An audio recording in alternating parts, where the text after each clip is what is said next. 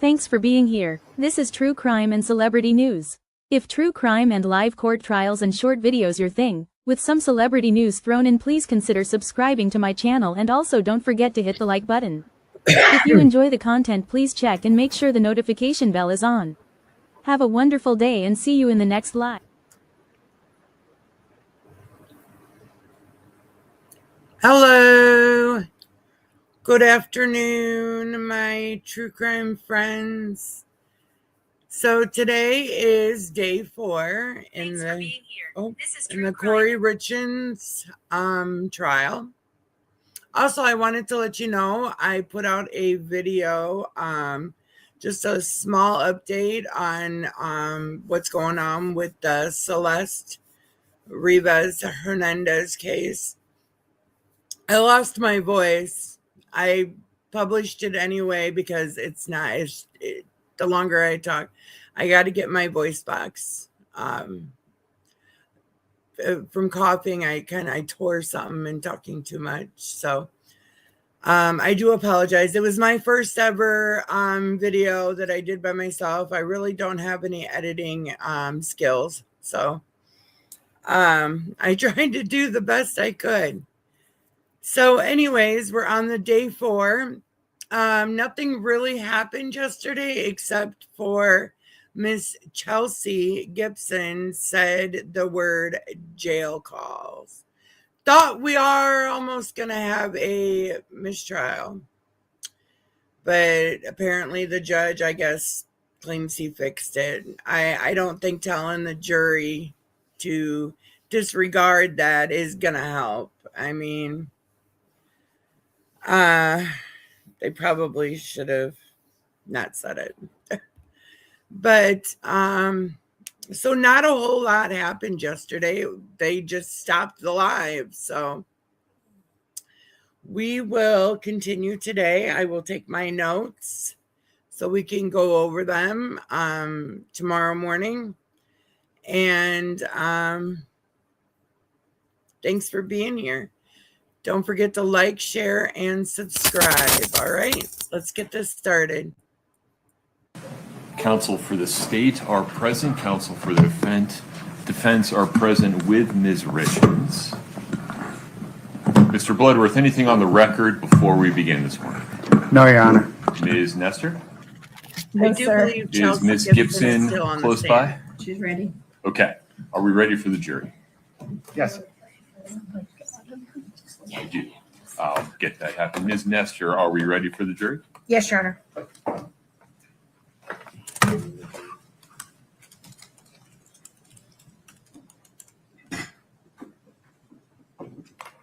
Brittany.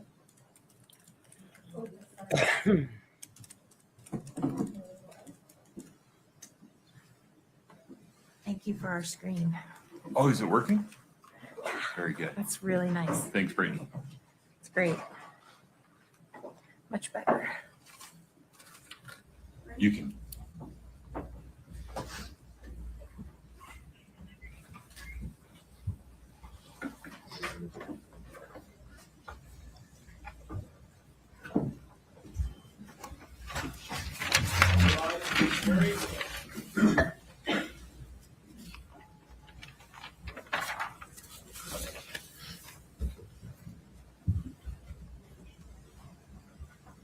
Feel free to have a seat. Thank you.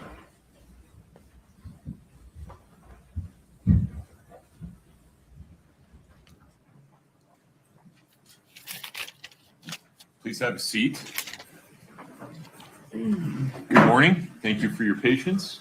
We will continue with cross-examination of Ms. Gibson. Ms. Gibson, you are still under oath. Do you understand that? Yes. Okay. Ms. Nestor, please proceed. May it please the court. Good morning. Good morning. We're going to try this one more time. So when we were last speaking yesterday morning, we were talking about an individual from the United States Postal Service named Agent Travis Smoot that was present on the search on the 12th. Do you remember that? Yes. Okay. And you mentioned that one of the reasons he was there was to just look for any evidence that might have come through the Postal Service, right? Yes. Was there another reason he was there? I believe he was also there to test any drugs for narcotics. Right. And the reason that you all asked him to do that, or well, I'm not going to say y'all anymore. The reason that he was asked to do that was that there was a thought there may be fentanyl in the home. Is that correct? Correct. And the reason that you all thought there might be fentanyl in the home, that you personally thought there might not be fentanyl in the home, or there might be fentanyl in the home, was because you all had been informed at that point from the medical examiner's office that there was a positive result for fentanyl in Mr. Richins' body. Is that correct? Correct. So on the 12th, when you and your team... I'm sorry to interrupt, Ms. Nestor, but it's April 13th. I'm sorry, what did I say? I don't want to confuse the dates. I apologize. I meant to say April 13th. Did I say March? You said April 12th. Oh, April just- 12th. Okay. I don't want the dates to get confused. Thank Understood. you. Thank you very much. April 13th. When you and your entire team were in the home on April 13th, all of you were aware that there had been a preliminary finding that fentanyl was at least partially responsible for Mr. Richins' death, correct? Correct.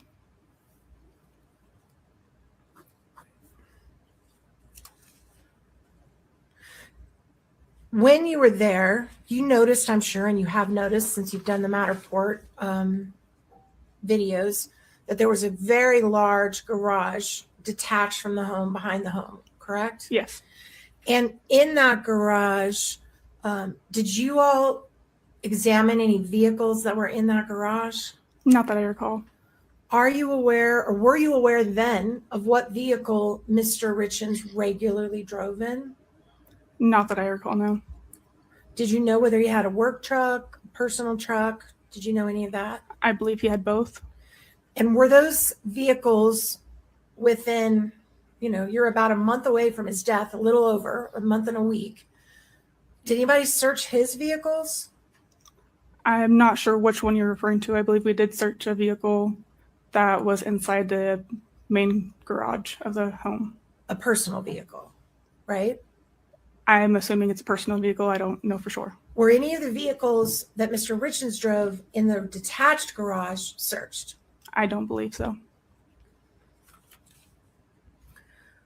I'm also interested in that warrant that you had on the 12th. It was also included I did it again. It's because I have the 12th written on my paper, so I'm fixing it right now. The 13th. The warrant, the search on the 13th, it was also for electronics. Is that correct? Correct. And you were looking for electronics that could have belonged to either Mrs. Richins or Mr. Richins, correct? Correct. And did you find in the home Mr. Richins' computers? I don't believe so in the home. At some point, you did take Mr. Richins' computer into custody or into your custody, correct? We've located a computer in the office shop. I'm not sure whose computer that one was, though. But in fact, didn't you actually get the computer from Mr. Todd Gabler? If that's who turned it in, yes. I'm not sure who exactly turned it in. So being the person responsible for everything that was checked in on the day of the 13th, when you all did this search, did anybody turn in a computer for Mr. Richins on that day? I don't believe it was that day. I'd have to double check the records on which day it was booked into. And if you check your records, would you be able to tell, strike that.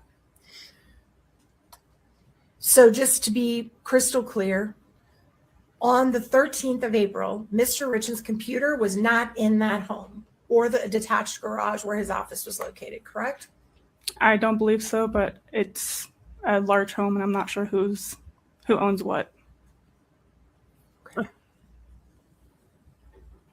Did you ever go back and get a warrant to search that truck that Mr. Richins drove on a regular basis? Which truck are you referring to? The one that was in the home or outside? The red truck. Yeah, I believe we searched it that day. The red truck? I believe that's the one that was inside the garage. Okay.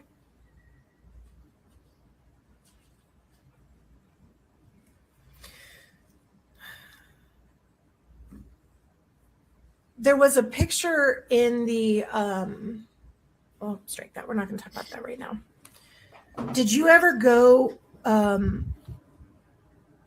retrieve any of Eric Richins' personal items, either vehicles, computers, anything, from his business partner, Kouri Wright? I did not personally know. Do you know if anybody did and brought them to you? I believe so, yes. And what items were taken from Kouri Wright and brought to you? I believe it was a computer or a hard drive from a computer. And before, were you present when that hard drive was obtained from Kouri Wright? No, I was not.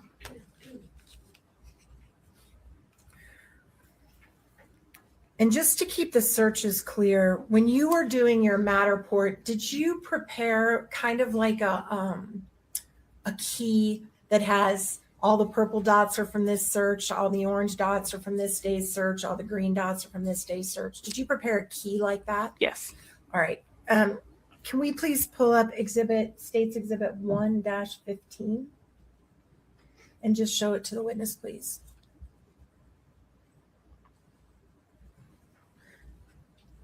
Can you see that? I can. Is that the key that you prepared? It is. And it has a link on it where if you click on the link, it'll take you to those Matterport walkthroughs, right? Correct. Okay. And has this been altered in any way since you prepared it? No. Your Honor, at this point, I would move to admit States Exhibit Can we, 1. sorry, before we do that, can we have a side note? Yes? Hold on. Let's make sure we know what we're asking for. Oh, you mean with the judge? Or what are we asking? Pause for just 1 second. Okay. Ms. Shervinack is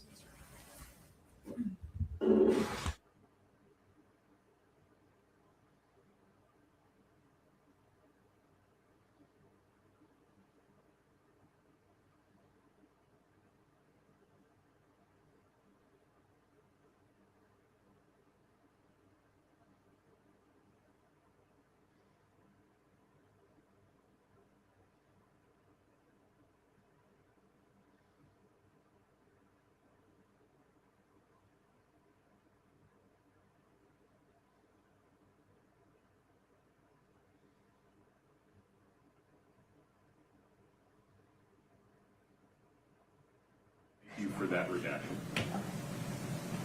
Now, Ms. Shervinack, with that redaction, any objection to States 1-50? I can't show it to the jury. Hold on, not yet. No, I need to clarify. I want to make sure this box is going to travel when we publish it. So just one moment. It won't. Sorry. May we approach? Of course.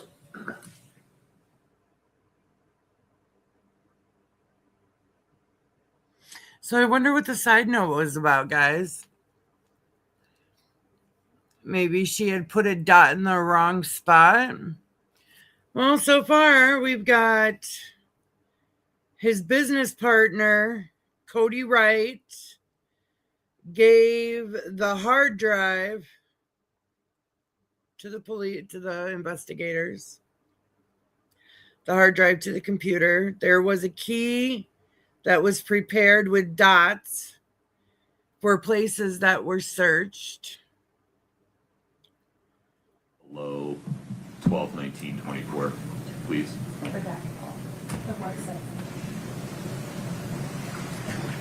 Perfect. Ms. Shervinack, I need a yes or a no here. Just a moment. Yeah.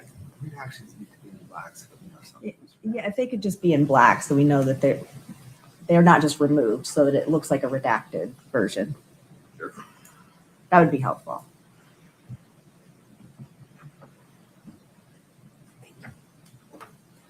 Any objection from the state? No. Okay. 1-15 as redacted is now published. So From there, Mr. My apologies. no worries. Thank you, Your Honor. So that list right there, that is the list of the dates of every single time through December of 24 when the home was searched by law enforcement, correct? Correct. So And in your 3/22, Matterport 12. videos, which have been introduced, If the jury wants to use this key, they can go back and compare. The little pink dots were from the search on March 5th, and the magenta dots were from the search on August 9th, correct? Correct. Okay.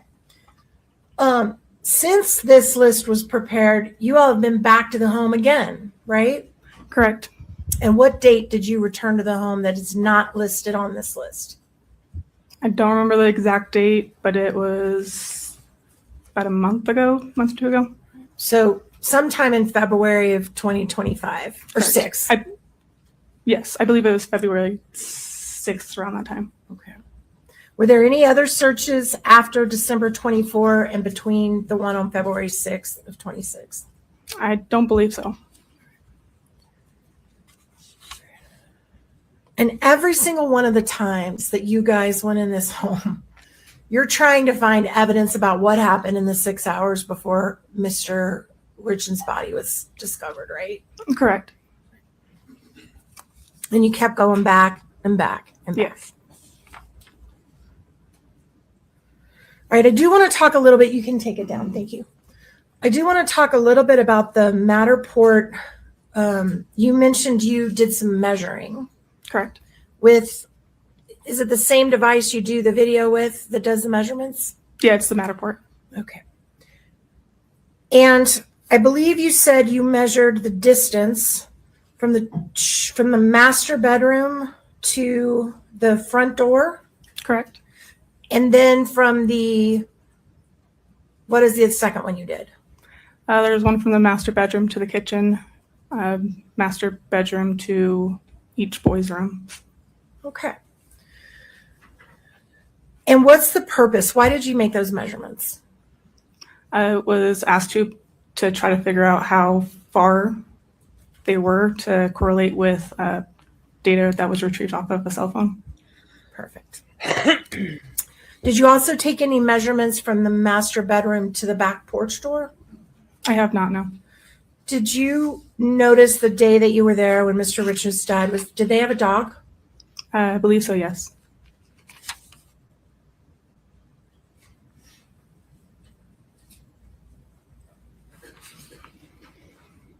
Did you also measure the distance from the master bedroom to the master bathroom I did not. or to the hallway bathroom? No.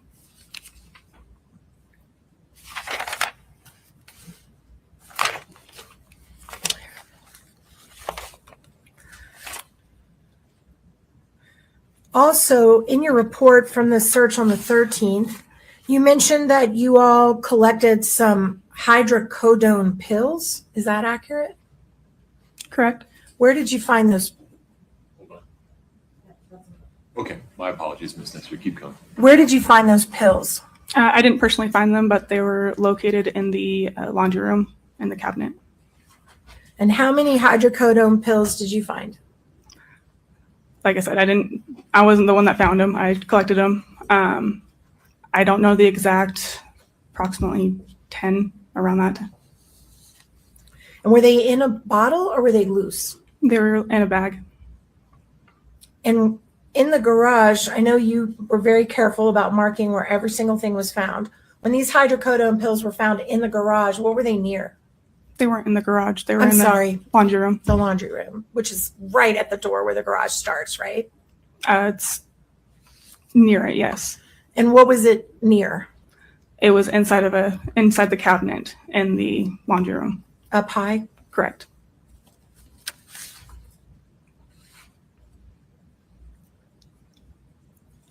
Is there any way to tell if a hydrocodone pill was purchased, if you find it loose like that, not in a bottle?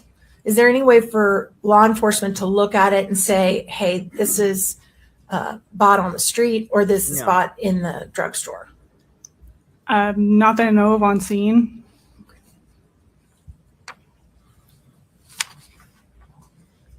You also had a picture that you referred to when Ms. Shervanack was questioning you that had the picture of all the gummies on it. I believe it is exhibit number.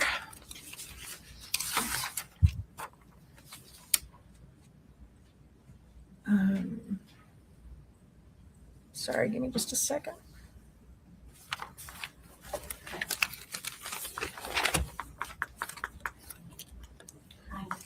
Thank you. 9-12.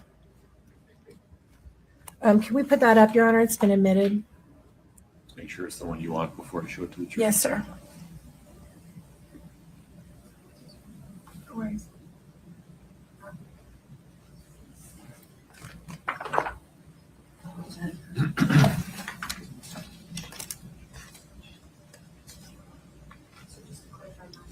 Yes. Yep. That's the one I want. The one that's on the screen. Can we publish that, Your Honor? Any objection, Ms. Sherman? No, Your Honor. One moment. And I need to approach the screen. Do I need permission for that? Or No. Okay. Just make sure your mic is working. We're not going to pick you up.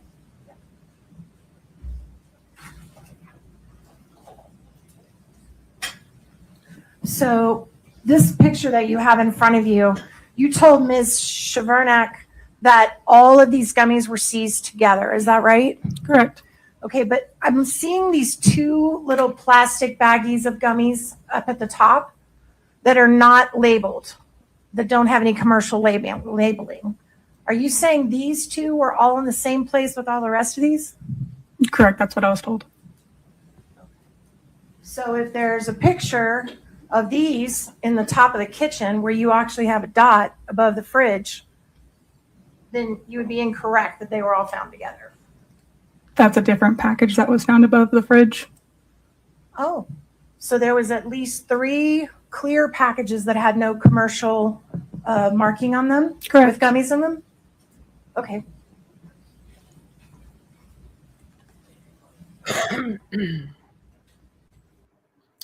Okay. So I gotta go take care of some business in the kitchen for about 5-8 minutes. I just wanted to quickly go over so far what we've done. So there was a key that was made. I was getting ready to say that until they came back. There was a key that was made, and there's little dots all over this little key. It's a key. It's like not a key, but it's, you put it in the computer and it'll come up. So there's a dot for each place that was searched in the Richins home. So the first search was 3 of 22, and they assumed that the last search was 12 of 24, but the key is wrong, and she made that known that they had went back February 6th of 2026. 6 is a maybe. She wasn't real sure.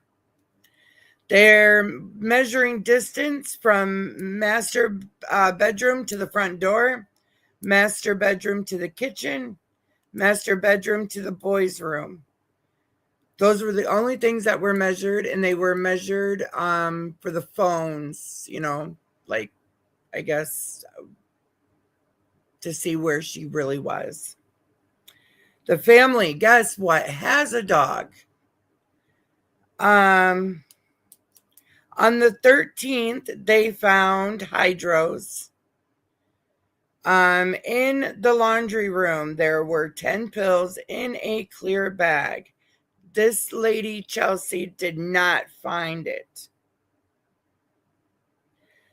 And there were pictures with some gummies. All were seized together, but they were wrong. There was a few of them that were in a different spot. So that's what we got so far. I'm probably going to miss something. They went back April 13th.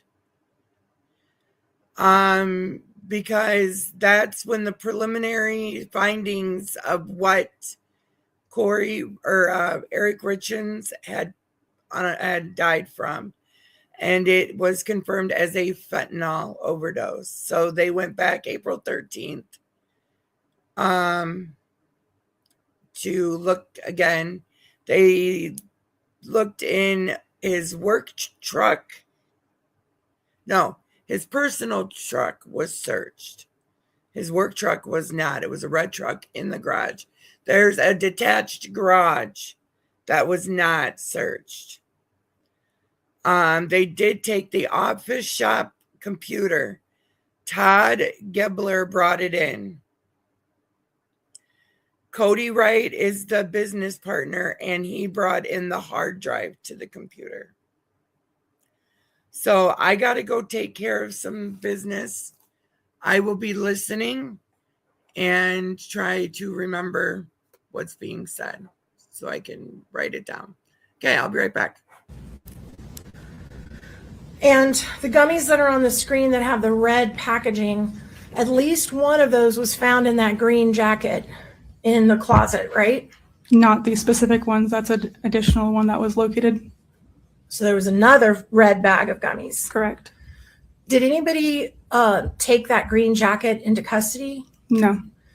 Do you recall where in the closet it was as compared to near men's clothing or women's clothing? I was in the the southeast corner of the closet. Is that where the men's clothing was located? I'm not sure if it was men's or women's, to be honest. Okay.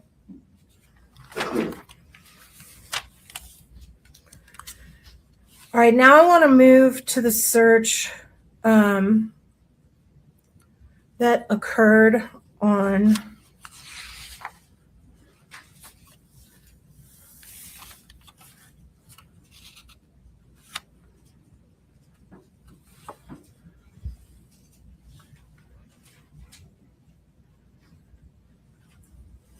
Can we put the key back up that we just had on, the key? Make sure I have the right date. I don't want to say the wrong date. Get corrected. Oh, there it is. March 14th of 2022, right? Is that the next one that was on your key? Yeah, that's the second one, correct. All right. What was the purpose of the search on March 14th, which was just about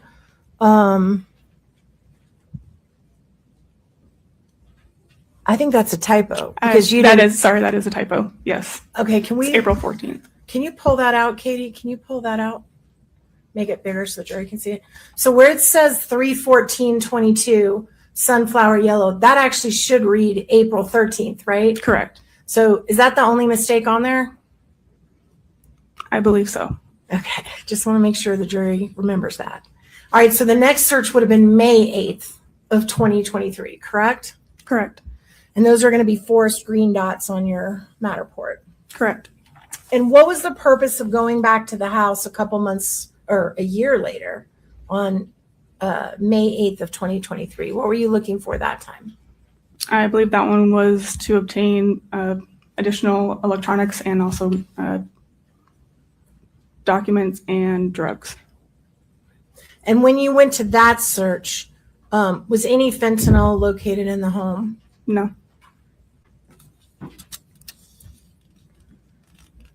All right. And then the next search you did, which was October 24th of 2023, what was the purpose of going back for that search? I'd have to double check my notes. I believe that's one that we were collecting some more electronics.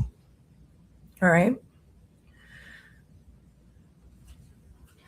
Was there ever a time prior to any of those? Well, let's just keep going. On the 31st, you remember why you guys were searching a week later? Why you went back? I believe that one was also for electronics and or documents.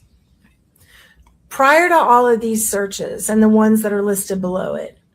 Or I'm sorry, I believe those two in December were actually for some copper cups and drugs. Okay. And the copper cups, you actually found them, right? We found several, correct. And where were they when you found them? I believe on the first one, some were located upstairs in the kitchen. And they were tested, I'm sure. Yes. All right. And so if Ms. Richins in any of her interviews stated that they had a gift of copper cups and had a drink that night, you found something that corroborated that part of her story, correct? We found copper cups, correct. All right. And if Ms. Richins gave interviews that said that her husband may have taken a gummy that night, you found gummies that could have corroborated that part of her story, right? We found gummies, yes. And if she said that she pulled him on a sheet off onto the ground to try to start CPR, you found a sheet that corroborated that part of her story. Correct. And you measured the distances between the bedroom, between the children's rooms, not the whole house, but a good part of the house. And so there were steps that were recorded on her phone that were consistent with her moving around the house prior to calling 911, correct? Correct. So that corroborated her story that she had been somewhere other than the bedroom. She's introducing her client's statements as hearsay through this witness. Well, I think they've already all been brought up. Okay. Overruled. And then,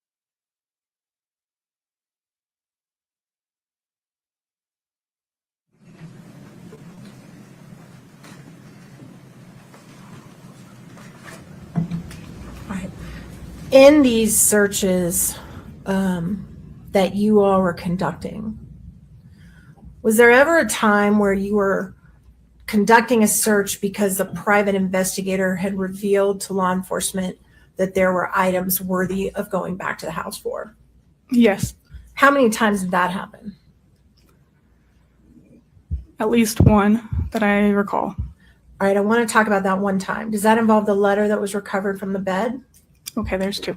Okay, 2 times. So tell me about the first one that you remembered. I believe it was a voice recording or a recording device that was located. And you all got information from a private investigator that had been in the scene on the house that he'd found something he thought you wanted to see. Correct. And so you issued a warrant and went and picked it up. I did not issue the warrant, but somebody else did. Of course. I'm sorry, that's inaccurate. A warrant was issued and Correct. you guys went in. All right, and the second time, what did that involve? A letter that was located. And the letter that was located in this search, and do you remember the date of the search? Want me to refresh your memory? If you could, yes, please. Sure, no worries. 11/7/24. Okay. Your purple day. It's your purple dot day. My understanding is a letter was recovered on the foot of the bed, of Eric's side of the bed. Correct. Now, the jury has seen multiple photos from that night where there's clearly no letter on that bed. Correct. And there were several, at least 7 searches prior to November of 24 where that letter was not seen on the bed, right? Correct. And that included walkthroughs of defense counsel, walkthroughs of prosecution team, you doing Matterport videos where there's no letter on the foot of the bed, right? Correct. And then when all of a sudden, when you guys get there in November, there's this letter on the bed. Yes. Right. And you took that into evidence. Yes, we did. Same when you went and you got the tip off that there's a recording device, you went and were you showed exactly where it was by the private investigator? Yes. How many times when you all searched the house was the private investigator there and present? I don't know. I wasn't told. When you saw him with your own eyes, right? Just the one time. Just once that you saw him. Correct.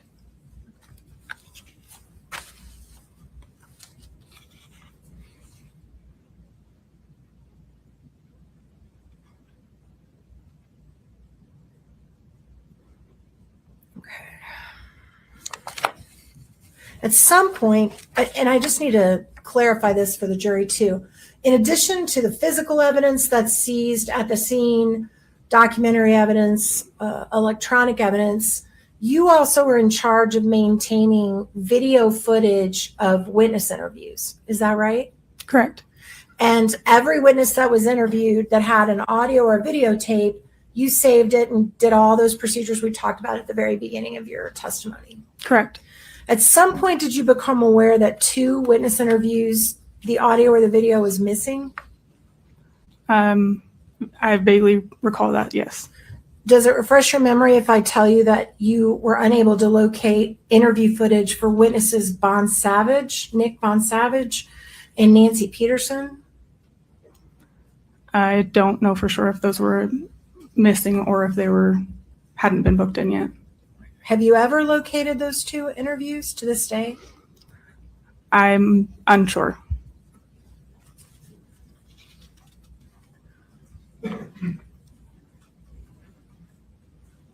Also, one of the items you recovered on a search on September, well, I'm not sure of the date, so I'm just going to say one of the searches you seized or took custody of an Apple Watch that belonged to Kouri Richins. Is that right? Correct.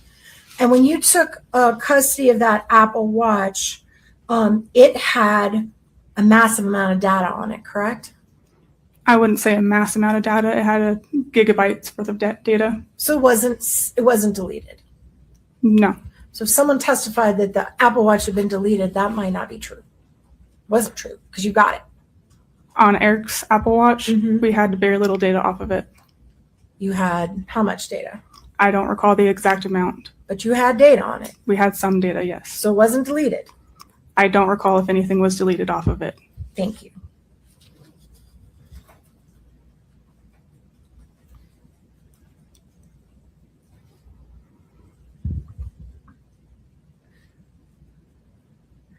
In addition to the computer that Todd Gabler turned over to law enforcement that had originally belonged to Eric, did Todd Gabler take physical possession of any evidence first before giving it to the law enforcement? Do you know besides the computer?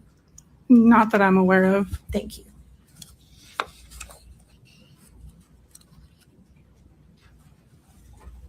One of the things you found on the search in November 7th of 2024, you all found what's called an epinephrine medical injection unit, right? Correct. And can you tell us what that is?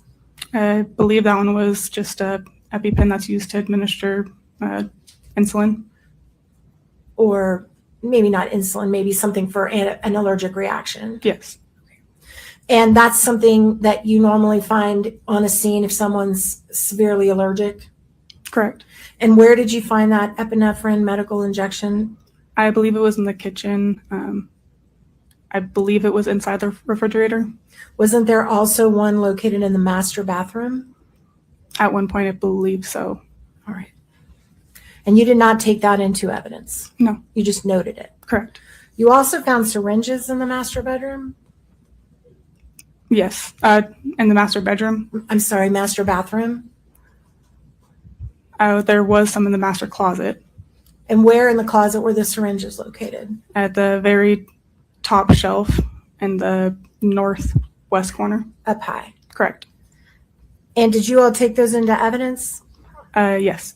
Did you test them No. They were unused. and destroyed them? They were not destroyed, no. You still have them. Correct. And there was one syringe that you found in the master bathroom, I believe, that did have residue of substance in it, right? There was a syringe located in the kitchen. Okay. And was that tested? That one was, yes. And what was the substance that was determined to be inside that syringe? I don't recall what was the positive.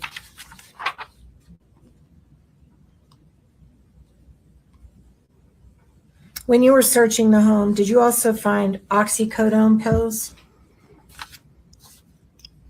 I'm unsure.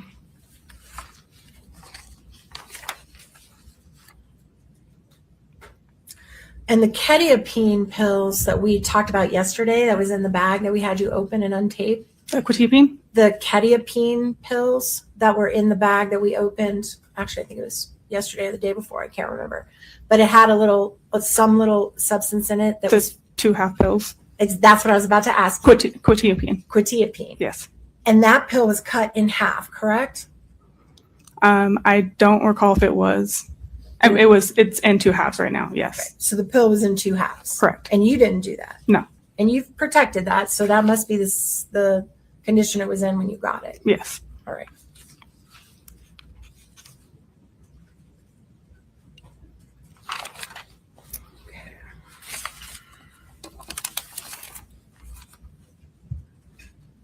Court's indulgence for just 1 minute. I think I'm wrapping up.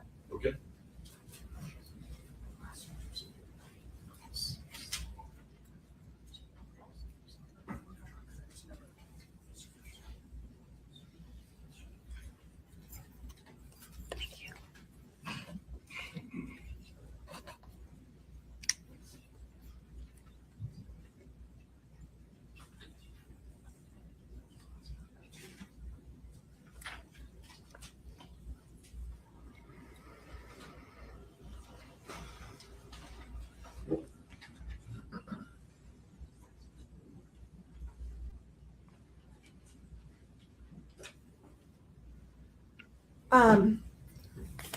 I believe, if it refreshes your memory, that the last search that was conducted on the house might have been February 9th. Does that sound familiar? Yes.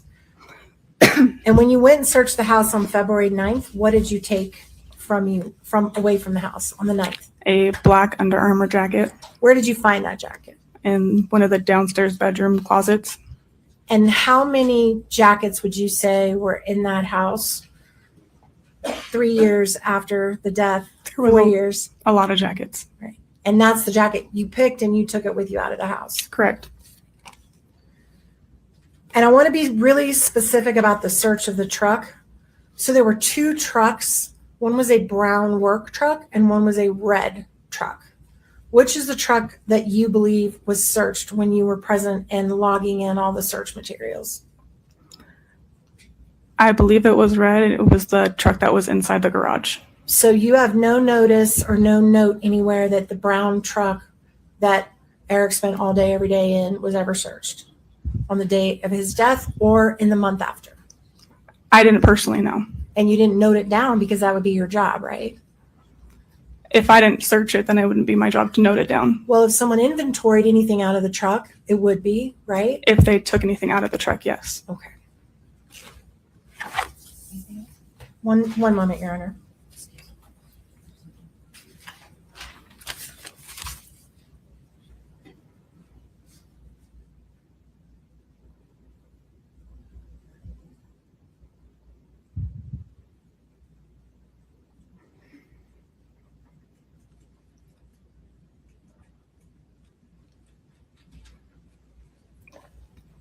There was a canine search run at one point with a dog.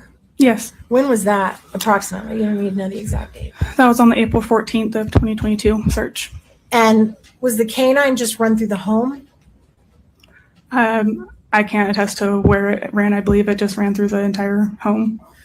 To your knowledge, did the canine go into any vehicles on that day? I'm unaware. Okay, thank you, Your Honor. I tender the witness. Thank you, ma'am. Thank you. Ms. Sherman.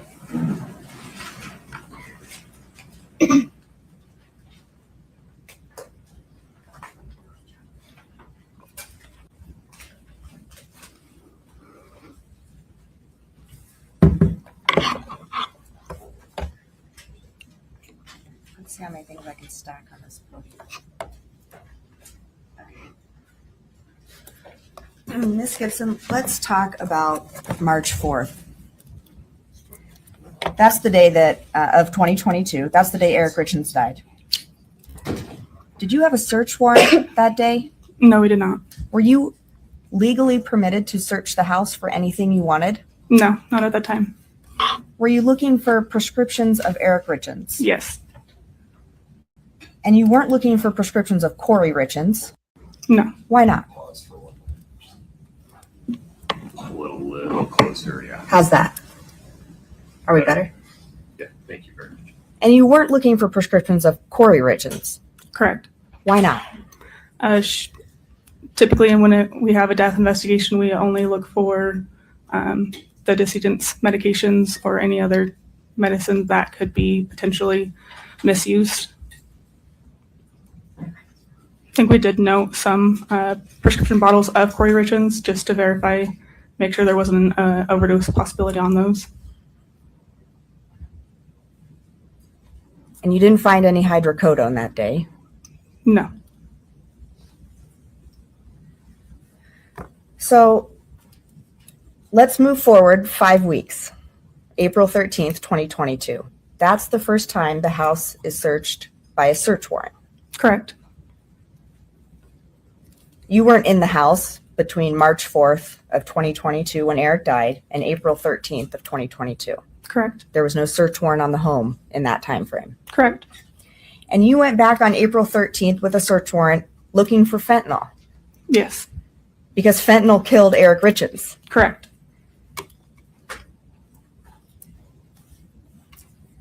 Now, Ms. Nestor asked you about a truck being searched on April 13th, Yes. and the truck that was searched was a red truck. I believe so. When you were at the home during any of those searches, but in particular on April 13th, was there a brown truck at the home? I don't recall. If there was a brown truck there and something was found in it, would you have been made aware of that? Yes.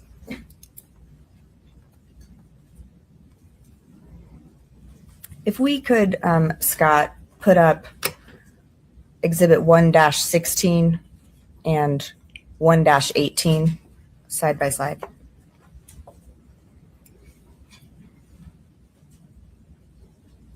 Are they up? I can see one picture. Let me know when you're ready. I messed something up. Is this what you wanted to show the witness? Yes, Scott, is there a second page to 1-18?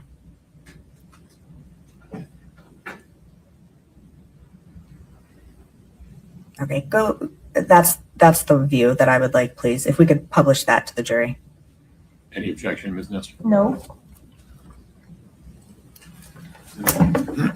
So when we're looking at these two photographs, the photograph on the left, I just want to make this clear for the jury. These items were located on April 13th, 2022. Correct. And the items on the left were located in the cupboard above the toilet. Correct. The item on the right was located in the kitchen. Correct.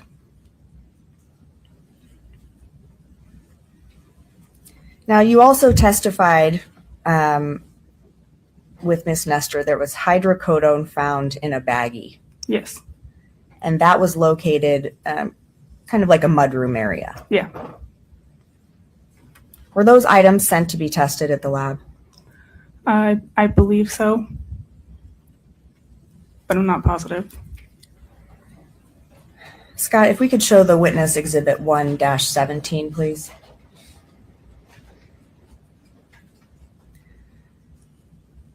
Is there a second page to that one?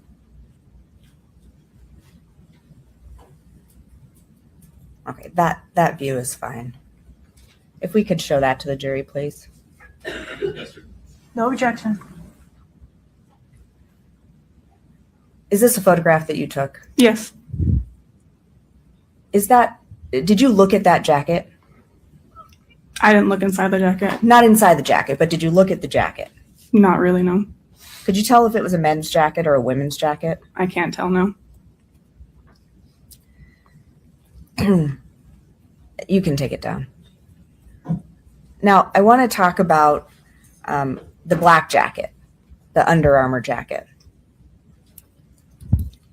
You went back and retrieved that jacket from the home Correct. with a search warrant. Yes. Why did you retrieve that jacket out of all the jackets in the home? It was the jacket that a pair of tweezers and a small piece of plastic was located in.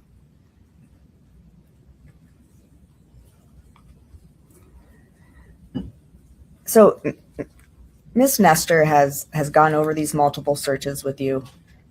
Why do you keep going back to the house?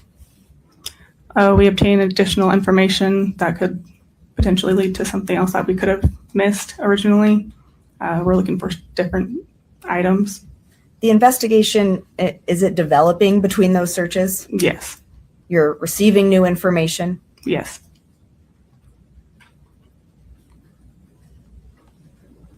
And we talked about some phone calls that you had retrieved and booked into evidence. Were you ever, is that correct? Yes. Were you ever involved in downloading, storing, retrieving, preserving any secret phone calls? What do you mean secret phone calls? Yes or no? No. Give me just a minute.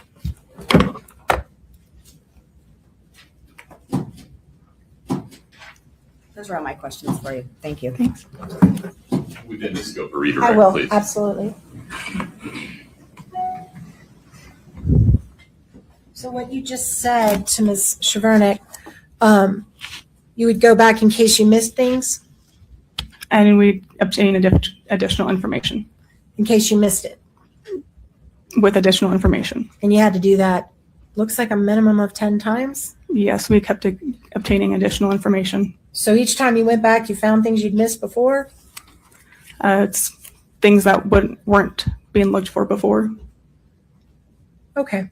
At the very beginning of Ms. Chevernick's questions, she mentioned that you were not legally authorized to search the home on the day of the death pursuant to a warrant, correct? Correct. However, you can certainly legally search a home if someone consents and says, hey, search my home, right? Correct. Okay. And Ms. Richins didn't stop anyone from searching anything in that house, did she?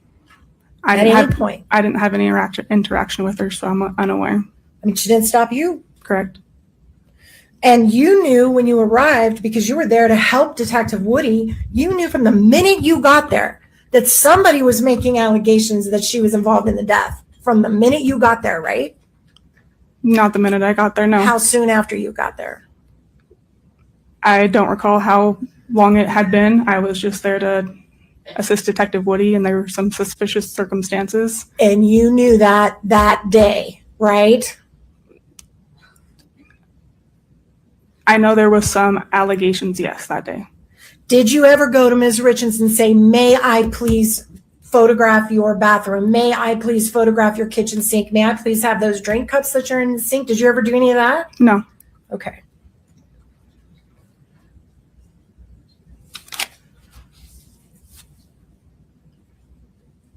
I think that's all I have. Thank you, Your Honor. Ms. Chevernick, anything else? No, sir. Okay. Ms. Gibson, you can step down. Wow. Take the things in your custody with 10 you. times. Very good. Am I released from my subpoena? Or my I'm actually not sure. Because Let me they ask. kept finding Um, evidence. Come on. Do we need to release her or just hold her?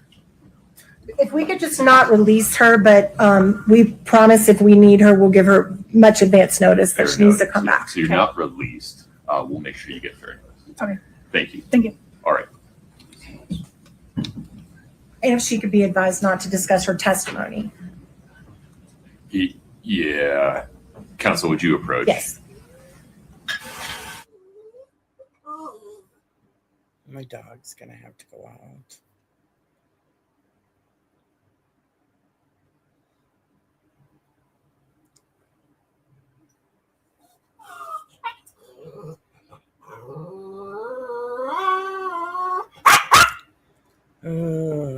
She always picks the good time.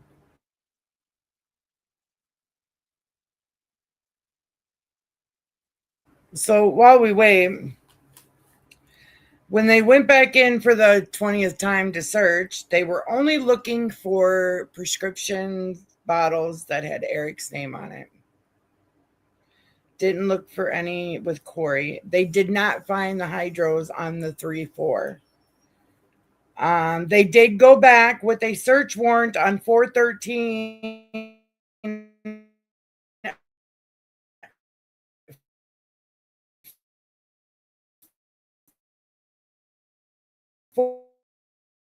for the fentanyl, and they took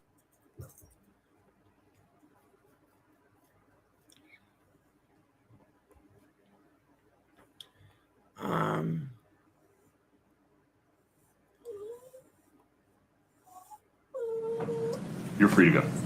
Thank you. Thank you. okay, y'all, I'm gonna have to take her out. Ms. Sherman, Mr. Bloodworth, the state's next witness. The Dr. Peterson. Okay.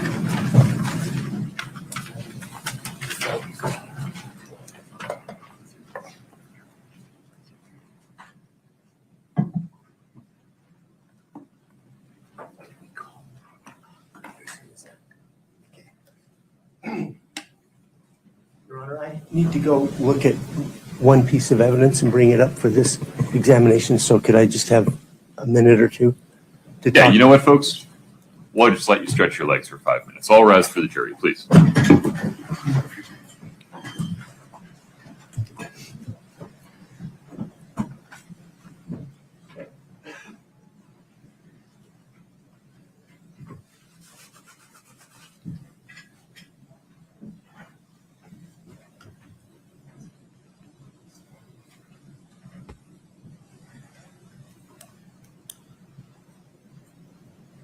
Have a seat.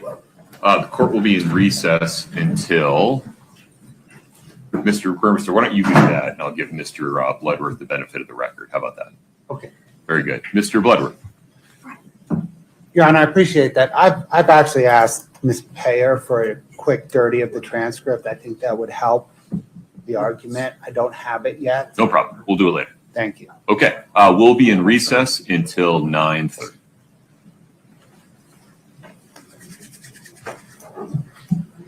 All right.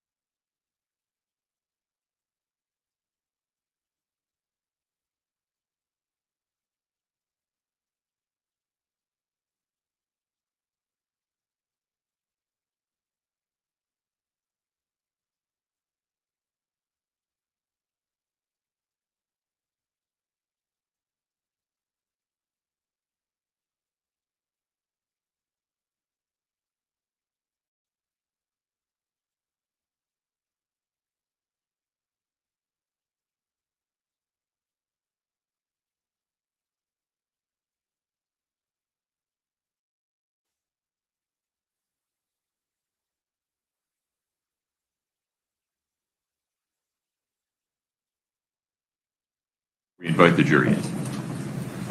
No, I'm Your Honor. back. Ms. Lewis. No, Your Honor. Okay. We need Mr. Burmester.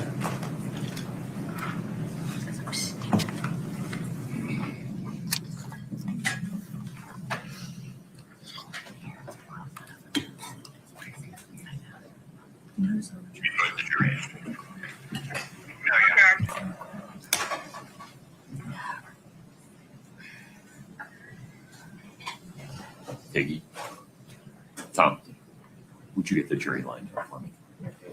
Oh, thank you.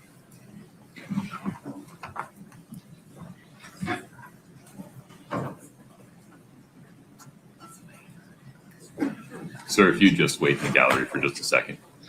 Yep. Yeah, I'm sorry. Yeah, right there is fine.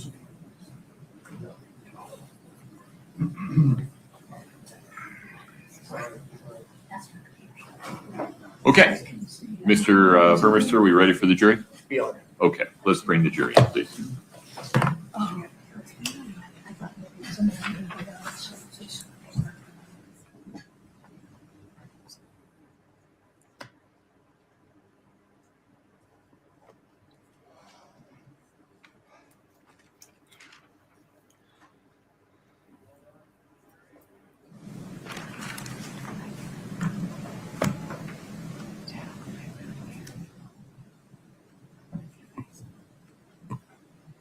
Have a seat, folks. Thank you.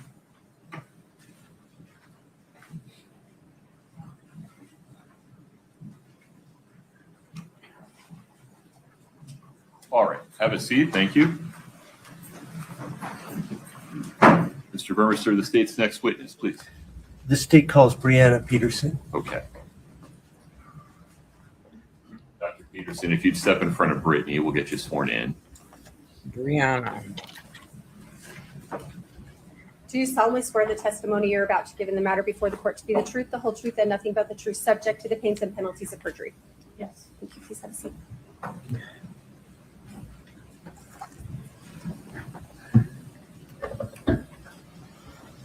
Hello, doctor. Can you please state your full name and spell your last name for me?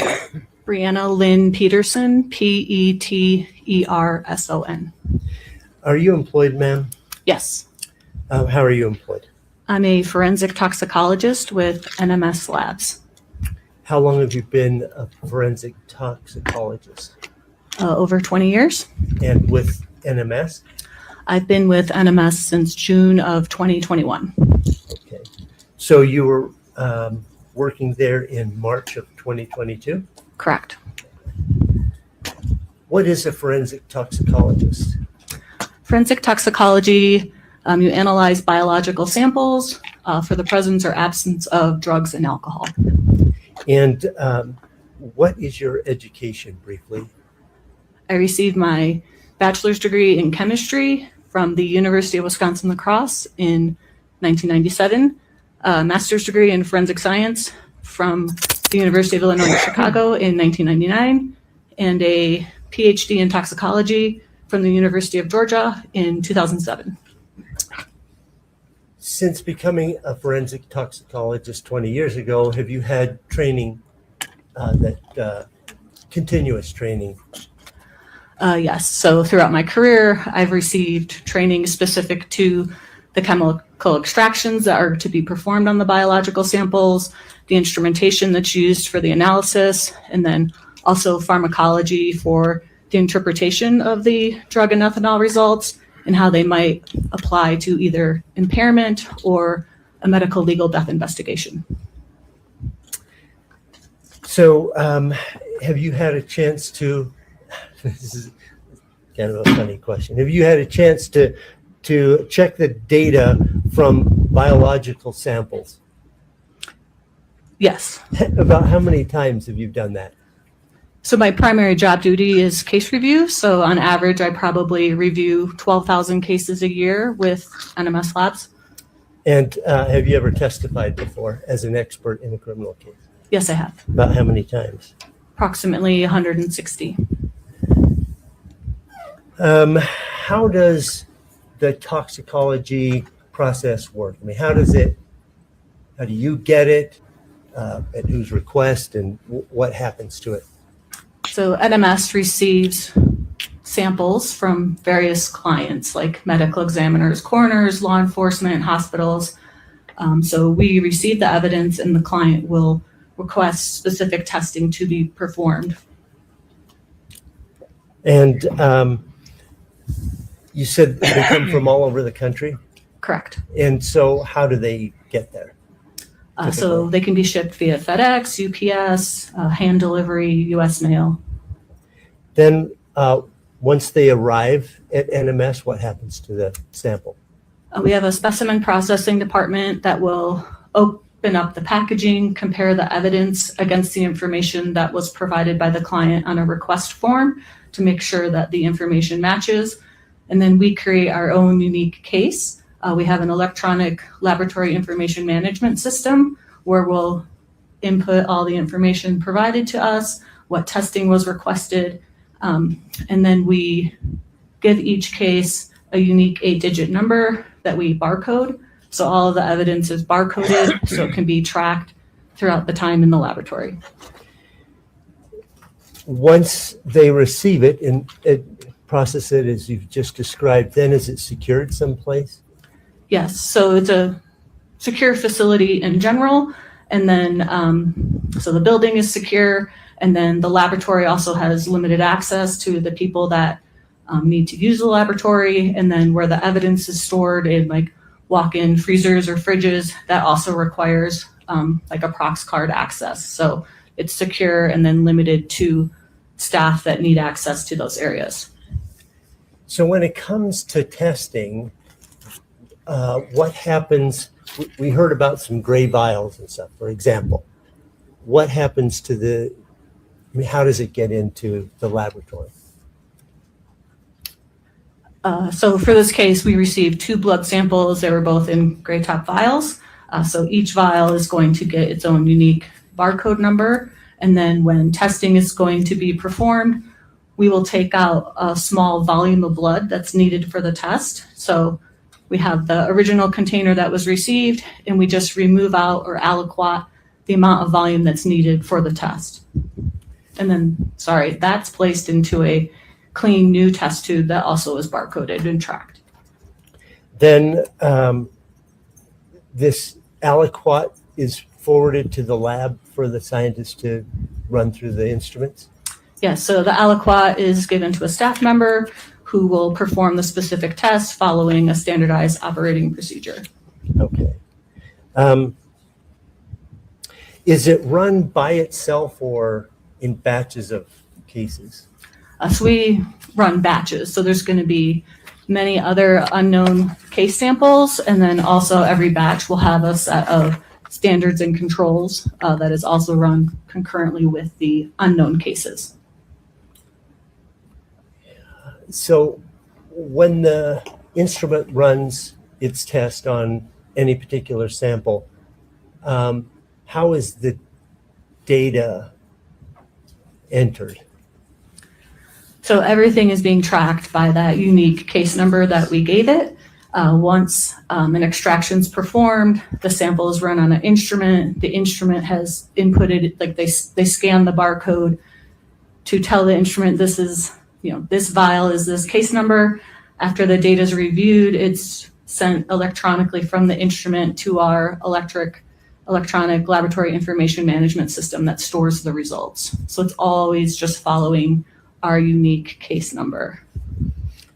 Is there someone near in time who then reviews that data to make sure that it was processed properly? Yes, so after the person in the laboratory performs their procedure, it runs on an instrument.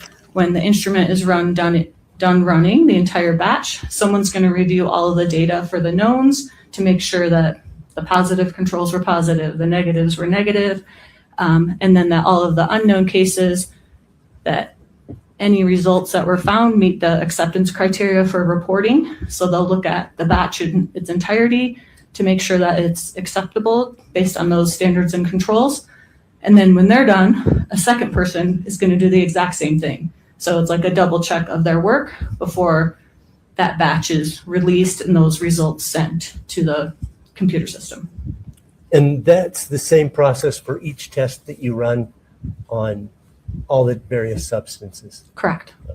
Okay. When do you come into the picture? So after all testing has been completed for a case, then in my role as a toxicologist, I'm going to review the data from all of the testing that was performed for this specific case. I also have access to the administrative information provided by the client on that request form. So I'm making sure that the correct testing was performed that was requested. So I review everything, and then I will issue a final toxicology report with the findings from all of the testing. So in this particular case, you received some samples from the Utah medical examiner on March 8th? Correct. Okay, and was assigned the unique number at that point? Correct. And what did you receive? We received 2 tubes of blood, vitreous fluid, urine, liver tissue, and gastric fluid. Okay. And initially, what were you asked to do? Initially, it was just requested that we perform a test that screens for alcohol and drugs in one of the blood samples. And did you do that? Yes. Okay. In the screening, were any of those? Did any of those come up positive for substances that you subsequently tested a confirmatory test? Yes. Okay. And tell the jury about that. So we first perform a broad drug screen that looks for hundreds of different drugs. And then based on those results, if there's any positive findings, then we will perform a second confirmation test that's more specific and sensitive for that drug or drug class. And so that's, we're taking a separate aliquot, performing a separate test, running on another instrument to confirm those original screening results. And in this case, what did you find in the confirmatory test? Fentanyl and norfentanyl. Okay, and did the confirmatory test identify levels? Yes, so fentanyl was reported at 15 nanograms per milliliter and norfentanyl at 3.3 nanograms per milliliter. What is norfentanyl? Norfentanyl is a metabolite of fentanyl. So when your body is trying to eliminate drugs, they'll break them down into a different form called metabolites sometime that are easier for the body to excrete. So it's inactive, it doesn't cause any effects, but it just shows that some fentanyl has been metabolized to norfentanyl. Did you screen for hydrocodone? Yes. And did the screen identify anything for further testing? No. Any other opioids tested in the screening? Yes. And any others besides fentanyl positive for further testing? No. Do you know how long hydrocodone stays in the body that you're able to find it in the subsequent toxicology test? So hydrocodone has a half-life of maybe 4 to 6 hours. So a half-life refers to how long does it take for the concentration to go in half. And usually drugs will be completely eliminated from your body in 5 half-lives. So if someone took a dose of hydrocodone, we would expect it all to be eliminated within 20 to 30 hours based on that 4 to 6 hour half-life times 5. Okay. When a person dies, does it freeze in place whatever is there? I mean, you don't continue to eliminate it, or it doesn't evaporate once the blood is drawn out. It freezes it in place. Is that correct? In general, it's going to be a snapshot of what was going on. There are some drugs that might have limited stability, like cocaine can be broken down after death just due to enzymes that are present that can break it down into its metabolite. So there are a few drugs that we know have limited stability in the biological samples after death, but for the most part, yes, it's, your body has stopped working, like it's no longer going to be metabolizing, etc. Is that true for opioids then? That it should be a snapshot of them, yes. Yeah. Okay. Have you ever heard of a principle or a theory or something called post-mortem redistribution? Yes. Can you give a brief explanation of what that is? So post-mortem redistribution, so after someone dies, the pH of your blood starts to change and the permeability of the tissues isn't maintained the same. So it means if there was like drugs stored in like major organs like your heart or your lungs, they might start to seep out of those organs and go into the neighboring blood. And so this means like they're being redistributed. So maybe there was a concentration of drugs in your heart, and now after death, due to the changes the body might be undergoing, they might go into the blood and increase the concentration. So the blood might not be, and the concentration that's there might not be an exact representation of the concentration at the time right before death, right? So it might have increased due to the tissues releasing some of their drug stores into that blood sample.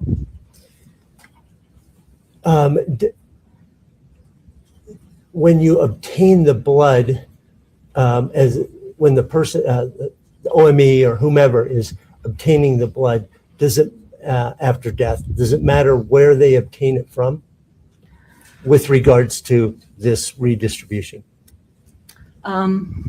Post-mortem redistribution should occur less if you take from a peripheral blood source like the femoral vein, because those veins aren't as close to the major organs, versus if you take blood from a central source like a cardiac, that is closer to your heart and all of the other organs. So it's more likely to have post-mortem redistribution in a central blood source compared to a peripheral, but it doesn't mean that it can't happen in a peripheral blood source. Okay. So does the literature say, identify what is a lethal dose of fentanyl? So studies are published that provide concentrations of drugs found where it's been determined that fentanyl contributed to the death. So there are studies that give these concentration ranges, yes. And does it vary from person to person? Yes, so based on an individual's history of use with the drug, they might have a tolerance to it, which means that you might need a higher concentration to obtain the same desired effect. And it also means that you might need a higher concentration from someone, a chronic user compared to a naive user for that drug to cause their death. So it can vary what is a lethal concentration for individual to individual. For a person who has never taken fentanyl before, what is the literature say is a lethal dose? So just in general, the lowest reported concentrations of fentanyl are 3 nanograms per milliliter, where it's been contributed to their death. Okay, so in this case, we had 15. Correct. Which is 5 times that.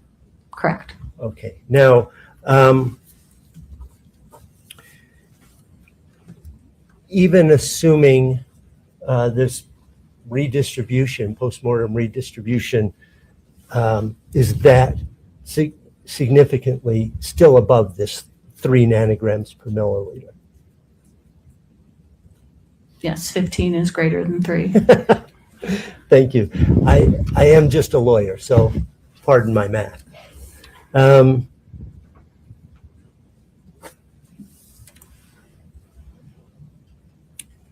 Okay, at a later time, were you asked to examine other of the samples that you were sent by the Utah medical examiner? Yes, in October of 2022, the client requested that we perform a alcohol and drug screen on the gastric fluid. And did you do that? Yes. Did, following that screen, did you get positive results for which you subsequently performed confirmatory tests? Yes. Okay, can you tell us about those? Yes, so ethanol was detected at 279 milligrams per deciliter. Quetiapine was detected at 16,000 nanograms per milliliter. Fentanyl was detected at 20,000 nanograms per milliliter. Norfentanyl was detected at 52 nanograms per milliliter, and acetylfentanyl was detected at 29 nanograms per milliliter. We haven't heard about acetylfentanyl. What is that?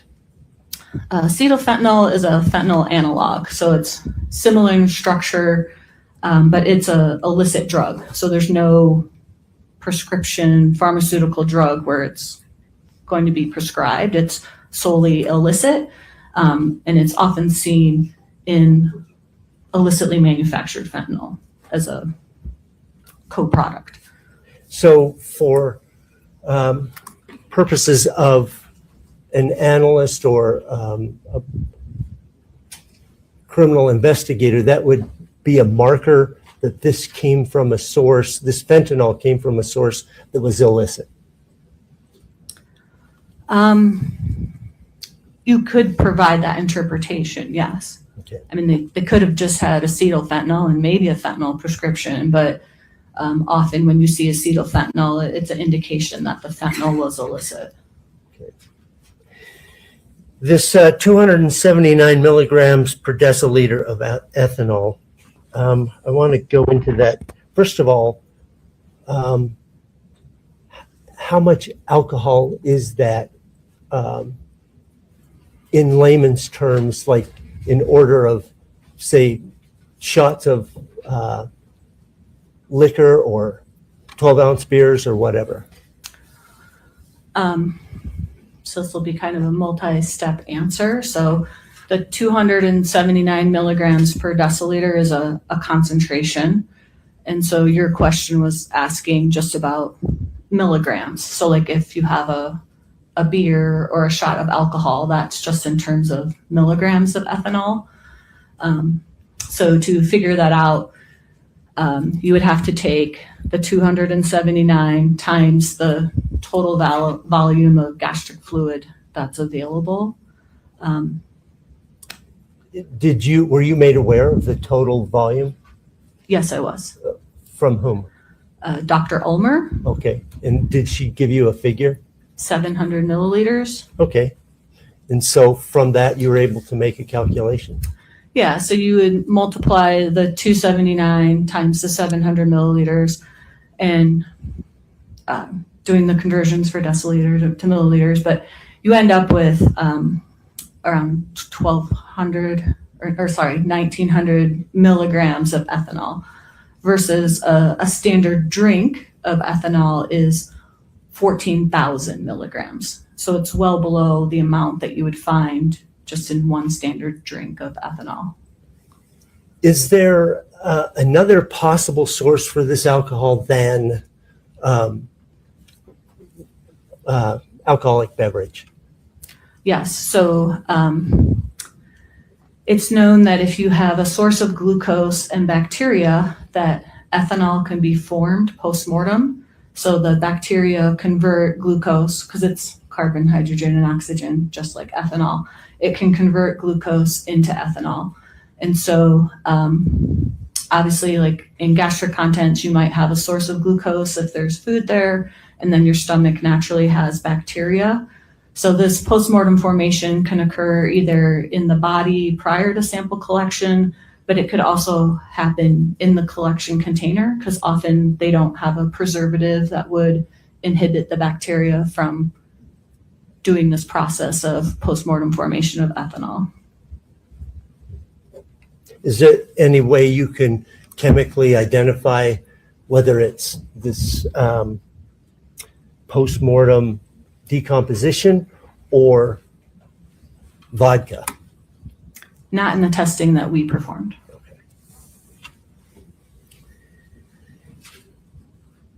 Can you tell us, based on your knowledge of the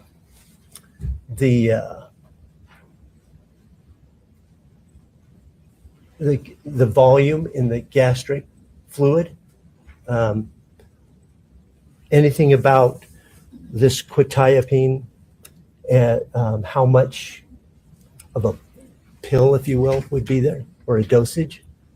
Right. So again, you would take the concentration, the 16,000 nanograms per milliliter, multiply it times the total 700 milliliters, and you get a very large number. But drugs are given typically in milligram doses, and there's 1 million nanograms in 1 milligram, right? So after you do that math, it ends up being 11 milligrams of quetiapine. I just want to state, like, the assumption is that 700 milliliters of gastric was homogeneous, so that the concentration was consistent throughout the entire volume, and that the sample that was sent to us represents that 700 milliliters as a whole. Like, that assumption has to be made for the calculations that I'm providing. And so is it that 16,000 come to equal a standard dosage, prescription dosage? I would say it's less than a standard dosage. I mean, it depends on a person's prescription, but typically like 75, 100, 250 milligrams of quetiapine might be prescribed versus our calculation was 11 milligrams. Okay.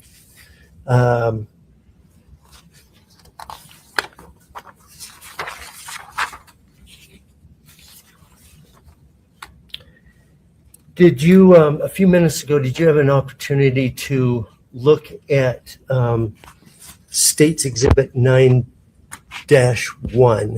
a quetiapine bottle with its label on it? Yes, I did. Okay. You also have the results that you obtained through screening and your confirmation test. With the knowns that you have available to you, are you able to say that the quetiapine and fentanyl had to have been taken sequentially, either one before the other one, or at the same time, or anything like that? I cannot make any of those conclusions. Okay.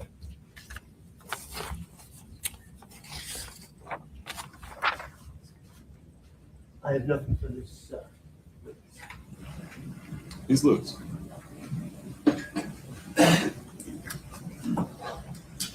Glass of water is for you.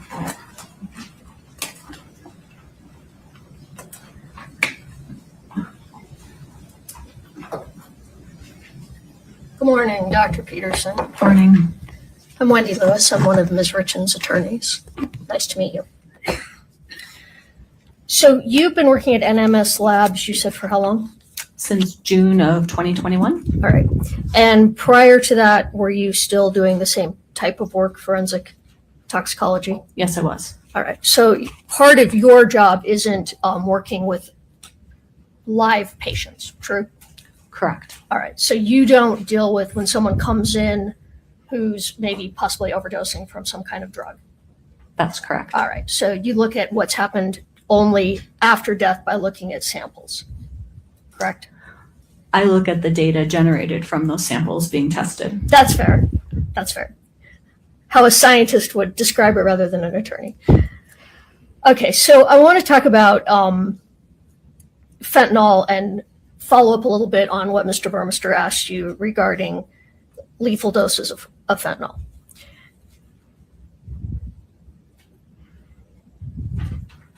So here you said we had 15 nanograms per milliliter of fentanyl in the bloodstream. Did I get that right? Correct. All right.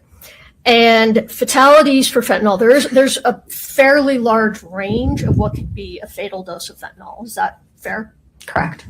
All right. So a much lower dose could cause the death of someone.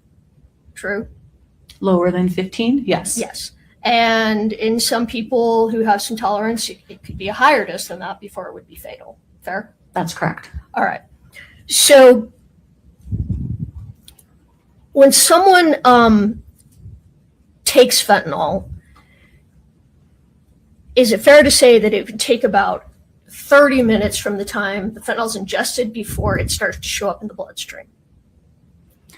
Yeah, some of it's going to depend on if the stomach is empty and if it's in liquid form or solid, but I would say usually 15 to 60 minutes it might take for absorption for it to be at a measurable amount in the blood.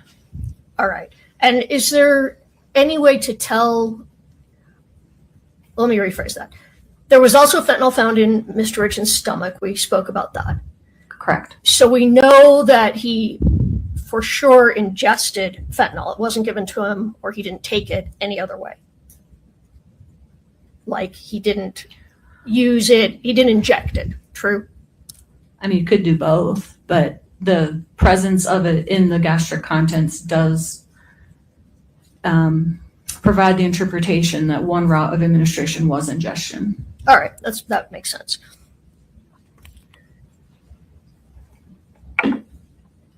Now, you mentioned that also present was norfentanyl. Correct. And norfentanyl is a metabolite. Did I say that properly? Of fentanyl. Yes, that's correct. So when the body starts to metabolite the fentanyl, you'll see norfentanyl also in the system or in the samples. Well, correct. Okay, well, let me ask another question. Maybe we can clarify. It's possible that someone could die of a fentanyl overdose so quickly you wouldn't see norfentanyl in the system. True? That's correct. All right.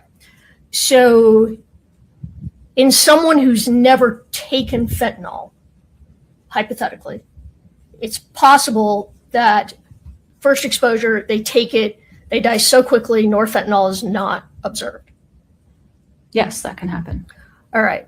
So when someone has a high dose of fentanyl and we see norfentanyl on the report, the body has started to metabolize the fentanyl. Correct. And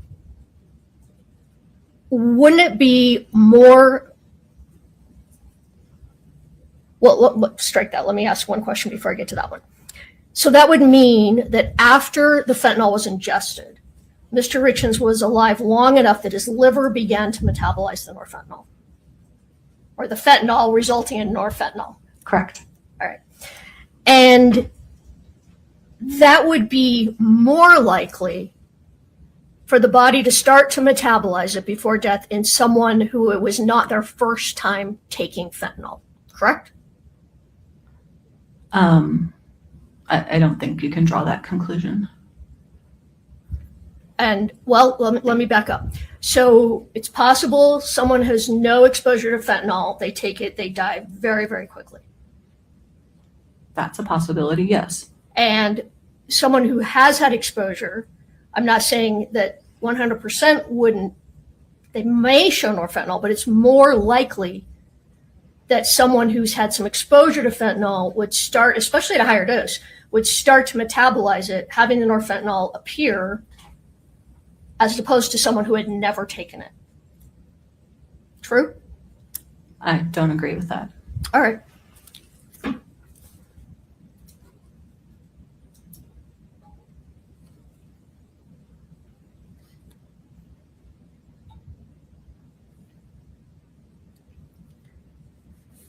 You talked about things that were not found in the blood, and was naltrexone tested for? Yes, it was. Okay, and there was no naltrexone in Mr. Richins' blood? The screening result did not meet the threshold to go to that second confirmation test. All right. I want to move to post-mortem production of alcohol that you talked about with Mr. Burmester. So post-mortem production of alcohol is more likely to occur in some scenarios than other scenarios. Fair? Yes. I mean, not every body is going to have post-mortem production of alcohol. We don't see that just because someone dies, that's not there. That's correct. All right. So some of the circumstances that might result in postmortem are things such as a long delay between the death and the autopsy. True? I mean, the two variables that are needed are glucose and the bacteria. All right. But is it also true that there are certain scenarios where it's more likely to happen, such as a long delay between the autopsy and the death? You're more likely to see it than an autopsy that happened fairly quickly. Fair? Are you talking about in any matrix or gastric in particular or just general? Well, sorry. Well, now you're getting scientific on me. I'll just answer your question that yes, a longer postmortem interval is a pre-analytical factor that could lead to postmortem formation of ethanol. Okay. Yes. All right. And I'm not saying every time, but these are Correct. circumstances that make it more likely. It can be, yes. Okay. And we didn't have a long delay here between death and autopsy. No idea. Well, is assuming he died somewhere between 10:30 p.m. and 3 a.m., autopsy's done at 7:30 a.m. That's not considered a long delay in terms of an autopsy, true? That's just not something I do. Okay. So I don't have So an that would be a opinion. question. I'm sorry, I didn't mean to talk over you. Question for an ME. Yes. All right, fair. Does trauma to the body increase the chances of postmortem production of alcohol? It can, because if you have trauma where the gastric tract gets broken open, then that bacteria is released and can be in the blood, and you need the bacteria to do the postmortem formation. Right. And that didn't happen here. No idea.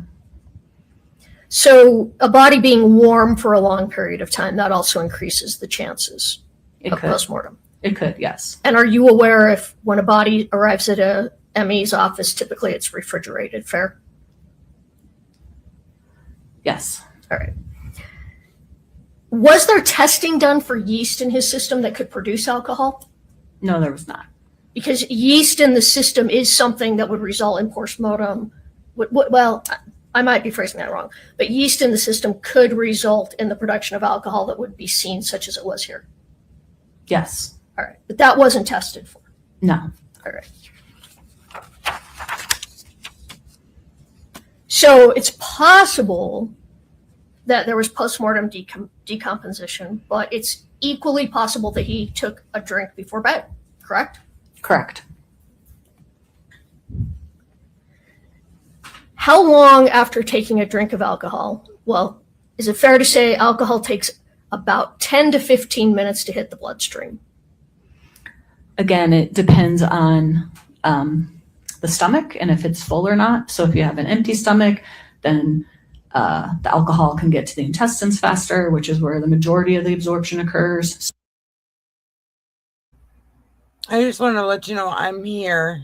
All of a sudden I had some lunch, and then all of a sudden I got this pounding headache. So I just had to shut down the light for a minute. Usually the lights cause me to have migraines. So I'll be back. So yeah, maybe 15, 30 minutes if your stomach is empty. But if you have delayed gastric emptying, then it might take longer for you to reach that peak alcohol concentration. Right, peak alcohol concentration. Yeah, that's for some alcohol to be in the blood, sure. 15, Okay. 30 minutes. within 30 minutes. Yes. And some fentanyl would be in the blood probably within 30 minutes of ingestion. Again, yeah, within 15 to 60 minutes in general, yes. So if Mr. Richins had fentanyl in the blood, but not alcohol,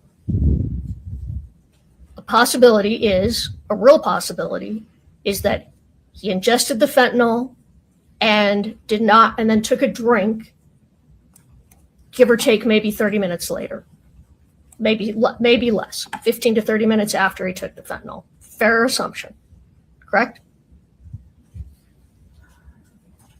I can't provide a timeline of when things were ingested. Some of it is, you say take a drink. Did you take a sip? That might not even become measurable in the blood. Or how long did he live after the alcohol was consumed, and the body could have just metabolized it below our threshold for reporting. So I can speak generally about both. Yes, can be absorbed and be present in the blood within the 15, 30 minutes. Well, that amount of fentanyl, typically someone would pass away, would die from that dosage of fentanyl within 20 minutes. I can't provide an exact time frame. Sometimes there's delayed deaths with respiratory depression, so I can't pinpoint. Okay, you can't I understand. I mean, we're talking in generalities here. So if someone takes that dosage of fentanyl that you found, what would you expect? Would someone live for hours after that? They wouldn't.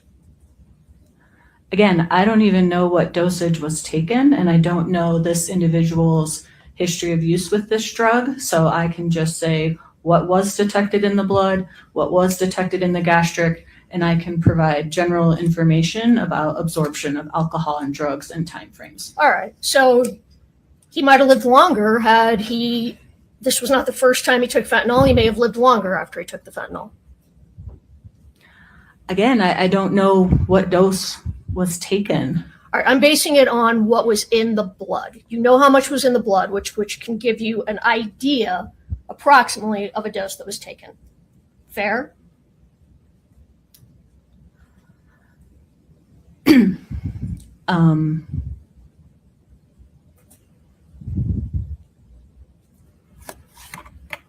mean, assuming it, I'm not sure what you mean by dose, like how many micrograms of fentanyl were taken.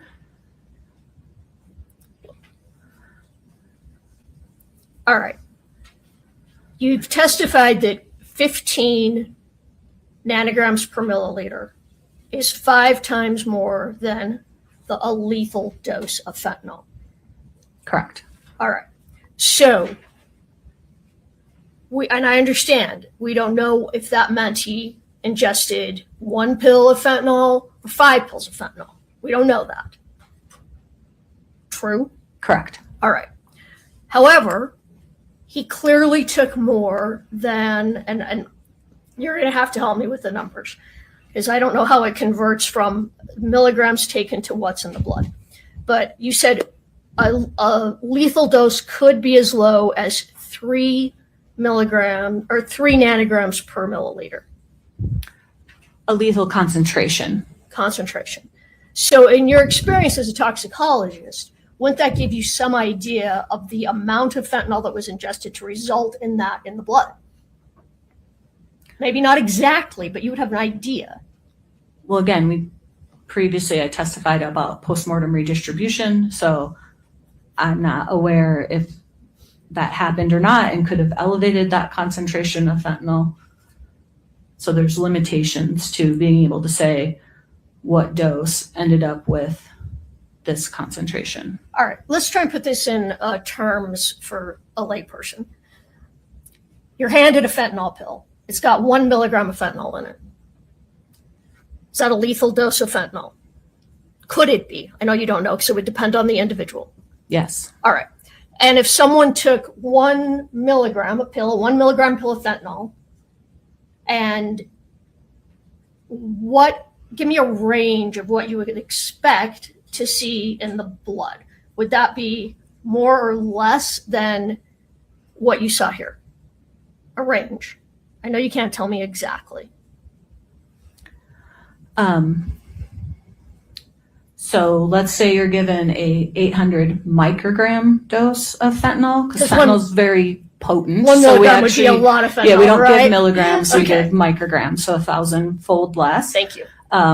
But therapeutically, you're trying to get into that 2 to 5 nanogram range, because it's a very small window of when it's therapeutic and when it's fatal. So, All right.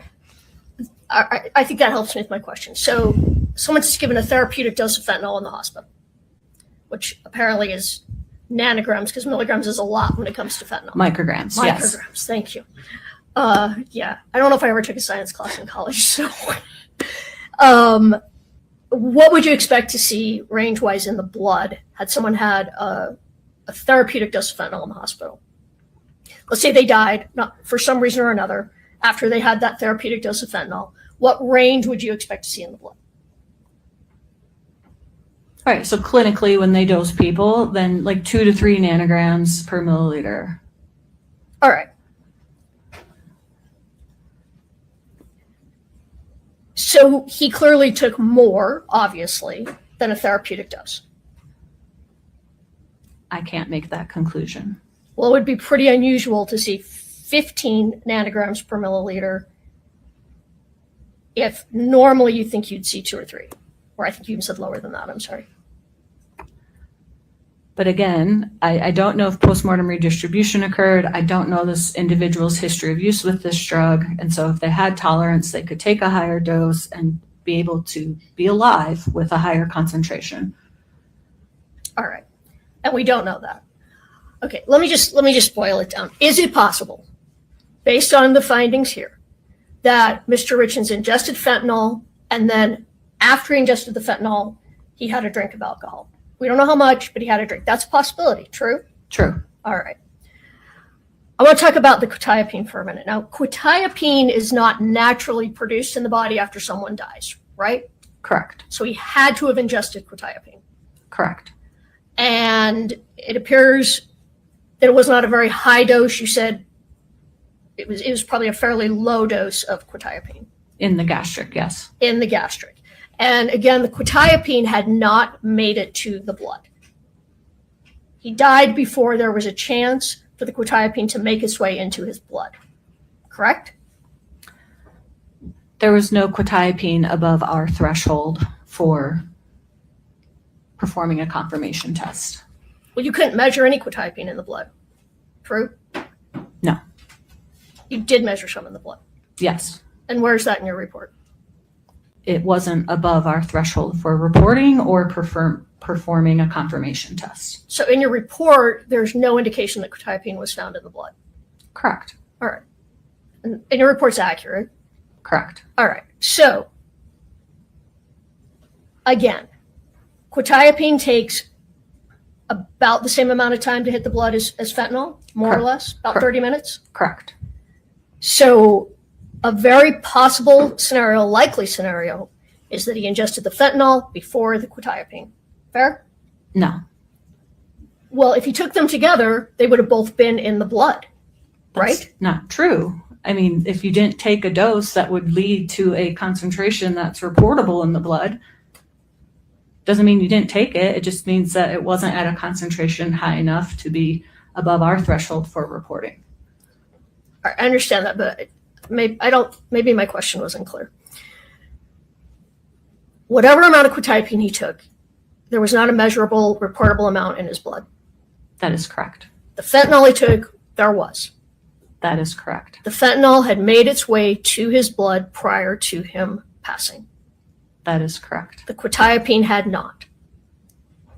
Not above a concentration that would be reported by us. Not even in a concentration that you noted in any way. Correct. So it is possible that he took the fentanyl and then later took the quetiapine. That's a possibility. Sure. All right.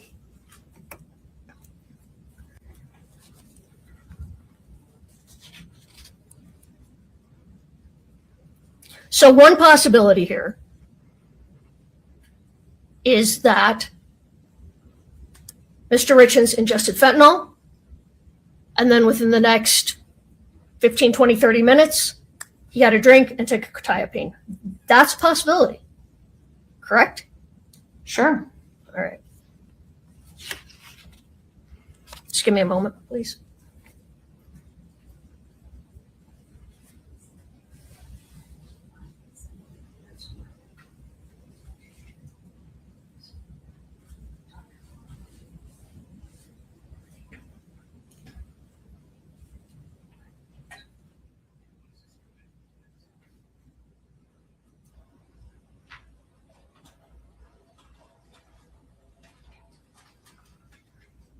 Your Honor, I have no further questions at this time. Thank you, Dr. Richins.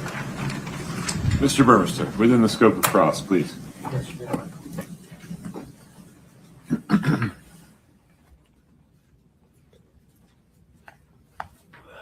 Taking up where we last were, aren't there other equally possible hypotheticals, such as a drink of alcohol with quetiapine and fentanyl taken at the same time?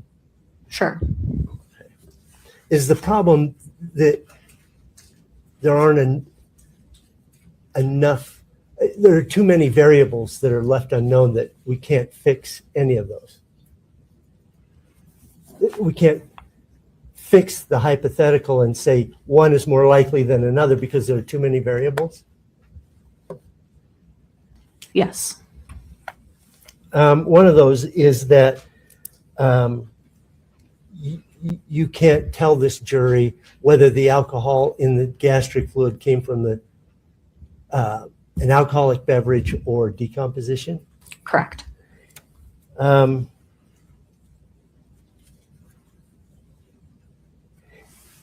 you look at the 15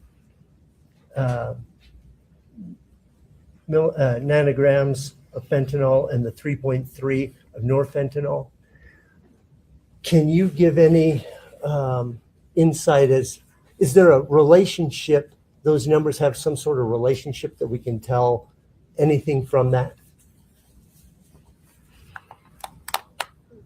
For example, how long ago it was taken, that sort of thing? So assumptions still have to be made. So you would have, one assumption is this person has never used fentanyl before. Then that means that they lived long enough for the body to form norfentanyl.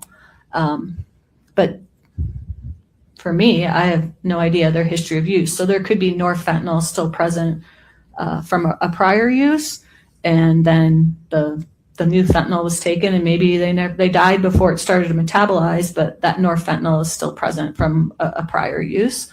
But once fentanyl is absorbed into the blood, as soon as that happens, it's circulating, can get to the liver, and that norfentanyl can start to appear right away. So within a few minutes, you're going to start having norfentanyl formed and present in the blood once the fentanyl is absorbed into the blood. Whether you're a previous user or a new user? Correct. Okay.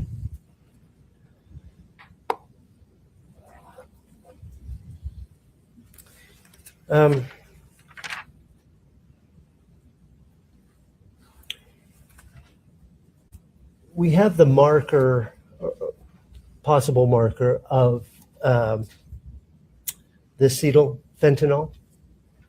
And if we make an assumption that that came from the same source as the fentanyl. Your Honor, I think that's beyond the scope. I didn't ask her anything about this fentanyl.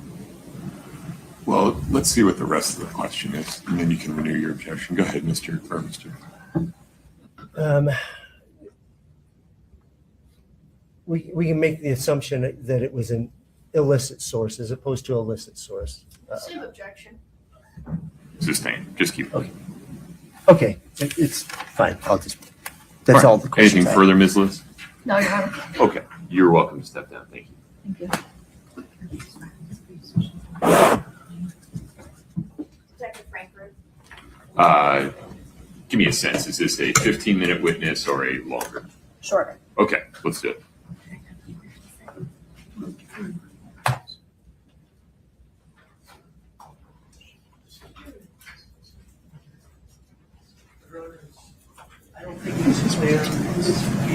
I need you next to a mic, Mr. Riverster. My apologies. He wants to know if the witness can be released from her subpoena. Ms. Lewis, any objection to releasing Dr. Peterson? No, Your Honor. Doctor, you are released. Thank you for your time.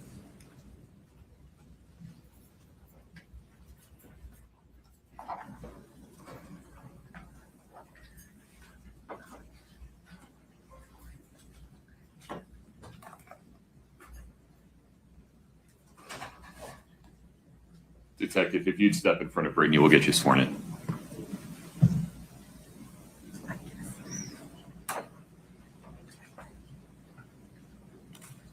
Do you solemnly swear the testimony you're about to give in the matter before the court to be the truth, the whole truth, and nothing but the truth, subject to the pains and penalties of perjury?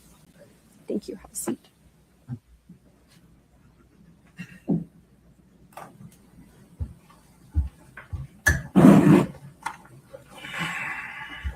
Good morning, sir. If you could state your name and spell your last name, please. Frank Root, Root, Where do you work? Summit County Sheriff's Office. How long have you worked there? 6 years, And what's your assignment with the sheriff's office? investigations detective.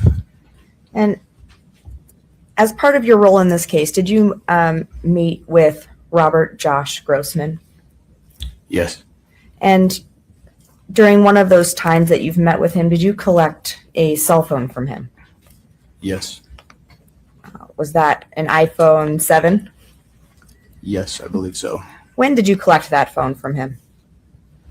May 26, 2023. Once you collected that phone, was it booked into evidence? Yes, Was it later transferred to be downloaded, the contents? yes. Okay, those are all my questions for you. Thank you. Ms. Nestor, any questions? Oh, Mr. Ramos, my No, it's apologies. me. Thank you. It's me. Can we approach for just a minute? Sure.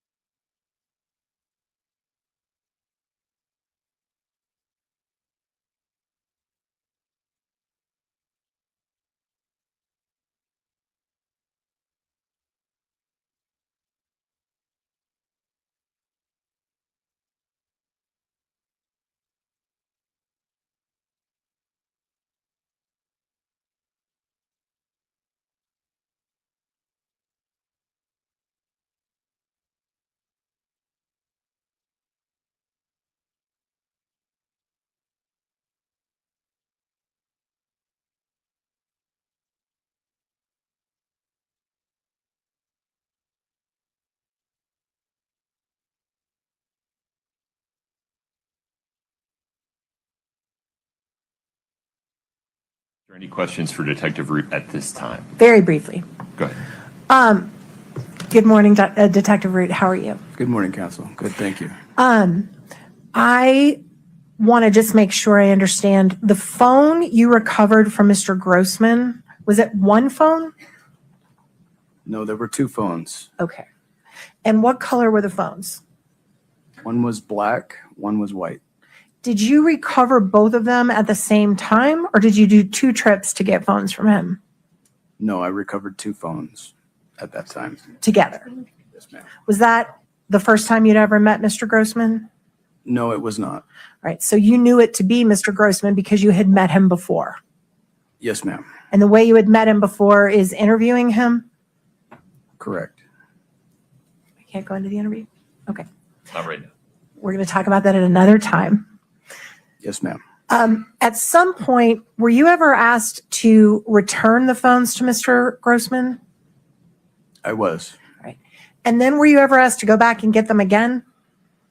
I was. So how many times total did you pick up phones, deliver them for review, take them back, pick them up, take them back? How many times did you do that? I transported phones multiple times. More than 2? Yes, ma'am. And did you give Mr. Grossman a reason why you had to keep coming back and getting his phones over and over and over again? Yeah, I think we're beyond the scope of this point. No, why don't you just ask him if he had a reason? Did you have a reason for why you kept going back to get his phones? Take them, bring them back, take them, bring them back. I was instructed to retrieve them by my chain of command. So you don't know the reason? No, ma'am. Right. And in those periods of time, in between when you'd pick up the phone, take it to the station, bring it back, pick it up, bring it back, in those in-between times, you don't know what he did with that phone, do you? Can you be specific about the he? Mr. Grossman, sorry. I'll try not to use a pronoun. In one specific instance, Mr. Grossman had the phones. During that time, no, I do not know what he did with them. Okay. Did he ever show you things on his phone when you were with him before you took them into your custody? On those phones, no, they were not operable. They were not operable. Correct. So you took inoperable phones from him? Correct. Did you ever take operable phones from him? When I was instructed to get them back from Mr. Grossman, they were operable at that time. And when you went to go visit him and look at his phone, did he show you anything on the phone? On those phones, I don't recall. Did he show you anything on any phone? He has shown things on his current cell phone to me, but the phones in question, I don't recall him. Did you compare his current phone to the, excuse me, I'm sorry, Your Honor. Oh, my apologies. I interrupted you. Let me hear the question first, and then Ms. Sherbanek may have an objection. Did you compare the current phone that he had to what was on that phone to the inoperable phones that ultimately became operable? Pause for 1 second. Your Honor, I do think we're beyond the scope now. I agree. Sustained. Anything else about the two phones that Detective Root collected? Did Mr. Grossman give you any reason why he believed the phones were inoperable? Yes, What was the reason he gave you?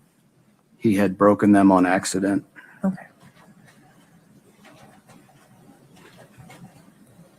Your Honor, we'll reserve the rest of our questioning for a later time, and we would ask that this witness not be released from his trial subpoena. Understood. Detective, you're free to step down today. You may be called back in the future. We'll give you some notice. Thank you, Your Honor. Very good, sir.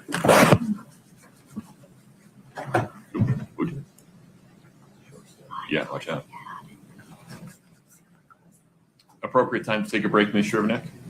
Sure. Okay, let's take a restroom break, folks. Thank you. Please rise for the jury.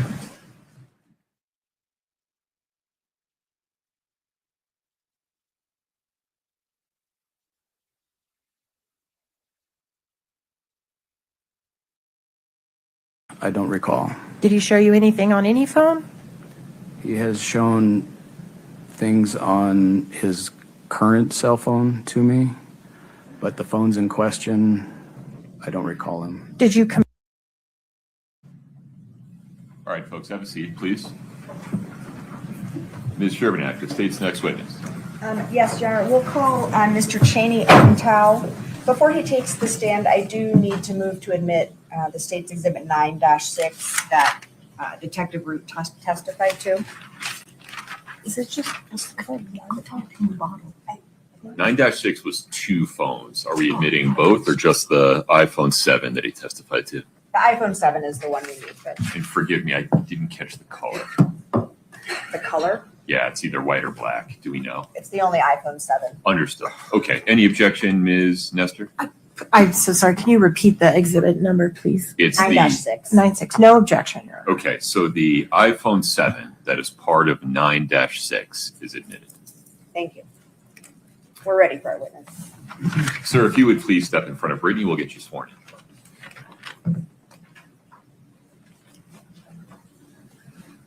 Can you please raise your right hand? Do you solemnly swear the testimony you're about to give in the matter before the court to be the truth, the whole truth, and nothing but the truth, subject to the pains and penalties of perjury? I do. Thank you. Please have a seat.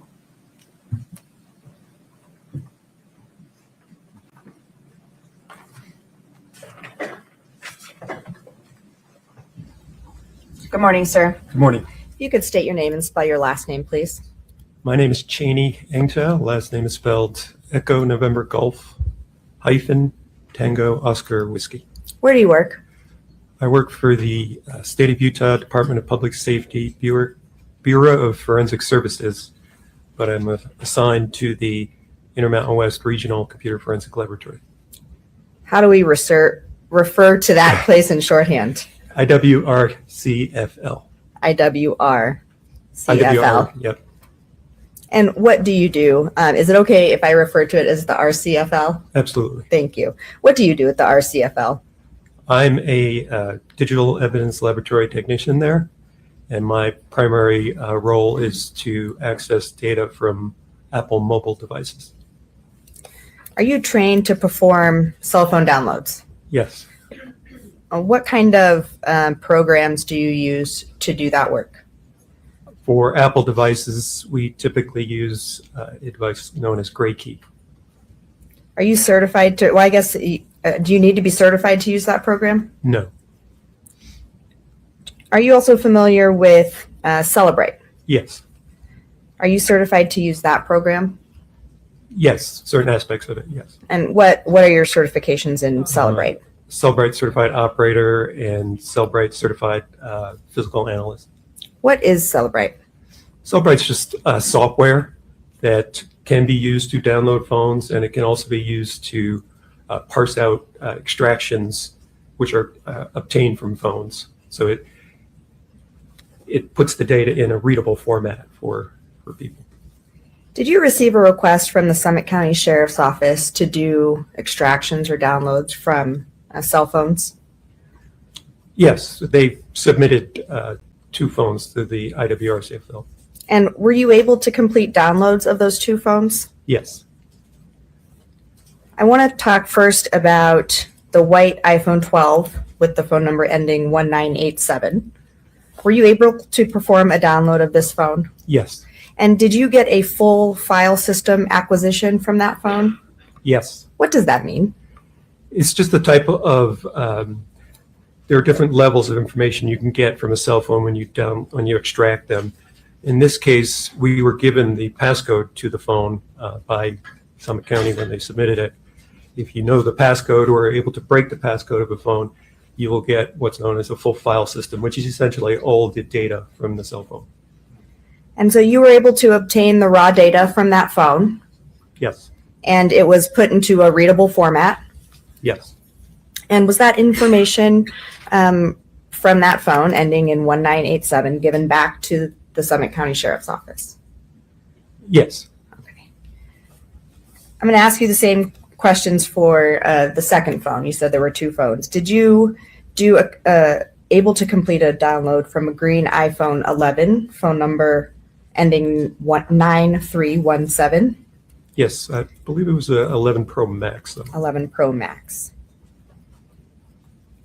And same question, you're able to perform a download for that phone?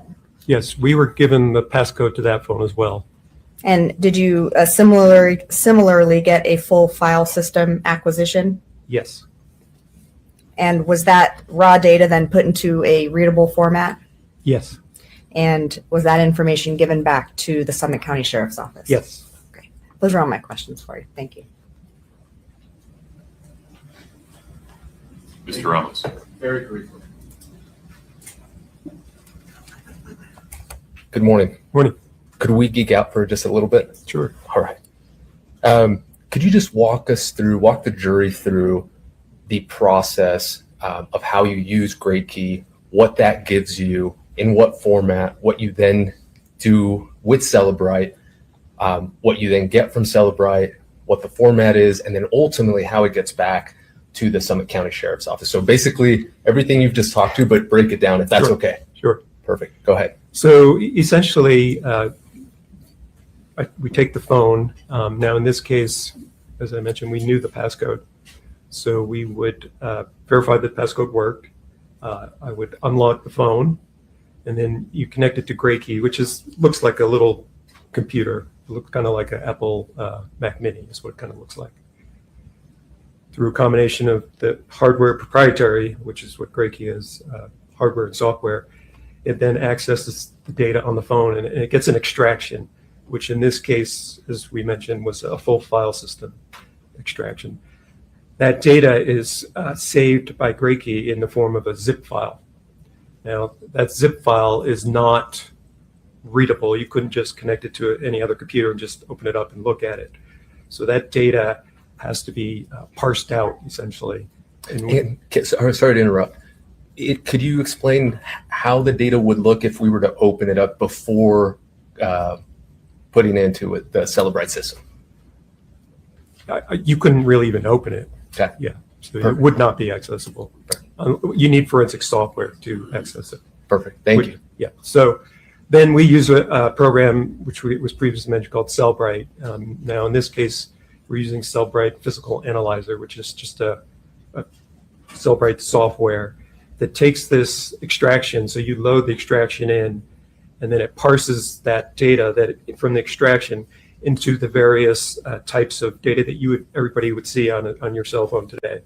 So you would see it parses it out to the SMS, text messages, MMS, messages, emails, Word documents, pictures, videos. All the data is just put into a format that when you go into Physical Analyzer, you could say, I want to see all the texts that came from this particular phone number, and then you could read the texts that were sent. Once that information is parsed out, you then create a report.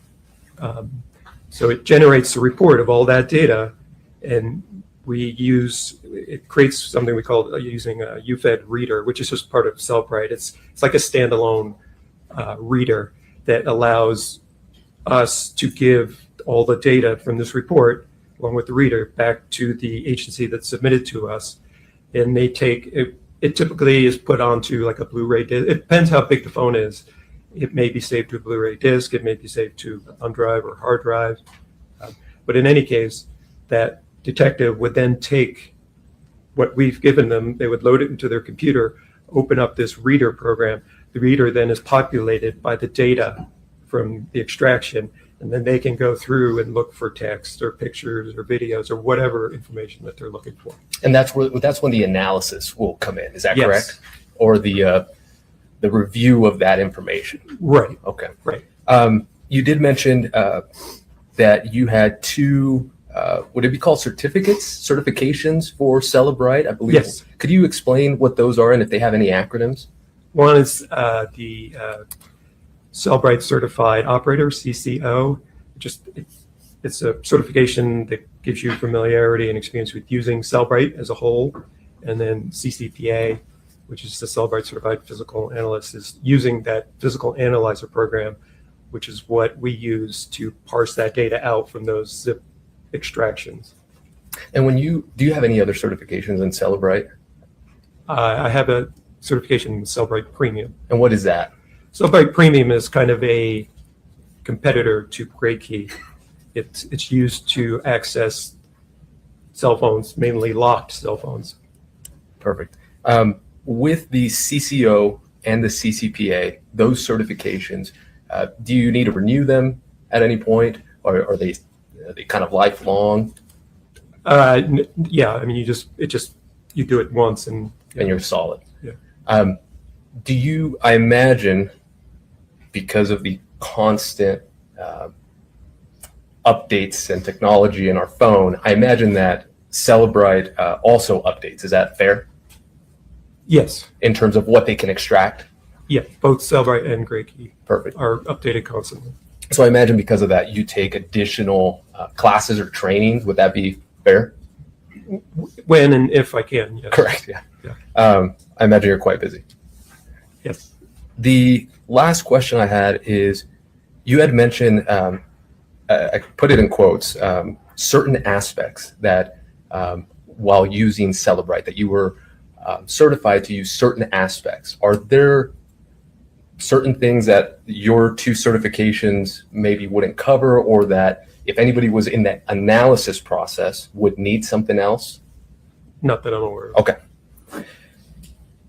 Those are all the questions I have. Thank you so much for your time. Thank you. Just one question,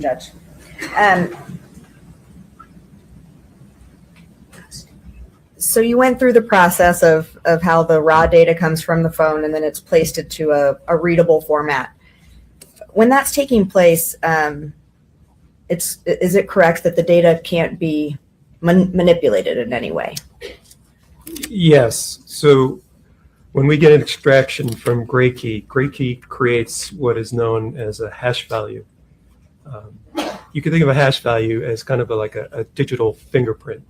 So every file is unique. For instance, if I went into a Word and I created a file and I typed hello and then I saved that file, and then I ran a hash, I got a hash value from it, which is just a hash is just a mathematical algorithm that looks at the file and then it gives you a unique like fingerprint, which is basically a big long hexadecimal set of alphanumeric characters, but they're unique to that file. So in my example with this Word document, it would give me a value. Now, if I opened that document again and I put a period after the O and then saved it, and then I would hash that file again, that hash value would be completely different. So the way we use that is, now that I have the hash value for the extractions that I got from these two cell phones, I copied those to staging media, which is essentially a forensically wiped hard drive. Once I copy it to that hard drive, I then hashed the extractions on that hard drive. Those values that I got should and did match the values that Gray Key gave me. So now I know my files on that hard drive are identical to what Gray Key pulled off. Mathematically, it's impossible for them to be different. That hard drive was then provided to an examiner in our laboratory who then processed the data. When he was done processing that data, he would then hash the extractions again at the end. If those extractions show the exact same hash value, we can then say we did not change those extraction, which is the data from the phone, at all. And we could say it's identical to what Gray Key got. And that's what happened in this case. Yes. And in this case, the hash values all matched as they should. Thank you. Mr. Ramos.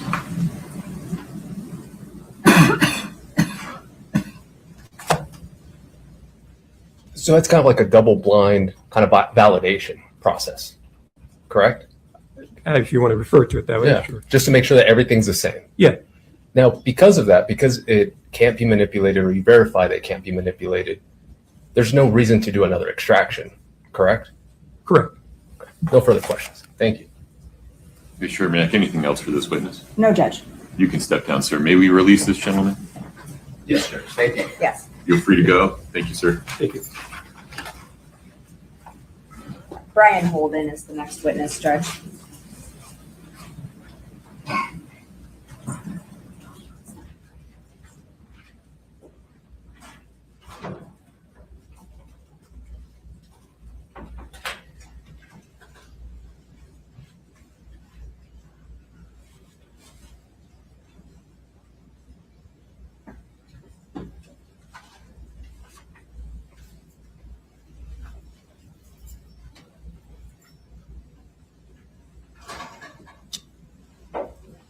Mr. Holden, if you step in front of Brittany, we'll get you sworn in.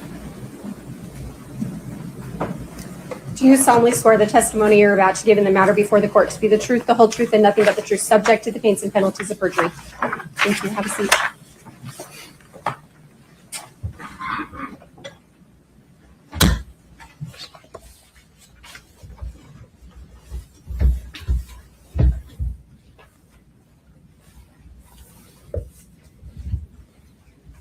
Thank you, Anna. Can you please state your full name and spell your last name for the record? Brian Holden, Holden. Sir, are you employed? Yes, I am. By whom? I'm employed by the Utah Bureau of Forensic Services, also known as the Utah State Crime Lab. How long have you been with this state crime lab? I've been with the State Crime Lab for over 20 years. And what is your current capacity? Currently, I'm a senior forensic scientist. I analyze unknown substances determine their identification and determine if it is, if that substance is controlled. And were you serving in that same capacity in March of 2022? Yes, I was. Or I guess continuing through 23, 24 in that same capacity? Yes. Okay. All right. So in this particular case, were you given a number of items to test? I was, yes. What were you asked to test? I was asked to analyze. Can you clarify? Are you asking what I was asked to look for, or what were you items? No. You were given a large number of items to test. Okay. Were you given specific instructions to look for certain properties or certain substances? Okay, thank you. Yes, I was asked to look for a compound or a controlled substance named fentanyl in all of the items that were submitted to the lab. Okay. And of all those things, let me just back up. When you receive something, is there a two-process testing that you do? Yes, to be able to identify a controlled substance based off of our operating procedures, we do a presumptive test followed by a confirmation test. And the initial presumptive or screening then tells you, oh, I can move on to this next step? Correct. I see. Okay. So of all the items you were given, did you run this screening? I did, yes. And after doing that, did you find, what were you looking for, I guess, is what I should be asking. Like I previously stated, they asked me to look for fentanyl. No, nothing else? No. Okay. So were you able to confirm any fentanyl on anything that you tested? No, I was not. Okay. May I have one moment, Your Honor? Of course.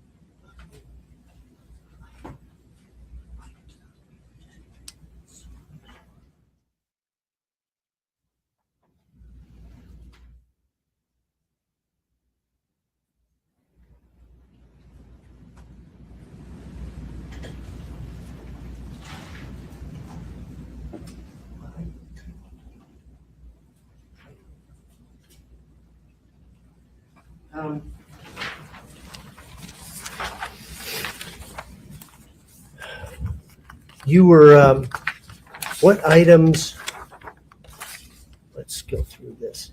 Are the items still up here? Chelsea has them, okay. That's all the questions I have. Ms. Nestor.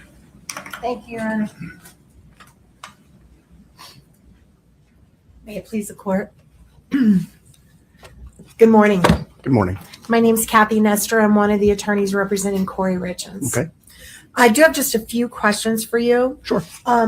If we could pull up for the witness only, States Exhibit 1-19.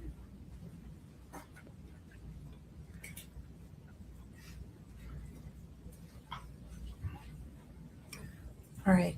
Sir, can you see that document in front of you? Yes, I can. And can you tell me what that document is? It is a report that was issued for this case, I believe. Was it the report you issued to report the results of your testing of these items? I would need to see the second page or Can you the go third to the second page. page? I think your name yeah. might be on the There last should be, page. yeah, on the last page. There it is. Yes, it is. That's your signature? Correct. Okay, great. Can we go back to the first page, please, Katie? Just to refresh your memory, sir, do you remember who was the investigating officer responsible for getting these items to you by looking at your The investigating officer is Jamie Woody, I believe that's how you pronounce And then it. who was the individual who delivered these documents, if that refreshes your memory at all? Yeah, that'd be Chelsea Gibson. Okay. Now, on the documents that you tested, I believe you said you were only asked to test for fentanyl. Is that correct? Correct. Documents, I don't think there's any mention of testing documents, so. May we agree to items? Did I say documents? You did. I meant items. Yeah, yes. Thank you. Okay. And were you ever asked to run any tests on any of the pills or other items that were seized from the home to see if any of them contained oxycodone? No, I was not asked to do that. And you've never been asked to do that in the last 4 years? No, I was not. And have you ever been asked to test any of the items that were pulled from the home for hydrocodone? No, I was not. And I didn't hear you say, do you have a chemistry background? No, I have a degree in forensic science, which is heavy in chemistry and biology. So do you know the difference between oxycodone and hydrocodone? If I looked at the structure of them, yeah, they have a different molecular structure. But are they both considered pain pills? Correct. They're both opiates. They're both controlled, Schedule II controlled substances. And you were also not asked to search any items for OxyContin. No, OxyContin would be like the brand name, which would contain oxycodone. So Okay. no. Thank you. And I believe you tested, it appears to me, and please refresh your memory if you need to, if we want to go to page 3 of the report, but it looks like you tested a total of 19 items that were brought to you. Is that right? Correct. And of those 19 items, were you asked to test an empty pill bottle, an empty hydrocodone pill bottle with residue on the inside of it? I would have to refer to my notes. Pause for 1 second. What's the objection? Mr. Burmester. It exceeds the scope. Your Honor, may we approach? Sure.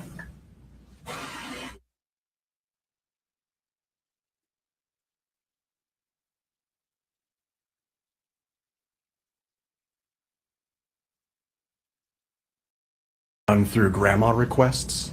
Did you bring those notes with you today? I did, yes. Can you take a look at them? Yes. And can I see them for just a moment, please? I can provide you with a copy of them, yes. Yes. Can we do that now? May I approach your Honor? With Mr. Burmester, please.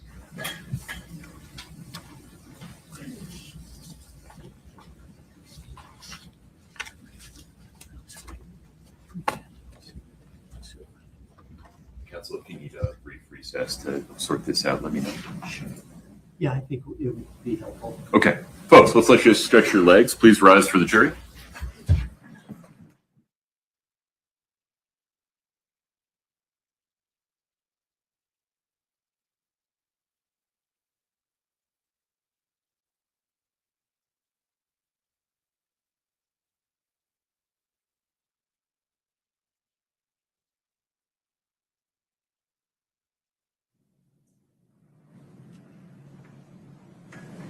Have a seat. Yeah, why don't the two, if we're going to stay on the record though, one of the two of you, Vordi, or the witness about what he's referring to when he says. Yeah, so no. what I'm referring to is just. Mr. Burmester's already there. Again, sorry, Chris. Okay. I like Yeah, that's fine. Yeah. What's wrong with me? Yeah, so this just describes all the packaging. So that's what I'm referring to when I need to see it. Yeah, sure.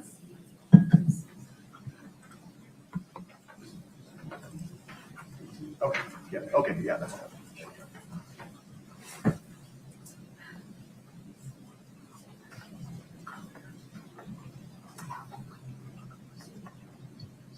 So if you look at,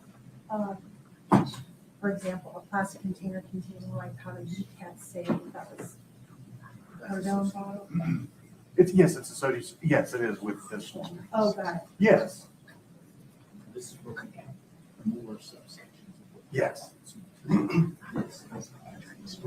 then there's a plastic container with that white powder, yes. But that one had 11 tiles. So can you just look at your notes and see if you find anything? For what, are you specifically asking? No.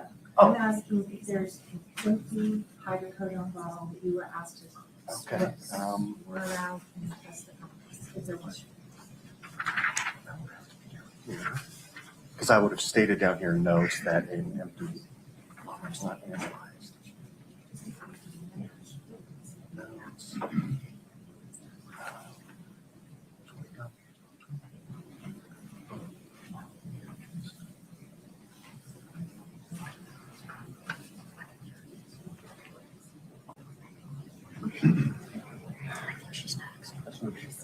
She's not.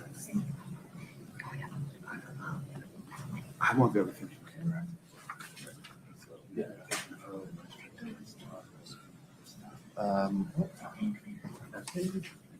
No, it doesn't appear like there was. Yep.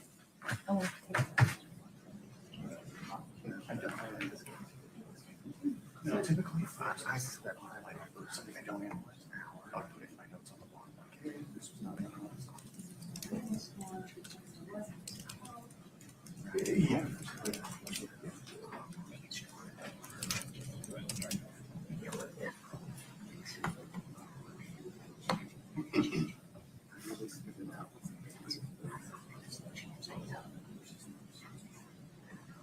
The number of things that were tested.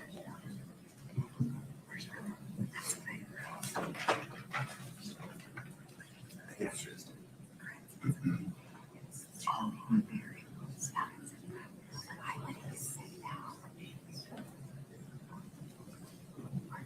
Yes.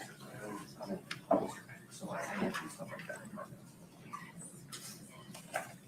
Why are you sending this to me again? The hookah. Because there's no IC. I'm not going to convert, or I got to have a hearing.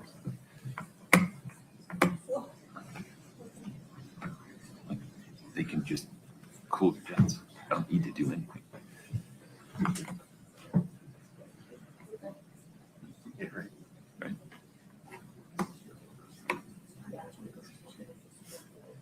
Well, maybe, but maybe not. We're going to find out when this Nobel warrant that existed is executed and handled. Oh, I mean, forgive me, I'm looking it up. Ah. Now I'm following. Well, 2019, but yeah. Because they were still sealed. Okay. Yeah. So, yes. Yeah, they're manufactured like. Now, my apologies. Okay.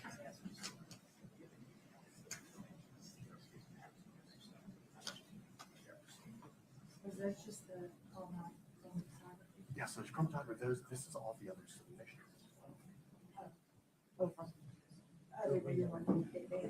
Yeah. Yeah, you're welcome. Yeah, let's just have a clear record. You okay? Yeah, this chair is awful. No, I agree. Jeez. I apologize. I was expecting wheels. You're the 10,000th person to say that. I'm so sorry. Ms. Nestor, anything else before we invite the jury back in? No, sir. I only have a couple more. Mr. Burmester, Mr. Bloodworth? Nothing from the state. Okay, let's invite the jury back in, please.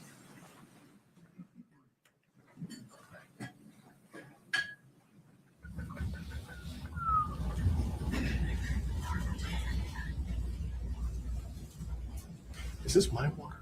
I believe it is. Is it? Yes. Yes. Okay, thank you. Let us if you know. Let us know if you need. Okay.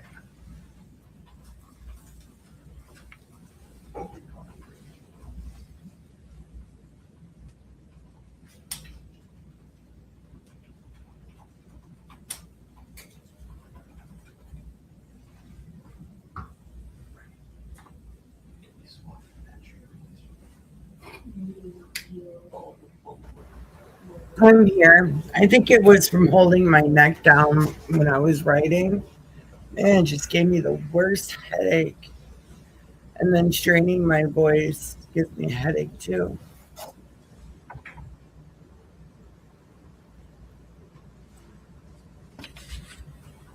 Probably shouldn't have done that, huh?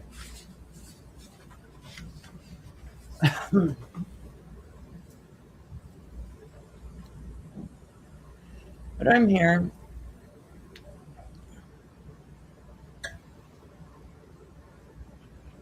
Just keeping the light off for a little bit.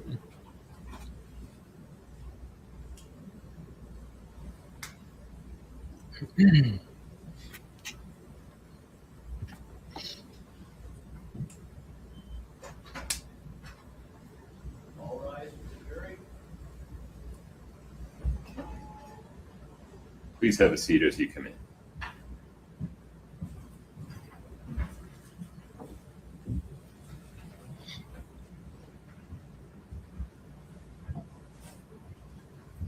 All right, please be seated. Mr. Holden, you're still under oath. Please wait for Ms. Nestor's next question. May it please the court.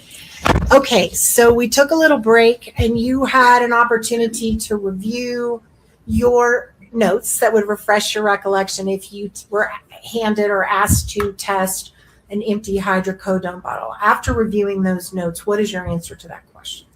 There was no empty bottle that was submitted for me to test. Thank you, Your Honor. At this point, that's all I have. Thank you, sir. I appreciate your time. Mr. Burmester, anything further for this witness? No, Your Honor. Counsel, may we release this witness? Yes, sir. Mr. Burmester? Yes. Mr. Holden, you're free to go. Thank you for your time.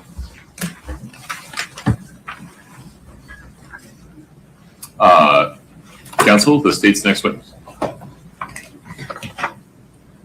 Your Honor, we're prepared to, but that might be splitting up a direct. If you're comfortable doing that, I'm comfortable getting started. If you would prefer to not do that, I can understand why, and we can break for lunch now. Your Honor, I think we also have some other issues to discuss. So maybe if we were to break for lunch now, we could discuss those other issues outside the presence of the jury. That's fine. And then maybe reconvene 12:30. I think that's fair. Does that work, Ms. Nestor? Yes, Yeah, yes. All right, folks. Counsel, would you approach for a minute?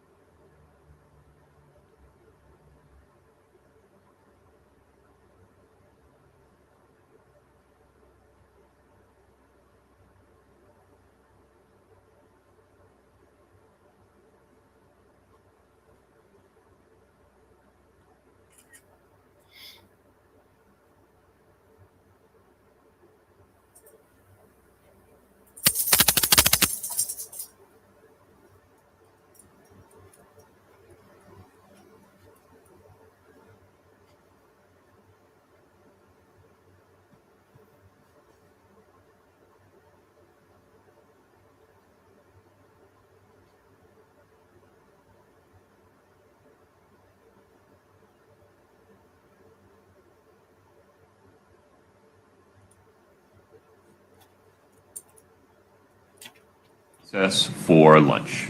It is 11:25. Food will be here by 11:45, but this is a longer recess than we've taken the last few days, and so I'd understand if you want to get some sunshine, go get a cup of coffee, check on a family member, whatever. If you decide to leave the courthouse, which you are allowed to do, please remember the court's instructions. Do not speak about the case. Do not let anyone else speak to you about the case. If anybody in the outside world attempts to speak to you about the case, I need to know when you come back. Please do not listen to any radio or other media reports about the case. Please don't read any headlines about it. Please don't post anything about it. Please be back ready to go at 12:30. We will have lunch for you around 11:45 if that's something you're interested in. Please rise for the jury.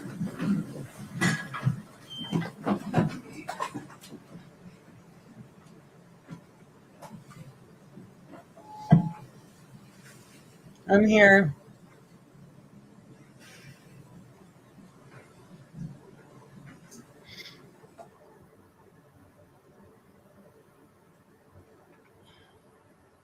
Have a seat.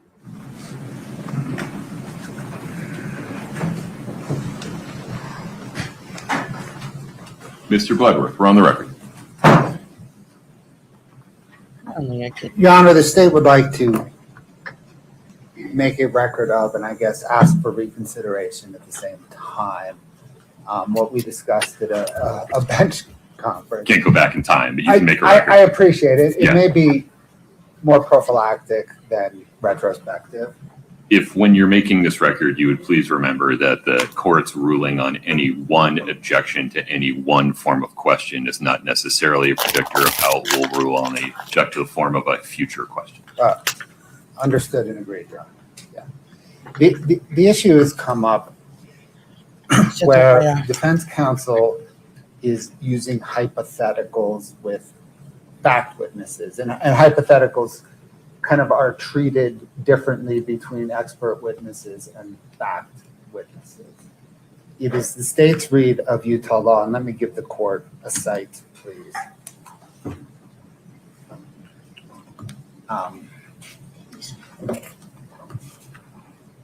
It is Utah Department of Transportation versus 6200 South Associates, 872 P second 462.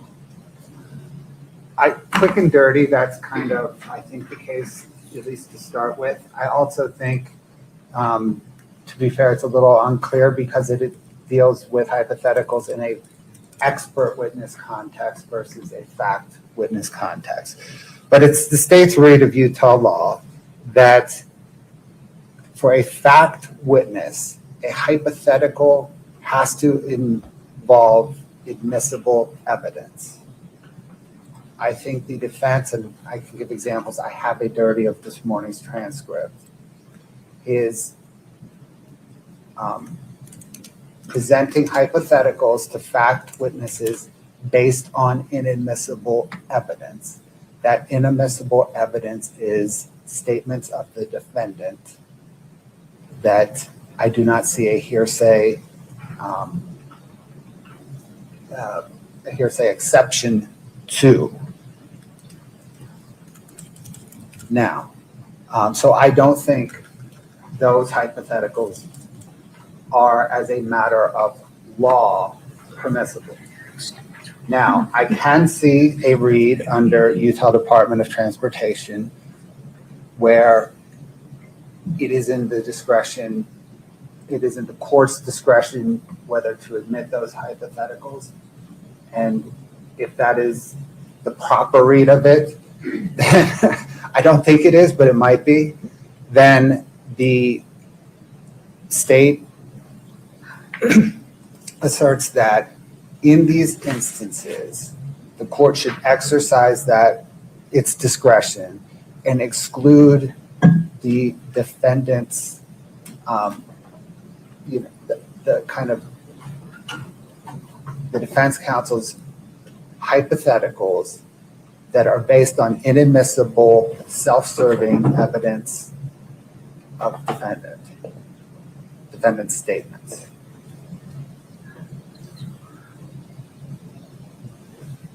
That's the issue, Your Honor. I appreciate the record.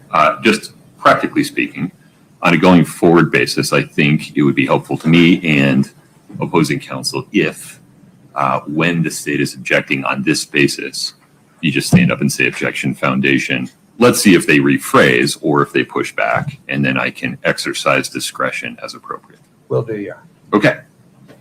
May I also just ask a favor? Can we have a one horse, one rider rule going forward at sidebar? You are, of course, allowed to confer, act as a team, but I just need one speaker from each side of the V at the sidebar. Appreciate that, Your Honor. Certainly. Can I clarify one thing? Sure. Does the rider at sidebar have to be the same rider that's examining the witness? That would typically be the rule, but I we can just understand that. agree that that's not going to be the case. I'm not sure how you feel about your team dynamics if the person behind you is jumping up to object and. I appreciate that. yeah. But I think So Ms. maybe, Nestor has often argued regardless, and I have often argued regardless. so what I'm asking for going forward, and if you would please just give it the college try on a going forward basis, that, for example, this is just an example, I'm not picking on anybody. If Mr. Burmester is examining the witness and an objection is made, you're welcome to confer with him right here as he comes up, but I need Mr. Burmester to be the one talking into the mic. Will do, Your Honor. Okay, any objection, Ms. Nestor? No, sir, we would appreciate that. Okay, Ms. Lewis, you're about to say something. No, Okay. I agree. All right. Anything else on the record before we recess for lunch? Mr. Bloodworth, No, Your Honor. Ms. Lewis, Ms. Nestor, Mr. Ramos. Noted. Okay. Ladies and gentlemen, thank you for your patience. We will be back on the record at 12:30. I need to make this crystal clear. If any of you see a juror out in the wild, you need to turn around and walk the other way. I cannot emphasize this more heavily. All right, 12:30. We're in recess.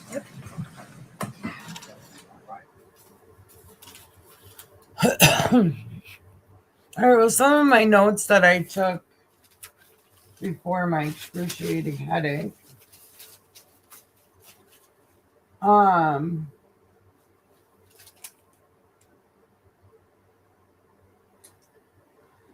There were two vials of blood that were given. They test the liver, the gastric, and then of course the blood. And everything that was tested, they're always given a unique case number. And Brianna said that all work, no matter what, is double checked.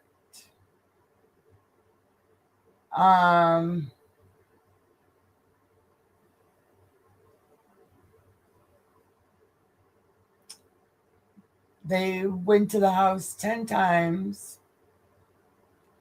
They took the Under Armour jacket, the black one, because they apparently found tweezers and a piece of plastic that they didn't see the first 9 times that they were there. There was a note that apparently just showed up at the end of the bed. I went back and re-looked at the picture that they showed yesterday, or not yesterday, the day before, when Eric was lying on the floor and he had a sheet over him and you could see the whole bed. There was no note on the end of that bed. They didn't specify if it was in the mattress, like in between the mattress and the box spring. And it was one of those Sleep Number beds. So I doubt anybody put anything in between there.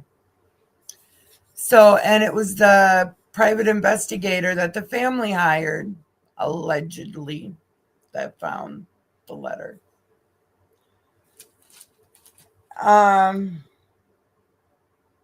They went and they did take the copper cups.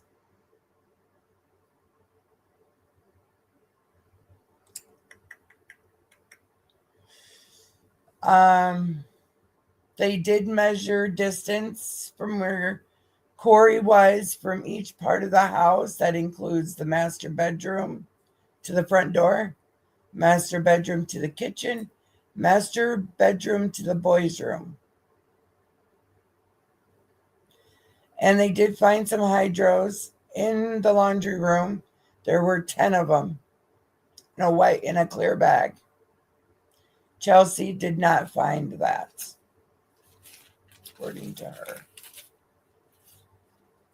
On 11/7/24, the PI called the tech and said there was stuff in the house worthy of going back to check. And that's when the letter was found at the foot of the bed. 7 searches were done on that house, and not one time was that letter seen. There was a recording device that was found. Chelsea seen the private investigator at the house one time. There's 2 people, Nick Savage and a lady with the last name Peterson. They can't find their interviews. They went and retrieved Eric's Apple Watch. Remember when Katie said that she had reset the Apple Watch? That's not true. Well, maybe she did, but there was data on that watch. She don't remember how much, but there was some. On 11/7, they found an EpiPen. There was a syringe in the master bathroom closet on top, unused. There was a syringe found in the kitchen, and there was residue in it. And in that bottle of the medicine to help him not take the narcotics, there was 2.5 pills. He had a brown work truck and a red personal truck. The red personal truck was in the garage, and that was searched. But they didn't search the truck that he drove on a daily basis. Seems weird. On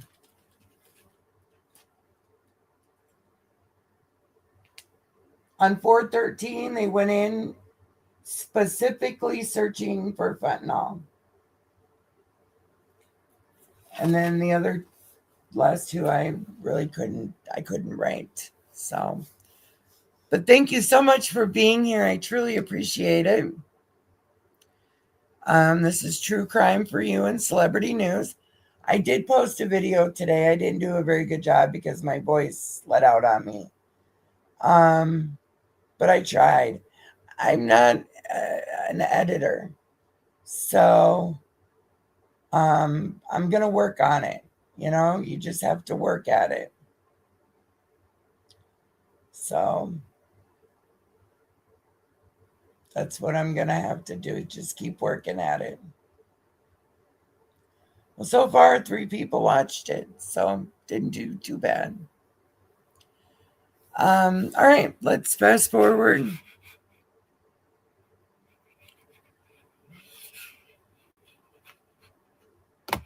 Don't forget tomorrow. I have to go get my car looked at. I have to be there at 9:00.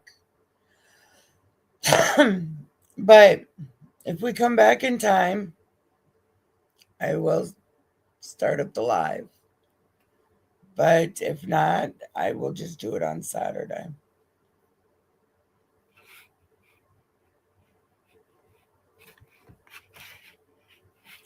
Can't find my mouse.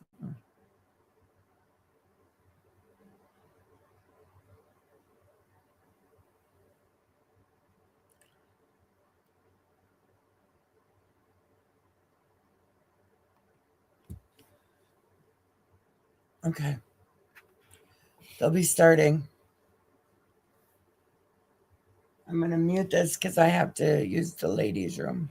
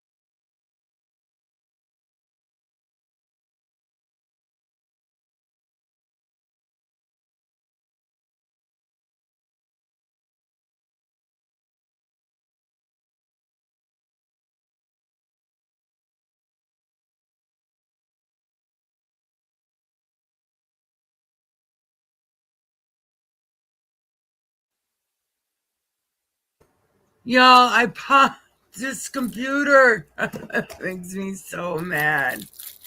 It paused. I was one out in the kitchen like, why isn't it? Why can't I 9. hear it? Ms. Shervanack, Mr. Bloodworth, anything before we invite the jury in? No, Your Honor. Looking at my Ms. Lewis? No, you're old. Okay. Is the state's next witness in the wings? Yes, Your Honor. Okay, very good. If you'd please invite the jury back.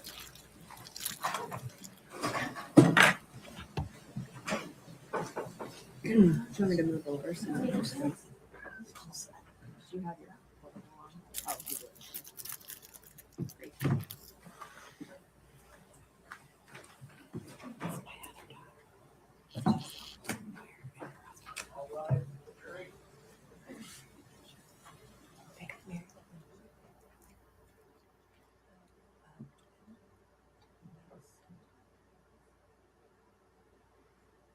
Have a seat. My apologies.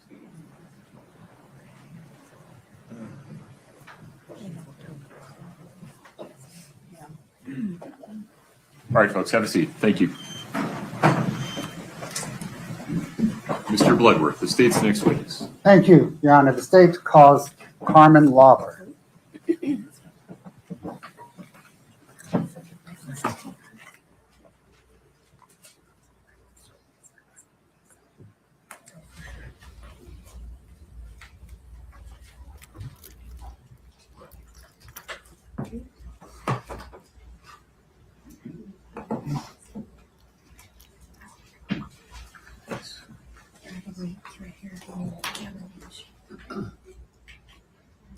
Ms. Lauber, if you would please step in front of Brittany, we'll get you sworn in.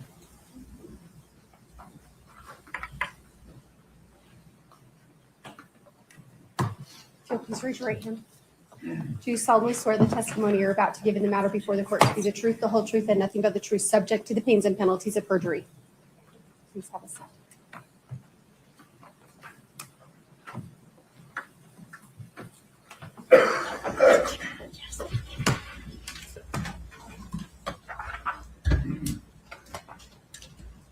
Please proceed. Thank you, sir. Good afternoon, ma'am. Good afternoon. Would you pull, you can sit wherever you're comfortable. If you would just pull the microphone closer to you. It's easier to move that than to shake. Okay. Yeah. We'll see if that's close enough. Okay. Go ahead, Mr. Bloodworth. What, ma'am, is your name? Carmen Lauber. Do you spell your last name Lauber? Yes. It's indelicate, but how old are you? 54. What do you do for a living? Oh, is the housekeeper? I'm a direct support intake. I work with people with disability. Okay, ma'am, we're gonna have to get you to, hold on. Just pull it to the edge of the. Get it right up, yeah, it's gonna be annoying to you. Okay. Push it back a little bit. Yeah, that's like, Okay. it's like, right. I appreciate it. Thank you. I'm sorry, again, please, what do you do for a living? I'm a direct support intake. I work with people with disability and mental challenges and stuff. Do you have a history of drug use? Yes. When did that history begin? 6th grade, I was smoking pot, and then it just varied up through junior high and high school. How did it vary up? Through cocaine, through pot, through mushrooms, LSD, acid, just drinking stuff through junior high and high school. Did it continue into adulthood? Yes. For how long? For most of my adulthood. Have you ever sold drugs? Yes. Do you have a criminal history involving drugs? Yes. Does it involve drug possession? Yes. Does it involve drug distribution? Yes. Do you have felony convictions for drug distribution? Yes. Are you currently on a type of probation for drug distribution? Yes. And are you on a probation for a felony drug distribution? Yes. Is that probation in Wasatch County's drug court? Yes. What is drug court? Drug court is where you go in, they give you the tools to rehabilitate yourself. They give you groups, personal therapy, one-on-one treatment. They give you random UAs. They have you complete an MRT book, just tools to rehabilitate yourself. When you say UAs, is that urinalysis testing Yes. to see if you're hot for drugs? Yes, we would call in daily, and you would either have a number or a color. And if your color or number was called, you had to go to the 5-minute clinic and do a UA. And is the idea behind drug court that it's a rehabilitative program under court supervision? Yes. And that if you complete the rehabilitative part of the court supervision, there's some benefit to your pending charges? Yes, it's a plea in advance. Okay, and a plea in advance means it doesn't go down as a conviction. It doesn't go on your record, yes. Are you also pending charges in Wasatch County for marijuana possession and possession of a gun by a person who's prohibited from possessing a gun? Yes. Are you sober now? Yes. How long, ma'am, have you been sober? A little over 4 years. Is that the longest time in your life since 6th grade that you have been sober? Absolutely. Except for the time I was pregnant. It's the only time I quit. And then I'd go back to being high. But yes, 4 years, a little 4 years. It's longer. I apologize for interrupting you. We're going to make a small adjustment. Turn the mic a little bit towards me. We just need to line up with your face a little better there, and then pull it forward maybe 1 inch. Okay, I feel like it's jumping out.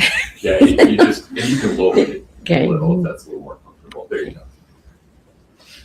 Please. Are you represented by a lawyer in connection with your testimony here today? Yes, I am. Are you testifying pursuant to several grants of immunity today? Yes. Is one of those grants of immunity in a letter from Summit County? Yes. Is one of those grants of immunity in a letter from Salt Lake County? Yes. Is one of those grants of immunity in a letter from the federal government? Yes. And is there also an understanding between you and Wasatch County, or at least your attorney and Wasatch County, that there's immunity for the gun and the marijuana in Wasatch County? Yes. And do you have those 4 grants of immunity because you have committed crimes in connection with this case in all 4 of those jurisdictions? Yes. What is your understanding of those immunity agreements? We're proceeding forward with the truth, and there will be no charges filed back on me. Do you understand that they require you, in order to avoid criminal exposure, they require you to testify today truthfully? Yes. Do they require you to testify today fully, Yes. regardless of who's asking you the questions? Yes. And that if you don't testify truthfully and fully, you could lose all of that immunity? Yes. Did your lawyer assist you in getting that immunity? Yes. Sure. Did he advise you of the potential criminal exposure you face if you lose that immunity? Yes. I need you to speak up just a little. Yes. Sorry. Yeah. I need to remind you from time to time. Yeah, because It's not it's personal. like, yeah, you're fine. Did you interview with investigators before you got immunity in those cases? Yes. About how many times? 6 times, 6 or 7 times. And over the course of those 6 or 7 times before you had immunity, about how many hours total did you speak with investigators? Give or take 10, 15 hours. Why did you speak with investigators before you were granted immunity?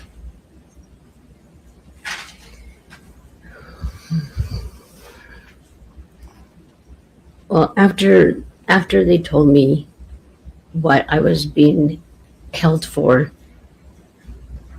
sorry, I wanted to make sure it was the right thing to do, if this is actually what happened. What do you mean, if this is actually what happened? If they told me that Eric had died of an, Objection, hearsay. Well, Your Honor, what are we?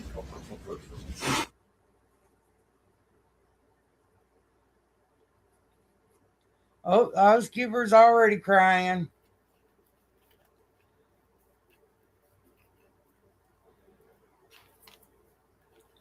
So, this is the first time in her whole life she's been sober for 4 years. She's did all kinds of drugs, acid, pot, cocaine, meth, crack. She did it all. She did all kinds of them, and she sold them also. Bloodworth, please continue. Thank you, Your Honor. Ms. Lauber, I just asked you why you testified before you had been granted immunity. You started to say that the investigators told you that Eric had died. Is that right? yes. Can you please pick up your testimony from there? When they had first told me that, when they first mentioned that Eric, I already knew Eric had passed away. But when they had mentioned that it was from an overdose, that hit hard.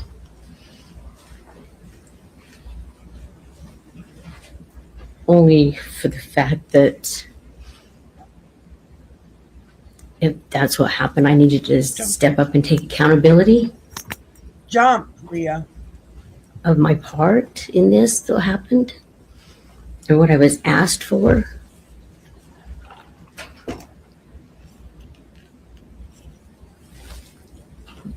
At first, it took a minute to process everything.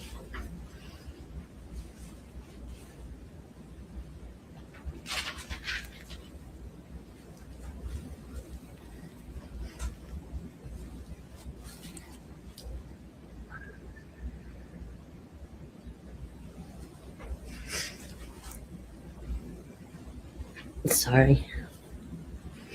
That's fine. Is it fair to summarize, though, that you interviewed with investigators before you had immunity, in part to take accountability for your part in Eric's death? Yes. Was another part of the reason you spoke with investigators prior to a grant of immunity was that you hoped you would eventually get some benefit, some grant of immunity? Yes.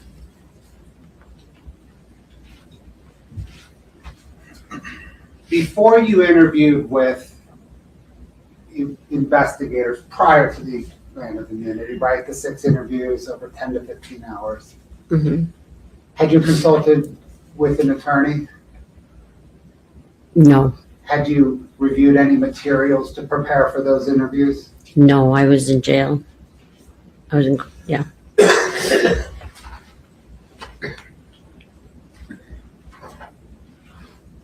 Did you meet with your lawyer to prepare for testifying today? No, I didn't use them. Oh, yeah. Sorry, I'm confused. Sorry, ask the question. I'll ask it again. To get ready for today, did you meet with your lawyer? No. Oh, yes. Sorry, in the back room. Yes, sorry. Not just today. Let me just ask generally. To prepare, you knew today was going to come, right? Oh, yes. In order to get ready for today, over the course of the several weeks or months, have you met with your lawyer to prepare to testify like you are now? Yes. In the course of that preparation, did you review any materials so that you would be ready? Yes. What did you review? some of my testimonies when I was in jail and some pictures and data from cell phones and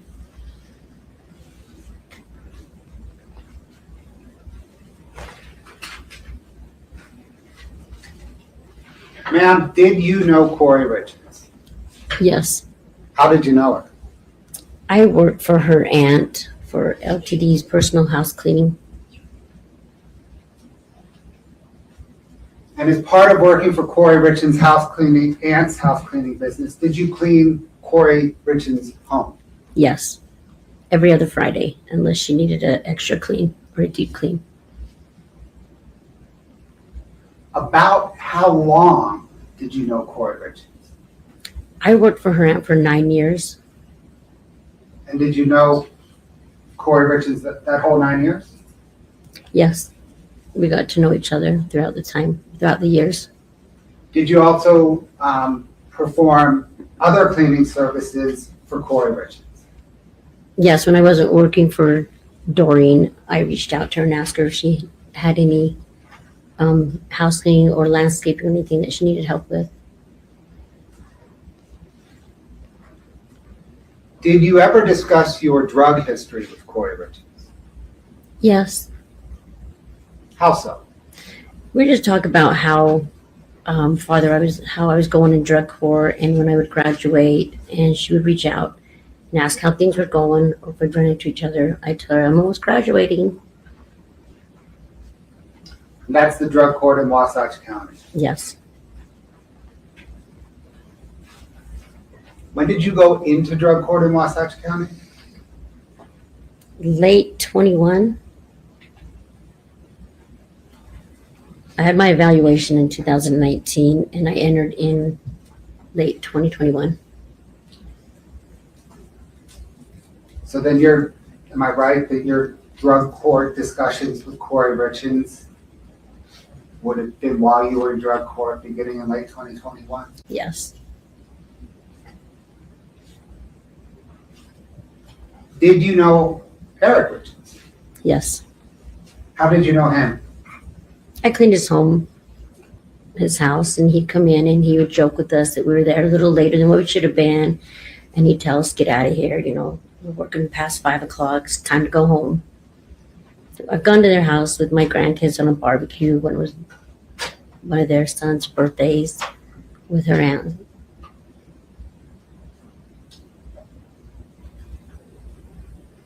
Did you know that Eric Richins owned a stonemasonry business? Yes. Did you know any of the workers that he employed in that business? No.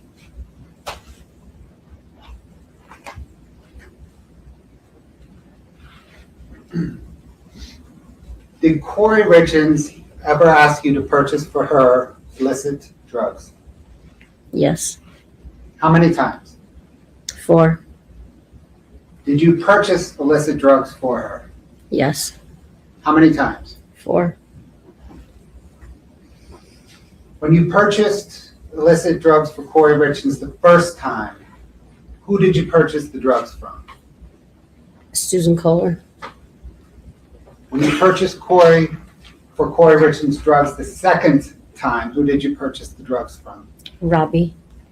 By Robbie, do you mean Robert Crozier? Yes. How about the third time? Robbie. The fourth time? Robbie.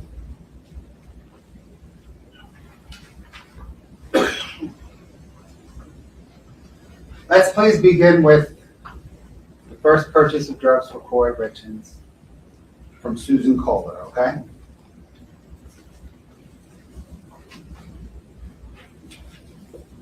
How did Kouri Richins approach you about purchasing drugs?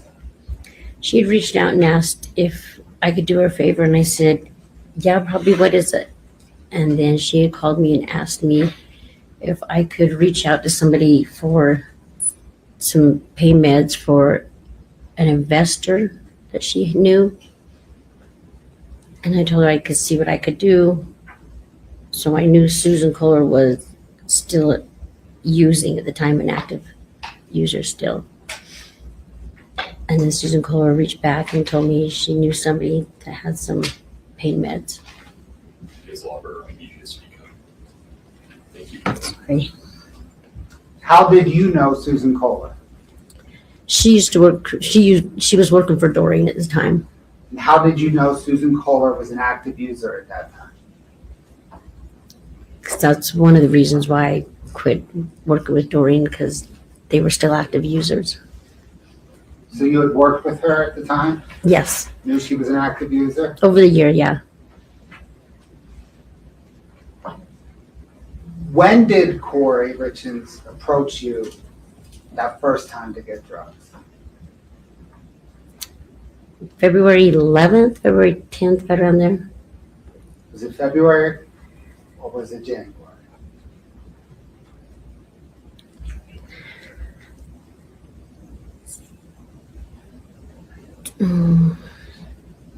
Was it early February? Early February? In January, early February. I'm so sorry, Ms. Lovera. I'm sitting within 3 feet of you and I Sorry. can't hear what you're saying. I just need you to speak loud. Okay, Thank you. Like louder than you just did. can you hear me now? Yes. Okay, sorry. We're gonna treat that as the floor. It's that point in louder, okay? Okay, Thank you so much. Okay, so sorry. it's okay. About what time? Month, beginning month, end of month? Was it end of January, early February, late February? When was it? Early February.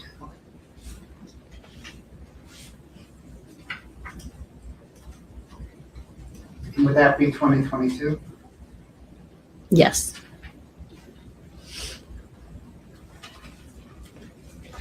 How about the money for the drugs? Did Kouri Richins front you money for the drugs?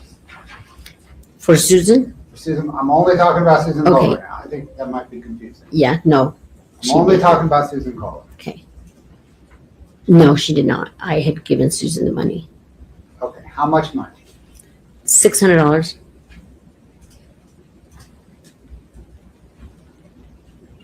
What drugs did you ask Susan Kohler? What type of drug did you ask Susan Kohler for on Kouri Richins' behalf? Just some kind of painkiller, an opiate.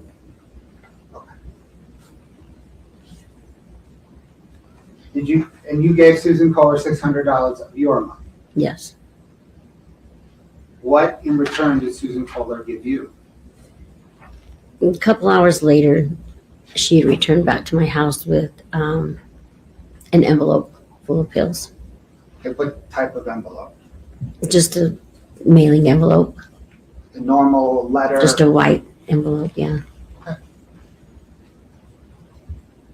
Did you look in the envelope? No.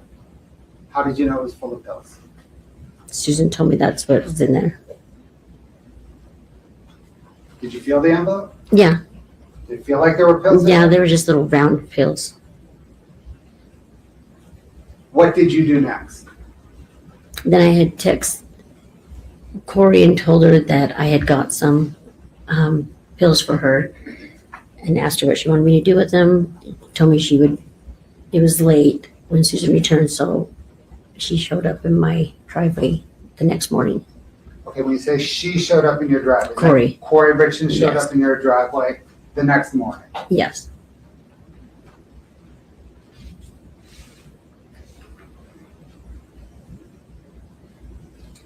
Did you hand Kouri Richins the pills that next morning in your driveway? Yes. Did she give you any money for those pills? Yes. She gave me back the $600 that I put up for him.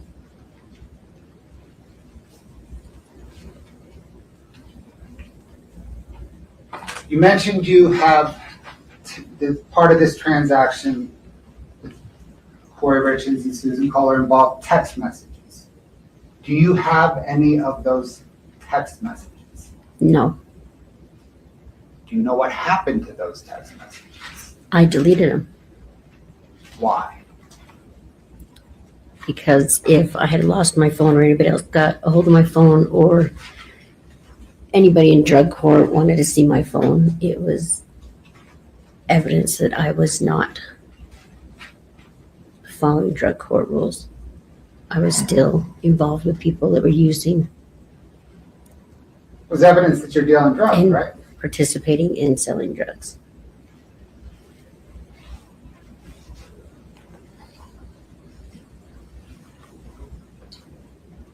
let's talk about the second time that you purchased drugs for Kouri Richins, which is am I right, the first time you purchased them from Robert Crozier? Yes. All right, let's talk about that first purchase from Robert Crozier. How did Kouri Richins approach you on that purchase? She had reached out to me in text message and said that her investor needed or wanted something stronger. And I kind of told her, well, I can reach out to the people I don't know. You just can't say, hey, this is what I'm looking for. When you're buying drugs off the street, you pretty much purchase what you get. And at the time, I didn't know anybody, so I reached out to another acquaintance that I knew that was still using, which would be Nicole. Okay, you reached out. We're going to have to keep your voice up, please. What's that? Can you keep your voice up, please? Yes. Okay. So you reached out to an acquaintance of yours, Nicole, that you knew was still using, right? Yes, at the time. And is that Nicole Cummings? Yes. How did you reach out initially? How did you reach out to Nicole Cummings? On Facebook Messenger. Scott, can I get 3-3, please?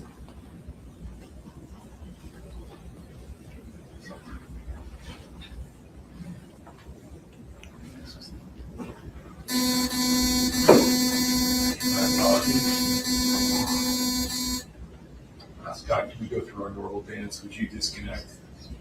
Yes, sir. Back in. I don't know why that happens, but it seems that unplugging and plugging back in fixes it. Fixes everything. There we go. For the witness, correct? Yes, sir. Okay. Just the witness. There you are. I know, I was like, well, I can't see it. You Now see I it can. there? Yes, now I can. Okay, and you just, when you turn your head, the mic has to follow. There you go. Thank you.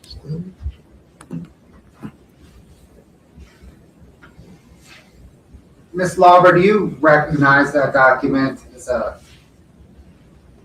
Facebook exchange that you had with Ms. Cummings? Yes, it's off my Facebook Messenger.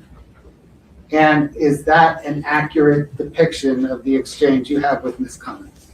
Yes. Your Honor, the state moves 3-3 in the evidence. No objection. States 3-3 is admitted. Would you like to publish, Mr. Glover? Yes, Your Honor.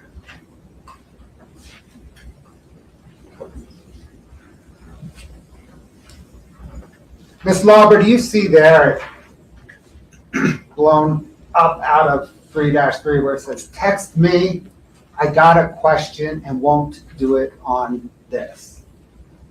Yes. Did you send that message by Facebook to Ms. Cummings? Yes. And it says on February the 5th, 2022. Is that when you sent it? Yes. Why did you send that message? I was going to ask her if she knew anybody that had any pills. And you didn't want to ask her over Facebook? No, Why not? because once again, that's showing what I'm trying to buy. Illegal activities of buying drugs. We couldn't hear that, I'm sorry.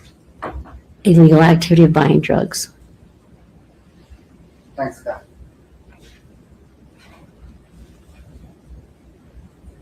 Did you ultimately speak to Ms. Cummings over the phone?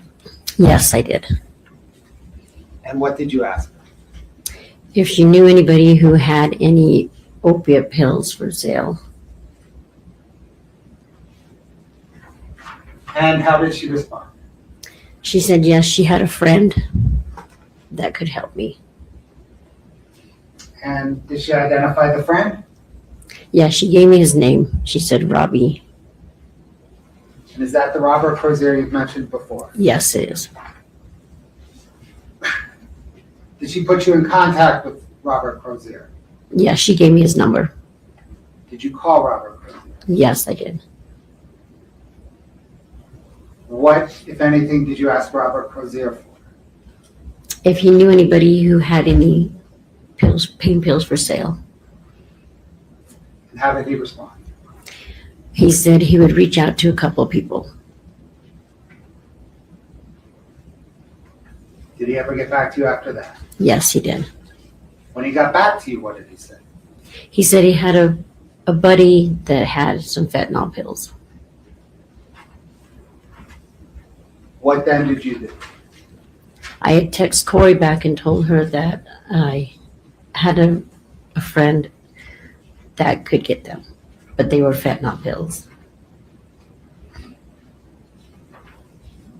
So you told Kouri you had a friend, a hookup for fentanyl pills. Yes. How did Kouri Richins respond? She said, okay, go ahead and get them.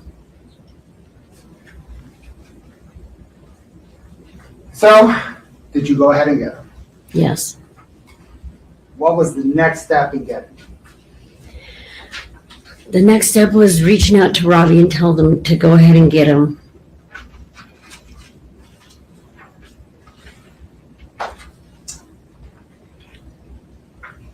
Did you arrange a time and location to purchase the pills from Robbie?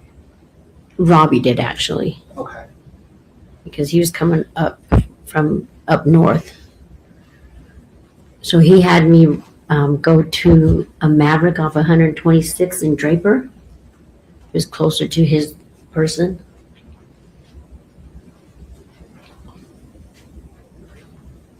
Let me maybe do this one more time. The text messages between you and Robbie, do you have them? No. Are they deleted? Yes. Did you delete them? Yes. Because they were evidence of drug distribution? Yes. Objection leading. I think you're going to testify about a lot of text messages. Did you delete them all Yes. for the same reason? Exactly.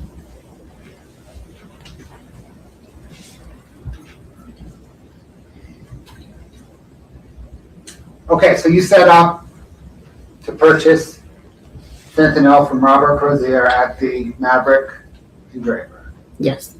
Did you front the money for these? No. That was more, way higher. How much money was involved in this transaction? $1,000.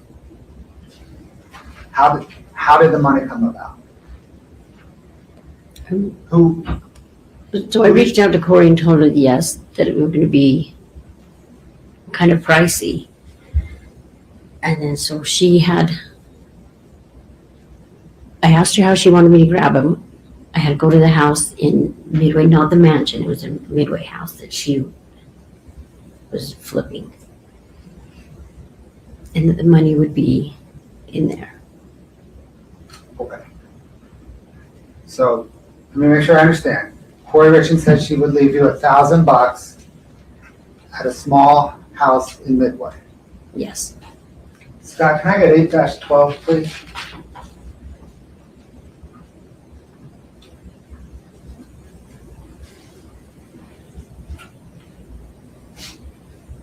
Ms. Lauber, do you recognize this photograph?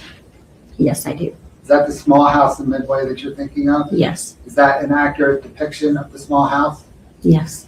Your Honor, the state moves to admit 8-12. No objection. 812 is admitted.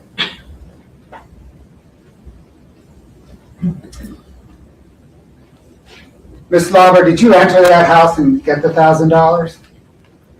Yes, I did. How did you enter the house? Kouri told me the back door was unlocked. Was it? Yes. Did you enter through the back door? Yes, I did. Where inside the house was the money?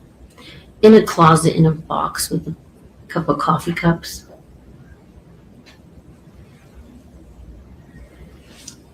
Thanks, Scott. So once you got the money, what did you do next?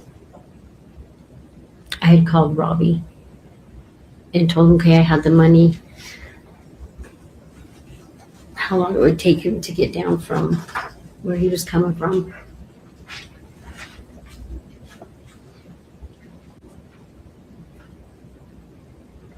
Did you then drive to the Maverick and Draper? I didn't drive at the time. I didn't have a car. Who drove? Did somebody drive you to the Maverick? Yes, Nancy. Okay. Is Nancy Peters? Yes. Where did she drive? Where did she pick you up? At my house in Heber, off of Center Street. And then she drove you from your house in Heber to Maverick and Draper? Yes, down Provo Canyon. Down Provo Canyon.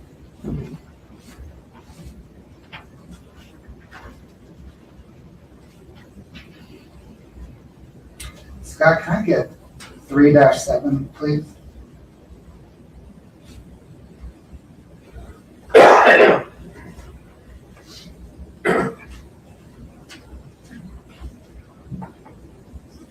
Ms. Lauber, do you recognize that document? Yes, I do. Is that an extraction of your some photographs on your from your cell phone? Yes, it is. Is that an accurate depiction of the photographs extracted from your cell phone? Yes. Your Honor, the state moves 3-7 into evidence. Your Honor, we'd object. I don't think that Ms. Lauber can identify the Cellbrite. Cellbrite hasn't even been introduced into evidence. I suppose she could introduce the photos if they want to pull up the photos separately, but she can't identify the Cellbrite, which is not She in can evidence. identify them as photos from her cell phone, correct? I think she can, yes, as photos from her cell phone if they want to show the photos without it being on the Cellbrite extraction. Okay. For the moment, Scott, can you, Your Honor, we're going photo by photo as D1, D2, D3. let's do that. We'll come back to this. I'm sorry, counsel, my apologies. Will you approach briefly?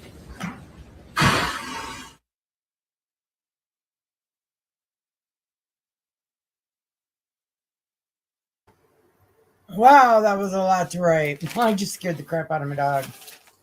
Okay.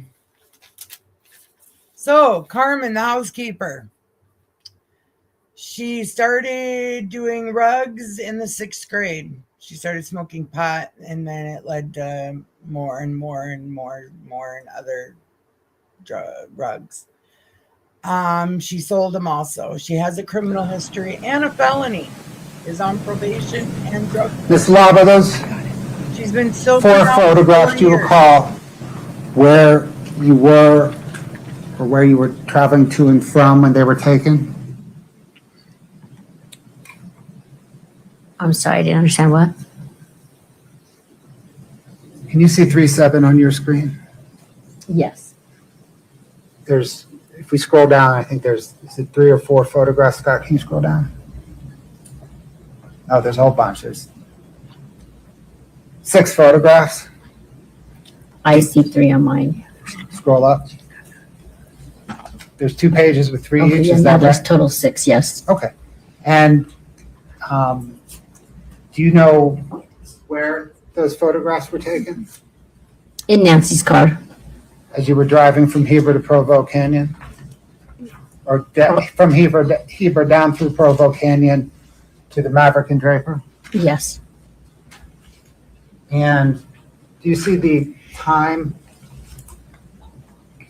Scott, if you can bring one up. Do you see the time Oh, yes. and day on Yes, I do. February the 11th, 2022, beginning at 5 p.m.? Yes. Is that an accurate date and time for those photographs? Yes. Your Honor, or actually, Scott, can I get 3-7 Delta 1? Is that one of those photographs? Yes, it is.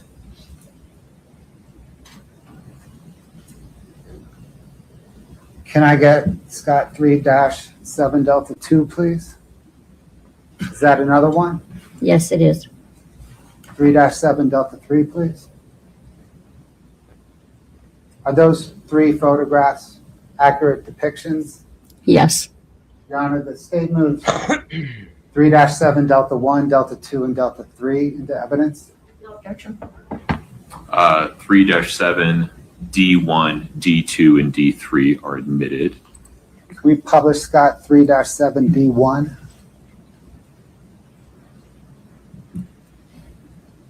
Is that you in the photograph? Yes, Who's the dog? that is my silver lab Hemi. And whose car are you in?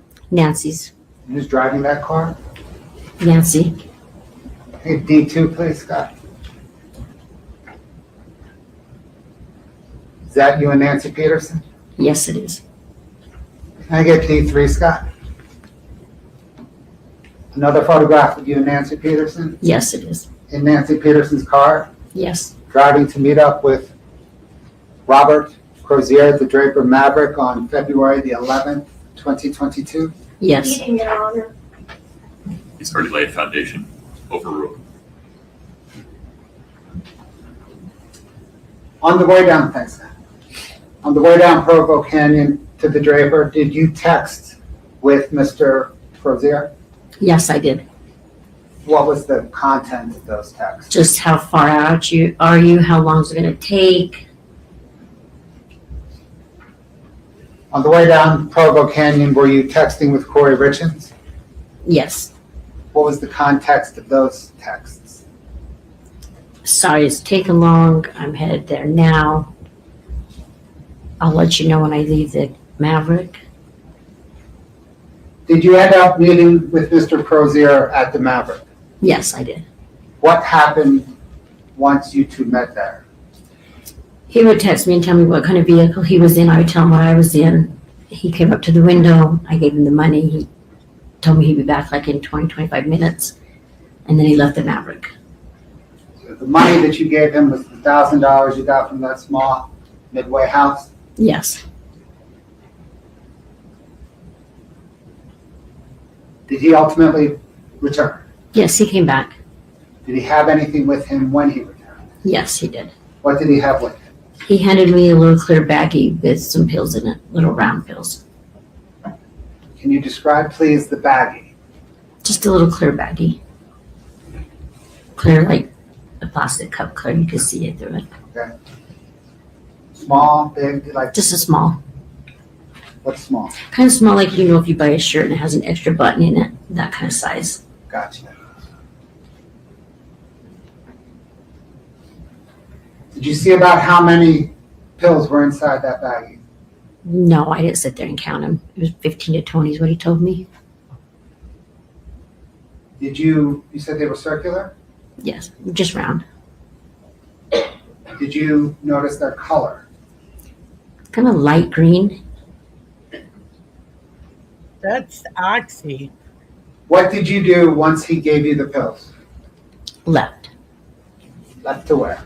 Back up through Provo Canyon, back up to my house in Heber. On the way back to your home in Heber, did you exchange text messages with Kouri Richins? Yes, I did.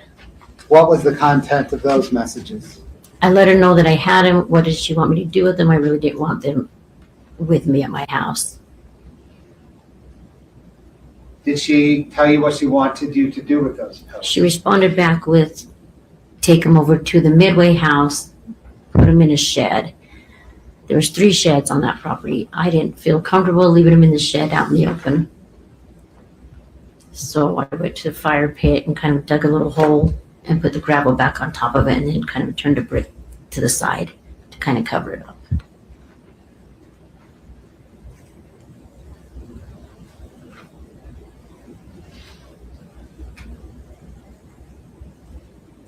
Scott, can you bring up 8-13, please?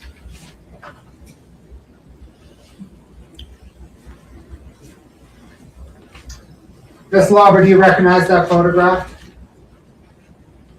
Yes. What does it depict?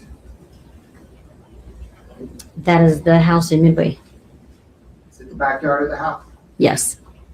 Is that a fair and accurate depiction of the backyard? Yes. Your Honor, the state moves 813 into evidence. No objection. 8-13 is admitted. Scott, if you could zoom.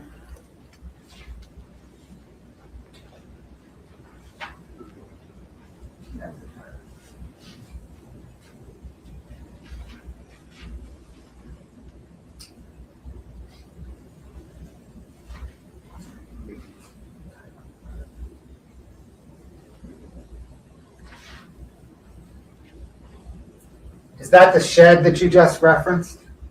Yes. Is that the fire pit that you just referenced? Yes, it is. So you put the pills that Robert Crozier sold you, the Draper Maverick, in that fire pit? Yes. There's no fire at the time. Not at the time, no. There was no fire. Thanks, sir.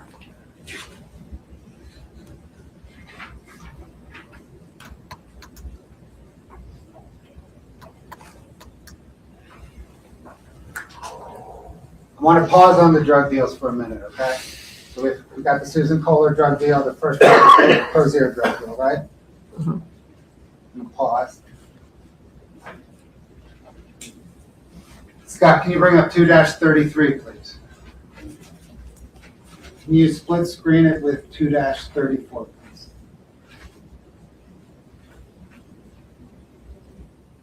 Ms. Lauber, do you recognize those two documents? Yes, I do. What are they? Letters from Kouri saying I did some community hours. Did Kouri Richins give you those letters? Yes, she did. Are they accurate depictions of the letters that she handed you? Yes, they are. Your Honor, the state moves 233 and 234 into evidence. No objection other than previous objection that is ongoing. It's preserved by the record. It's been ruled upon. Court stands upon that ruling.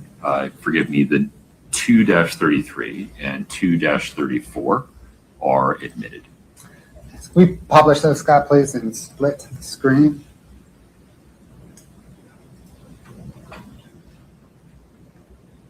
You mentioned, Ms. Lauber, that those are community service. Those are letters, I guess, evidencing perhaps community service. Yes. What's the genesis? I'm so sorry to interrupt. Sorry. Yeah, we just need you to speak a little louder. What's the genesis of these letters? Why these letters? I was late for a couple of groups, so I got sanctioned from drug court to do 10 hours of community service. Okay. So groups, do you mean group therapy sessions? Yes. And because you were late to court-ordered, they're court-ordered, aren't they? Yes. Because you were late to court-ordered group therapy sessions in drug court, am I right, the judge sanctioned you to community service? Yes.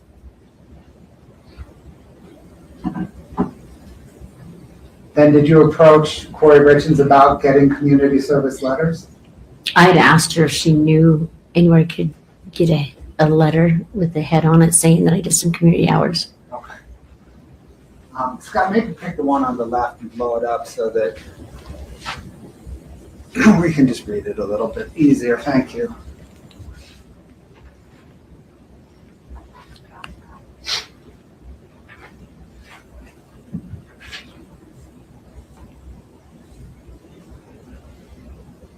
Hang on, y'all. I don't want to miss anything, but my laptop's going dead. Dead. And I'm trying to keep up with writing everything down. So let me plug it in. Okay. Here we go.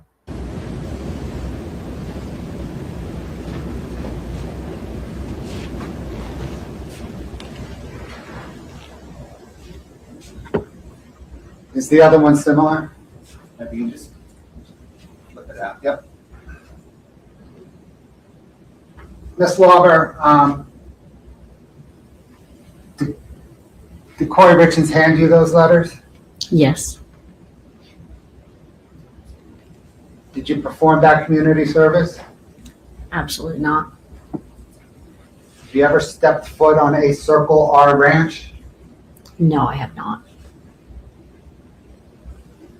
Did you submit those community service letters to the drug court in Wasatch County? Yes, I did. How'd that go? Not too well. I ended up in jail for a day and got more community hours.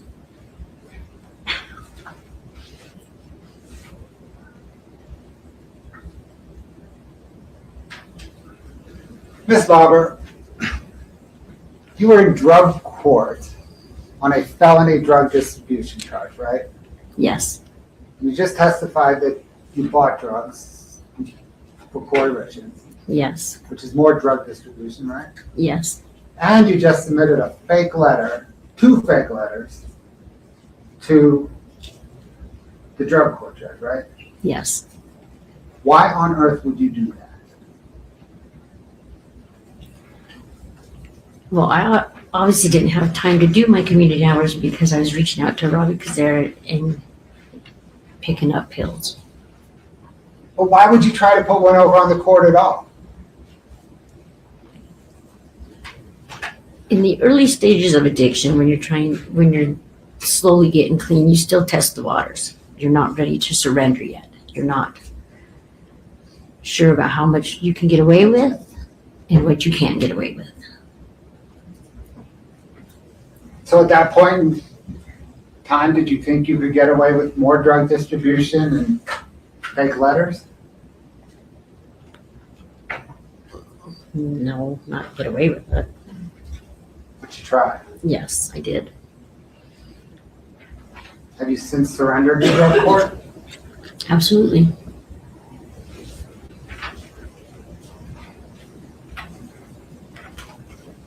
Let's turn back to the drug deals. We've been through the first one with Miss Kohler, and the second drug deal, but the first drug deal with Robert Crozier. Let's turn to the second drug deal with Robert Crozier, okay? You all right? I'll take a minute. No.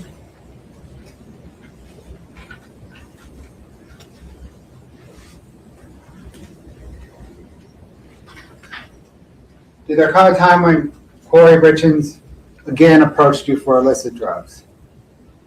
Yes. If you want to take a minute, let me know. We'll No, pause. I'm good. I'm fine. Do you recall about when that second time with Mr. Crozier was? Still in February. I'm not exactly sure of the date. I'm so sorry. Would you just say whatever you just said again a little bit louder? All right, I said I'm not gonna quite listen sure on of the the phone date. 'cause she's got to go outside, so I won't be able to write it When down. Kouri Richins approached you that second time involving Mr. Crozier, what did she ask for? She said her investor needed something a little bit stronger. And I proceeded to tell her, like, it's not something you can just, when you're buying something off the street that's man-made, you just don't say, hey, this is what I want to order. I just told her you get what you get. Did there come a time when she asked you for the Michael Jackson stuff? Yes. Was that this time? Yes. What did you understand the Michael Jackson stuff to mean? I actually wasn't sure. I had to Google it.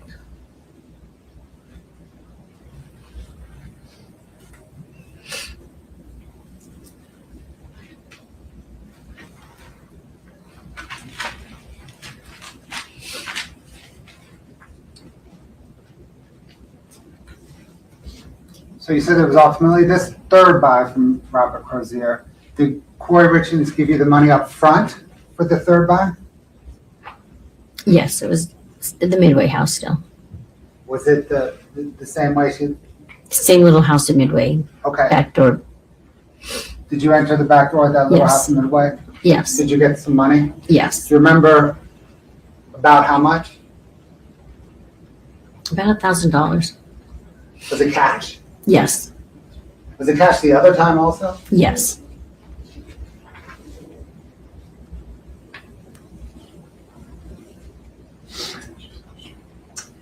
Once you got the $1,000 out of the small Midway house, what did you do? I text Robbie. What did you say? What did you set up with Robbie over text? Just saying, hey, does your friend still have any of those left? And then of course, it doesn't happen right then and there. I could text him, he'd say, I'll get back to you in a couple of days, I'll see what I can find out.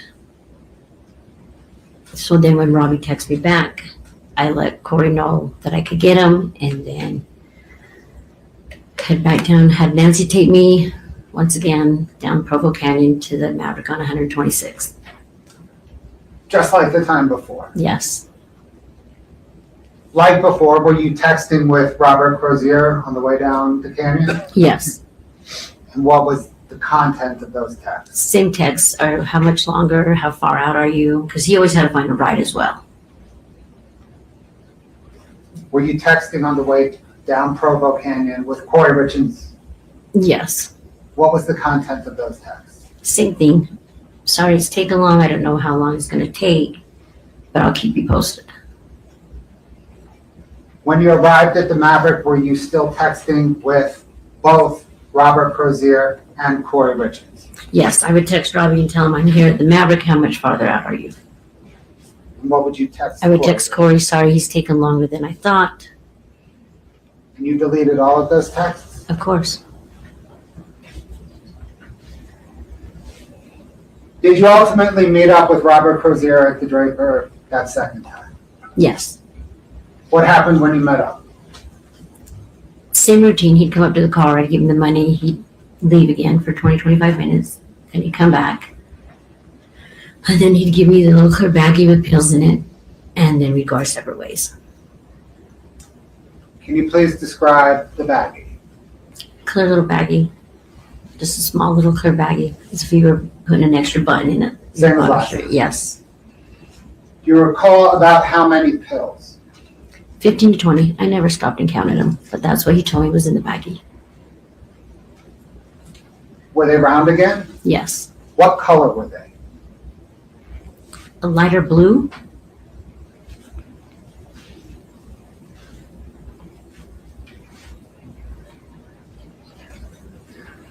Once you received the pills from Robert Crozier, what did you do? Text Corey and told her I was headed back up Provo Canyon. And sorry it was getting late, so what does she want me to do with them? Okay. Did you text with Kouri Richins on your way back up Provo Canyon to Heber? Yes. When you got back up to Heber, what did you do?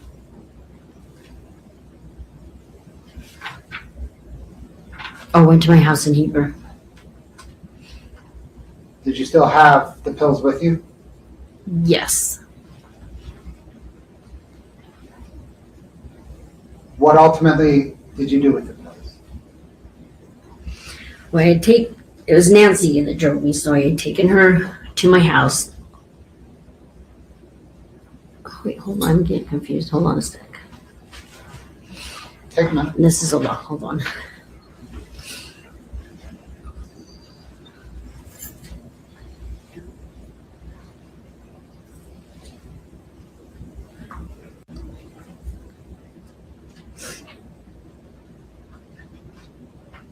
Okay, sorry. You can repeat the question.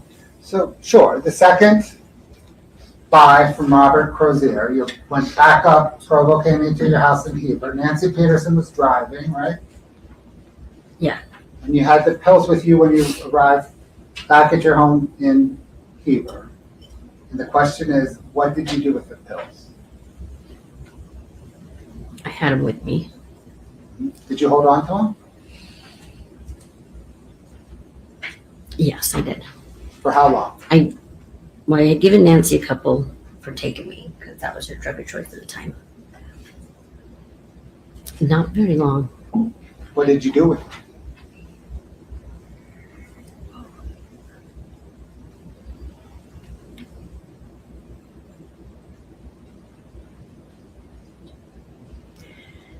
I reached out to Corey and asked her what she wanted me to do with them because I didn't like having them on me.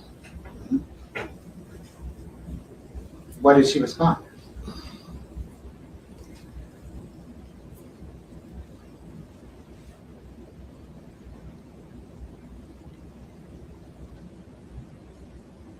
That she would come pick them up.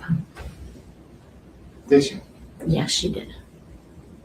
Where did she pick them up? In my house, in Heber, in my driveway. Is law right? You should speak up. She picked him up in my house, in my driveway, in Heber.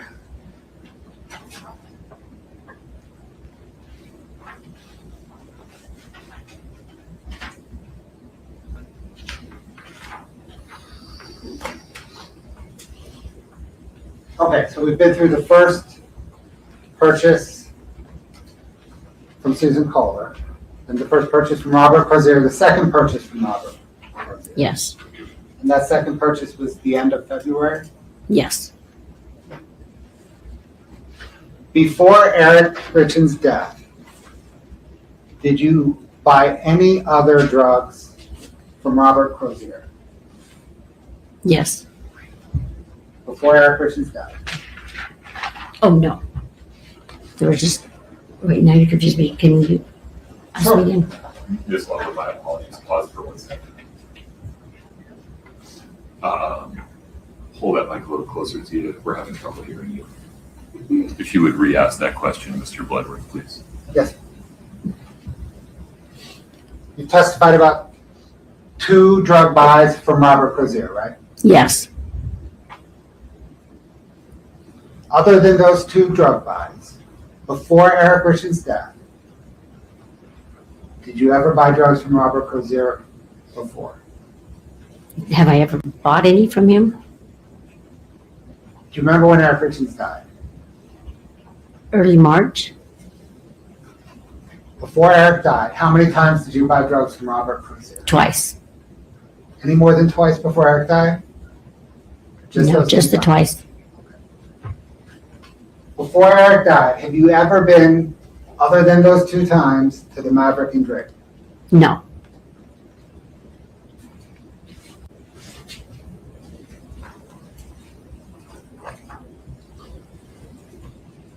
You just said Eric died in early March, right? yes. Do you recall when you learned that Eric died? It was one of Doreen's employees that had told me that Eric had passed away. And do you recall how soon after Eric's death she told you that? It was a day or 2 after. Did you ever speak with Kouri Richins about Eric's death? Yes, I did. When? A couple days after. Where were you when you spoke with Kouri Richins the first time about Eric's death? I was with my friend Nick, and we were on our way to do a UA for drug court. Is Nick Bon Savage? Yes, it is. And the UA again is a urinalysis. Yes, it is. So you and Nick were together. Were you on a way? Were you driving to the UA? Yes, When you had that conversation with Kouri Richins about Eric's death, were you on speakerphone? yes, Could Nick hear the conversation? yes. Did you ask Kouri Richins about Eric's death? Yes, I did. What did you ask her? I said, please tell me these pills were not for him. Did she respond? She did. How did she respond? She said, no, they were not. Eric passed away from a brain aneurysm.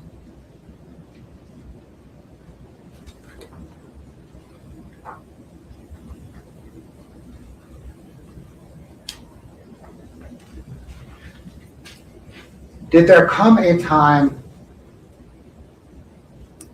after that conversation where you asked whether Eric died from those pills? Or you asked Kouri Richins whether Eric died from those pills? Did there come a time after that conversation when Kouri Richins again asked you to purchase drugs from her? Yes. How did she ask? She asked me if I still had the hookup or my friend. Scott, can I get 2-44?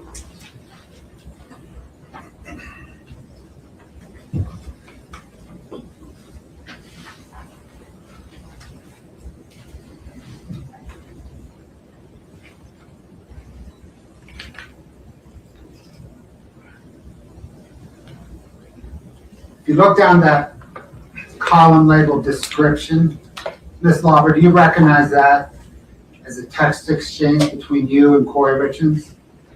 Yes. Yes, I do.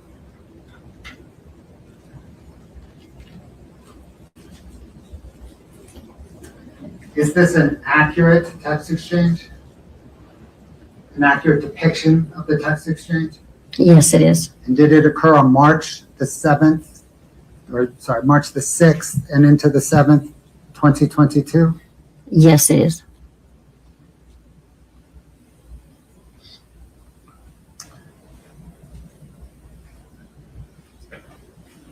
Does it accurately show the type of message and whether it's an incoming message or an outgoing message? Yes, it does. Does it actually accurately show the sending party, the from party and the receiving party, the to party?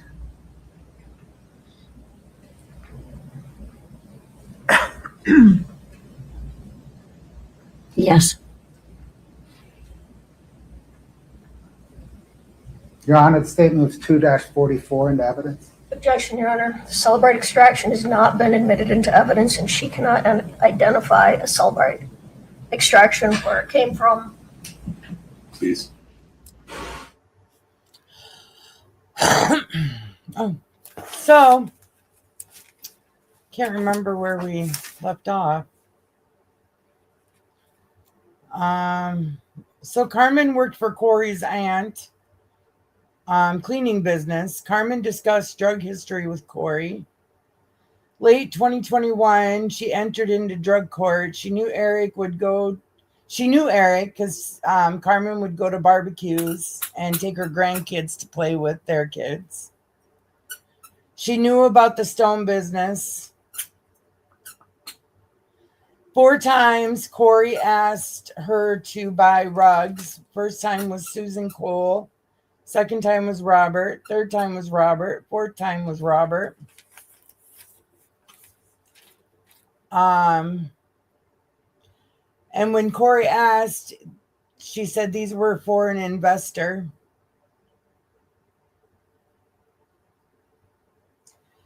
Carmen stopped working for Doreen because her and Susan Cole were still actively using rugs and didn't want to be around it. Early February 2022, between the 10th and the 11th, was when she asked for the rugs. So she called Susan, and Susan said they'd be $600. And 2 hours she returned with the pills in an envelope, little round ones. Text Kouri, said she had them. Kouri showed up next morning to get the envelope of pills. Text messaged Carmen, deleted them because she could lose her phone or someone in drug court could ask to see her phone. The second rug deal was with Robert. Kouri reached out to Carmen, said her investor needed something stronger. So she called on 2/5/22. She called Nicole Cummings on Facebook Messenger and asked Nicole to speak off of Messenger. So called Nicole on phone and asked if she knew anyone with opiates. Nicole gave her Robert's number. Asked Robert if he knew anyone with pain pills for sale. Robert said he has someone who sells the ethanol.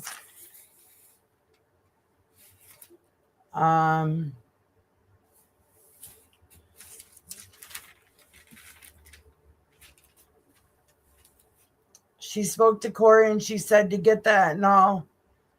She called Robert back, told him to get the pills, and they met close to his dealer. No messages between Robert and Carmen because Carmen deleted them for privacy reasons. $1,000 for those pills. There was 15 to 20 of them in a little tiny clear bag. Kouri told her to go to Midway, the small house, and Kouri said back door was unlocked and the money was in a closet in a box with some coffee cups. Carmen got money. called Robert. Nancy Peters drove her to the rug dealer. There was photos that were taken in Nancy's car on the way there. 2/11/22 at about 5 p.m.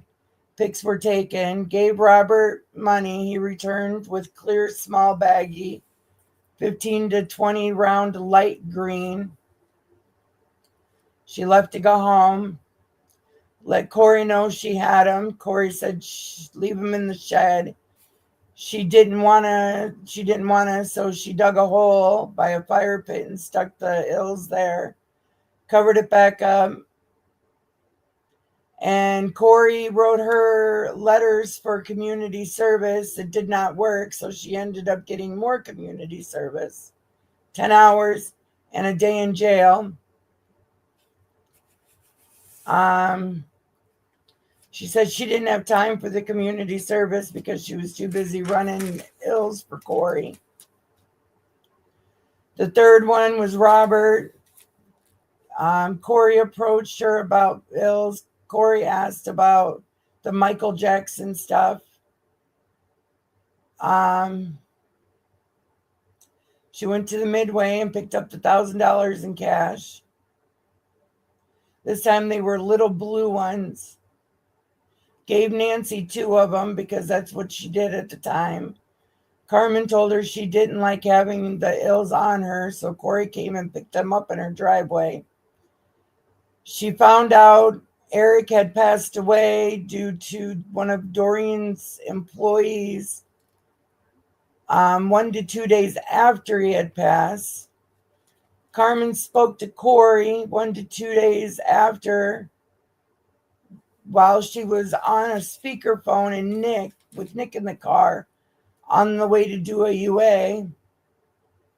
Carmen asked if Eric died from the ills, and Kouri said no, he died of a brain aneurysm. And even after Eric's unaliving, Kouri asked Carmen if she still had the hookup. So between third month, between the 6th and the 7th of 22 is where we're at.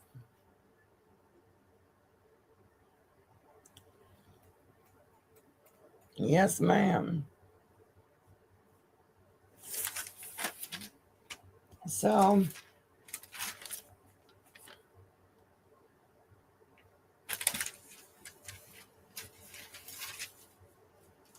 I think I will reread the rest of that back from whatever I write down now.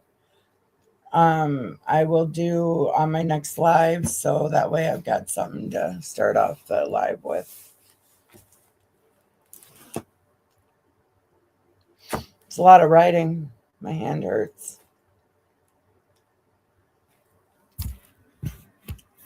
Carmen seems pretty upset, but you know what? She's an accessory. An accessory. Had she not gotten them for... Oh, look. Had she not gotten them for Kouri... I apologize for that. Please rise, stretch your legs.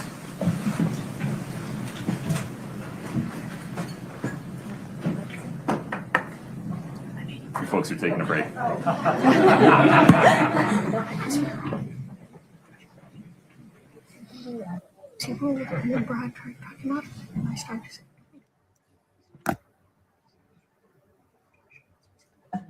So what do you guys think? Do you think she's guilty or not guilty? Do you think she's... Everybody have a seat. Carmen, I need you to do me a favor. I need you to go wait in the lobby. Okay? I'm going to have a cigarette. Just for a moment, I need to have a conversation about some legal issues. I need to make sure that that conversation does not pollute or affect your memory in any way. Mr. Moffitt, you can't counsel her regarding her testimony during the break. Understood, sir. Thank you.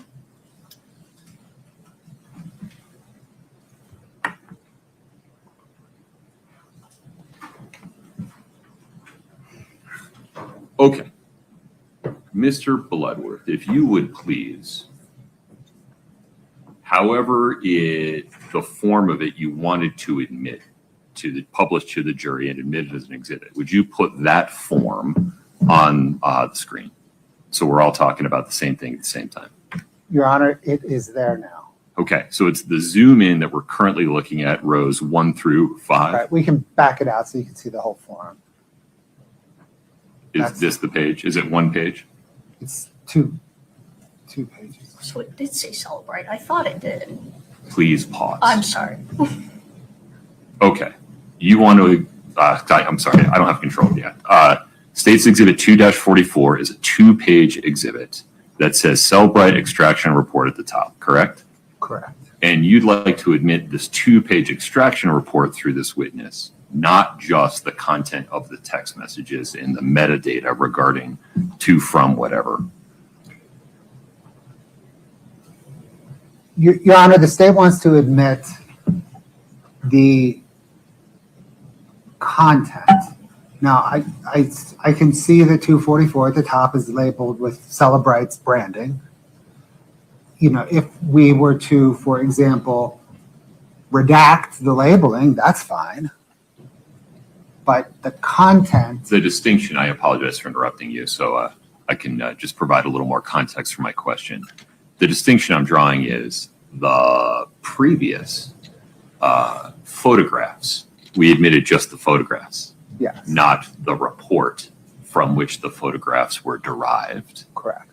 Here, it seems we're doing something, the state is proposing to do something different. That is, admit the report, not just the content. That is the photographs in my analogy.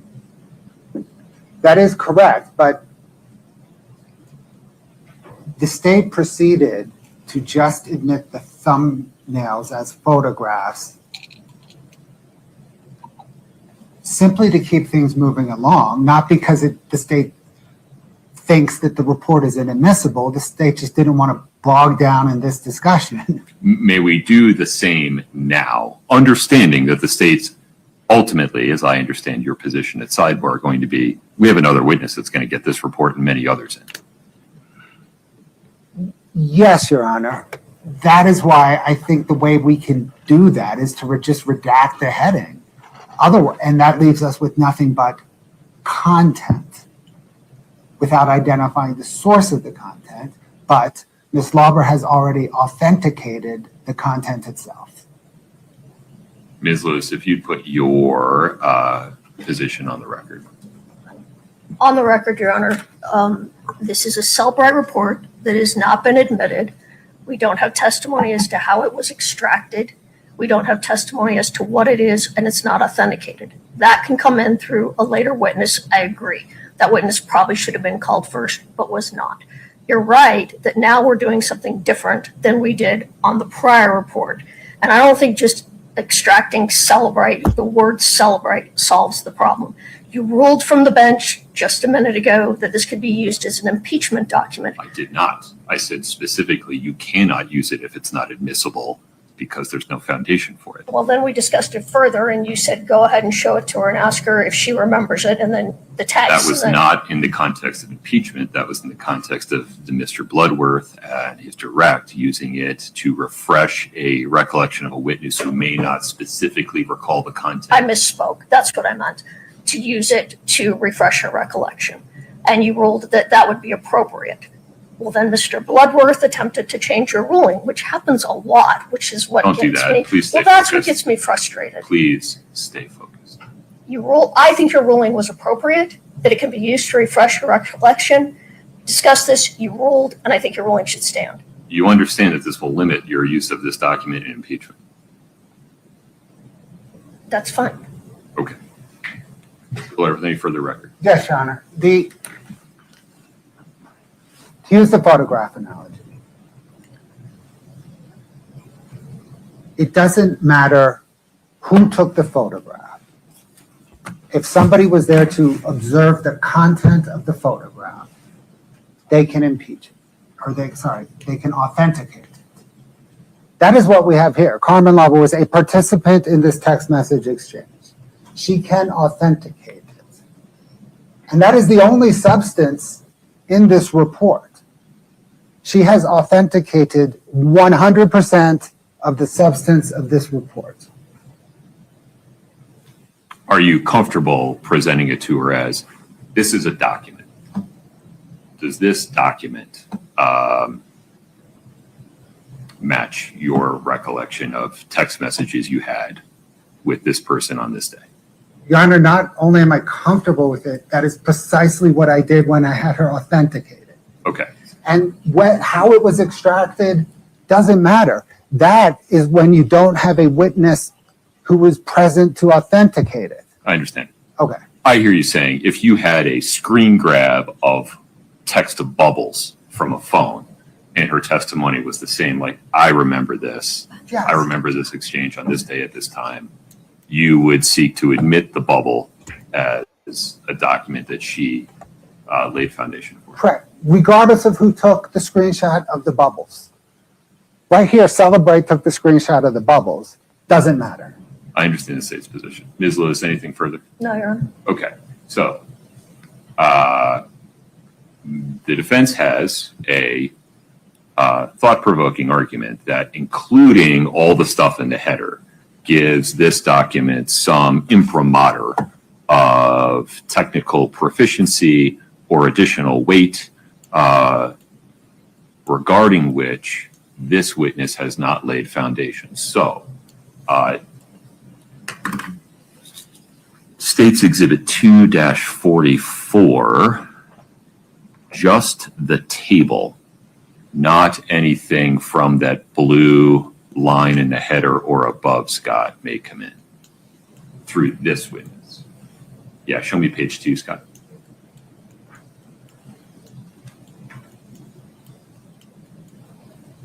Mr. Bloodworth, any further record regarding the court's ruling?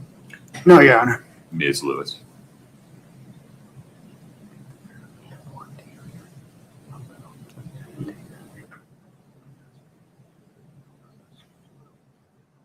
We did 3-7 by itself didn't come in. It was D1, D2, D3 only. Yeah, but those photographs I don't think had Nothing further. Did they? No. Yeah. Okay. So we have.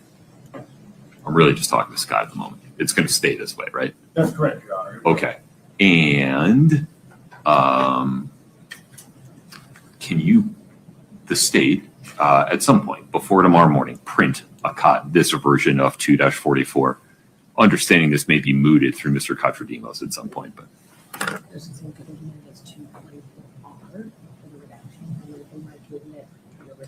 Yeah, let's do that, Your Honor. Let's label this 2-44 Romeo R. Okay. To denote it as a redacted version of 244. Got it. Okay, Brittany, do you need anything else for the record? All right, what I would like to do, counsel, is complete we've taken want to take a restroom break now, and then we'll just go directly from direct into cross. Ms. Lewis, any objection? No, Your Honor. All right, listen, nobody can talk to Ms. Lauber out in the lobby. Please, no appearances of contact with Ms. Lauber. Let's take a break until 2:10. Thank you. Court's in recess.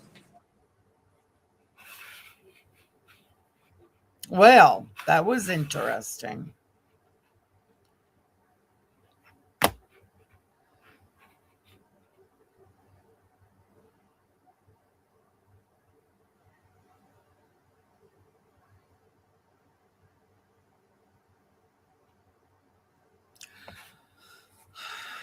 I done read through everything. I don't have anything else to read through.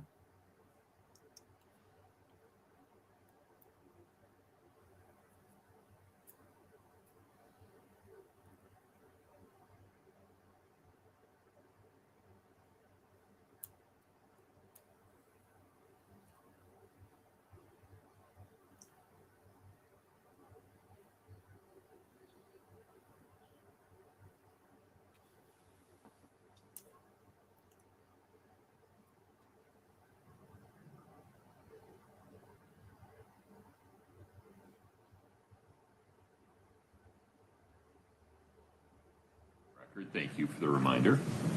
All right, Ms. Lauber, I'll give you the early warning. Just get close to the microphone. I appreciate it. Thank It just you. feels like it's so I know. on my face. You'll get used to it. Okay. Mr. Bloodworth, Ms. Lover, you are still under oath. I understand that. Yes, I do. Okay. Mr. Bloodworth, please proceed. We have 2-44R queued up. Would you like to publish that to the jury? Yes. Okay. You hesitated. We don't have to do that. Did you want to go somewhere else first? Oh, yeah. Okay. Ms. Lewis, any further record on this? Nothing more for the record, no. Understood. Let's publish 244 now. 244R, my apologies.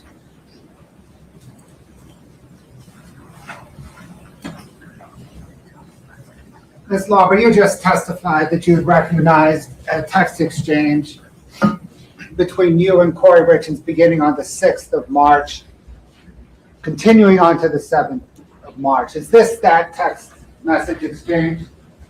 Yes, it is.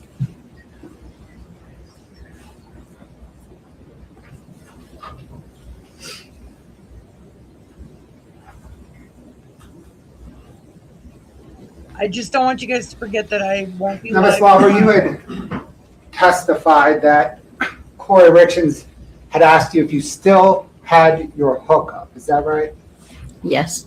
And is that the text message where Ms. Richins asked you if you still had your hookup? Yes, it is. And when you received that text message from Kouri Richins, what did you do? I messaged back to her, text back. And did you ultimately arrange to buy illicit drugs from Mr. Crozier the third time? Yes.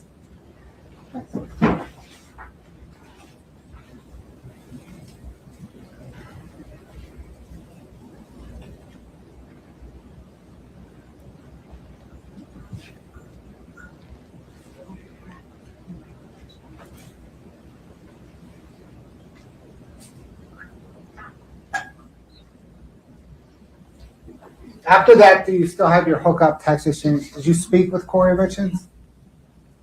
Yes, I did. And what was that, about a drug buy? What was that conversation about? That I could reach out to Robbie again.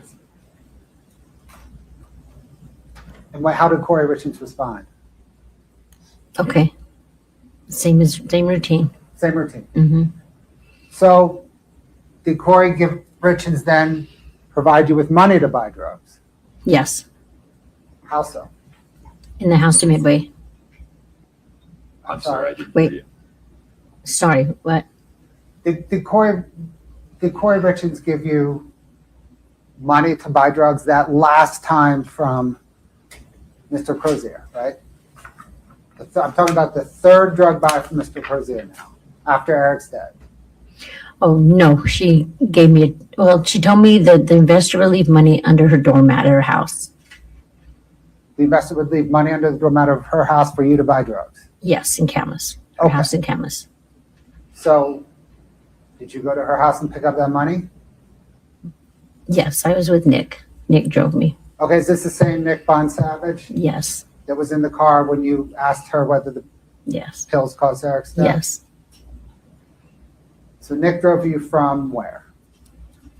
Nick picked me up in my house in Heber, and then we headed to the backside of Jordanelle to the house in Camas. Kouri Richins' house in Canada. Yes, Corey and Eric's house in Camas. Did you check under the mat at the front door for the money? Yes, I went to the door, looked at Matt, there was nothing there. So I kind of looked at Nick and kind of shrugged my shoulders and ran around to the back door to see if there was anything under the mat there. There was nothing there. So I ran back to the front and I kind of threw my hands in the air to Nick, like, what do I do? And I went up and rang the doorbell. It took Corey a minute to get to the door. She answered it. She told me to come inside. I told her the money wasn't there. I gave her a hug and asked how she was doing. And then I told her the money wasn't there. And then she asked if she could write me a check.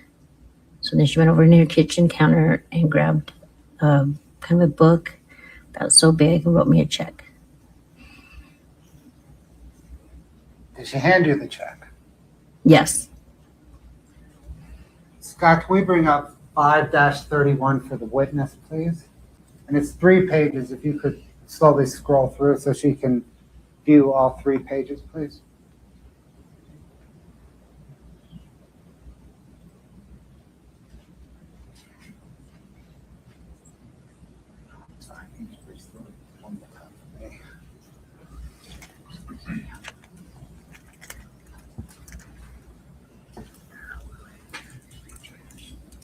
Ms. Larber, do you recognize those 3 pages? Yes, I do.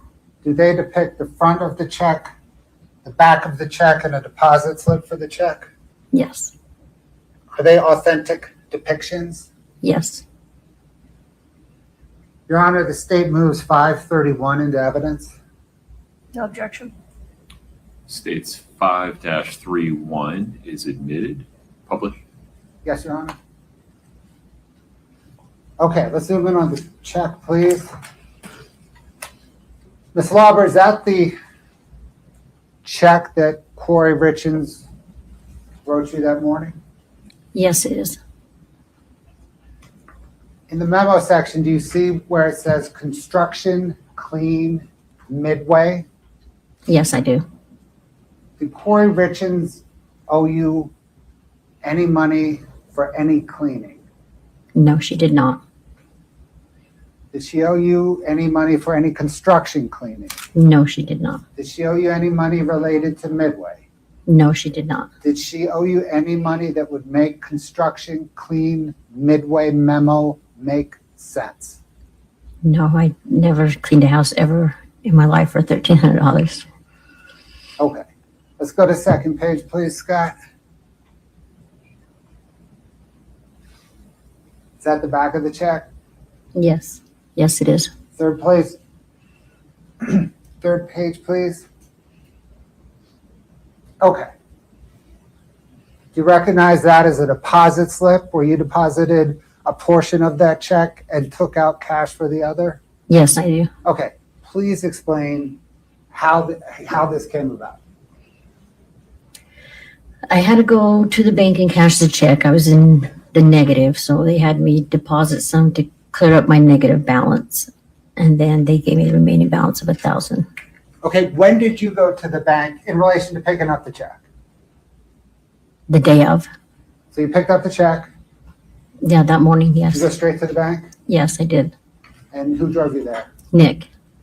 Okay. Do you see where the date says March 9th, 2022? Yes, I do. Is that the date that you picked up the check, went straight to the bank and deposited it? Yes.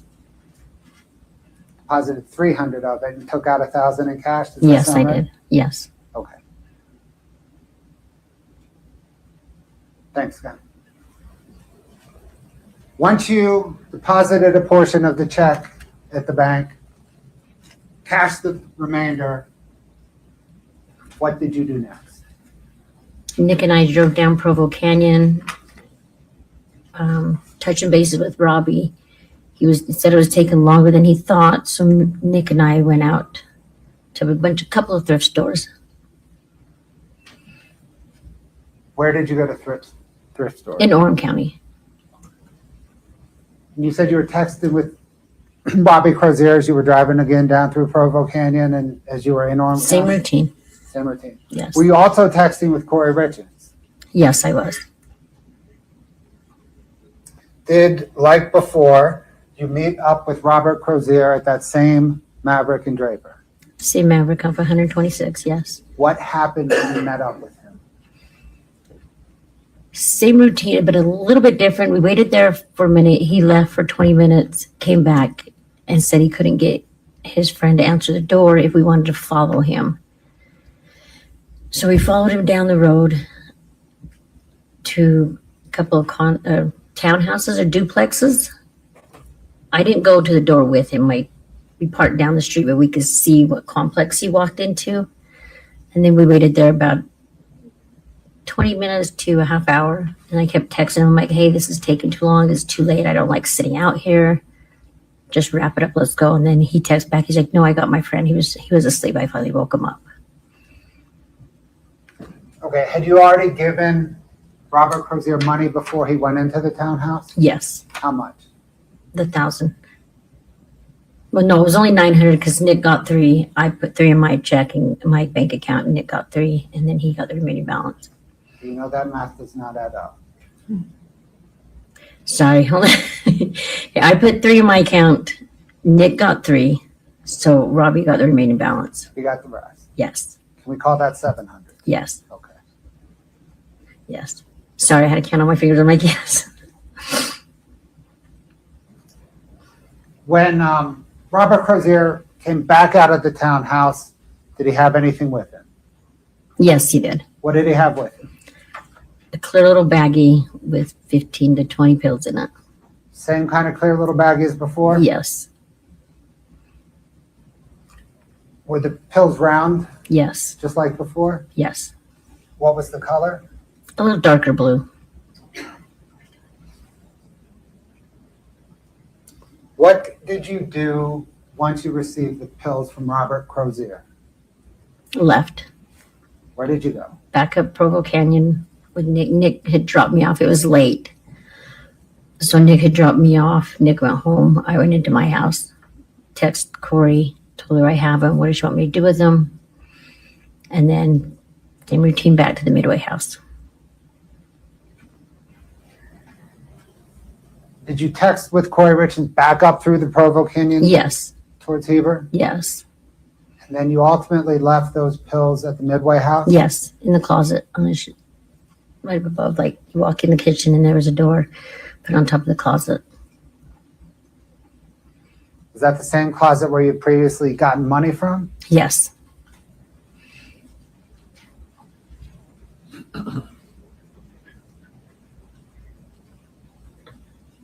After that, did you ever have any additional drug deals with Robert Crozier? No, I did not. Have you ever been back to that Maverick in Draper? No, I have not. So am I right that the only 3 times you dealt drugs with Crozier were the 3 that you just testified? Yes, And the only 3 times you've been at that Draper Maverick were the 3 times to which you just testified? yes.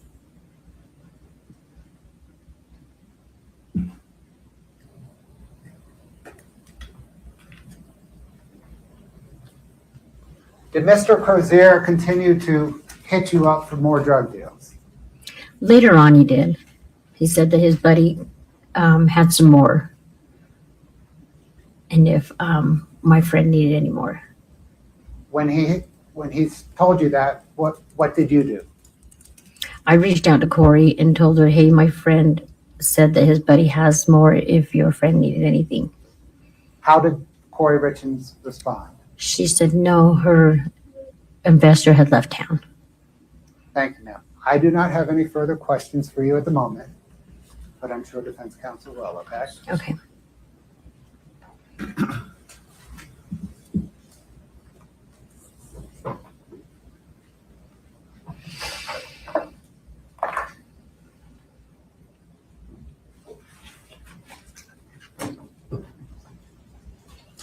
Good afternoon, Ms. Lauber. Let me turn on my mic. Does that work? Yes. Okay. Good afternoon, Ms. Lauber. Good afternoon. My name is Wendy Lewis. I am one of Ms. Richins' attorneys. I'm going to hand you some binders. We're going to go old school here. Oh my gosh. These are okay. You can put it over here. I'm going to ask you to refer to I don't these as we talk. These are the transcripts of the interviews that you did in April and May of 2023. All right, and just to help you out here, take a look. Here's the first 2 interviews, and we're tabbed here, interview 1 with the date, interview 2. All right. Okay. This is interview, we've got the dates, March 3rd and 4th. Okay. This is separate. This is the interview from March 10th. You want to just set that aside Yeah. so we get to that. And then your last 2 interviews, 13th and 14th, they're right here. Okay. Okay, so we're going to be referring to that. Well, that's a lot.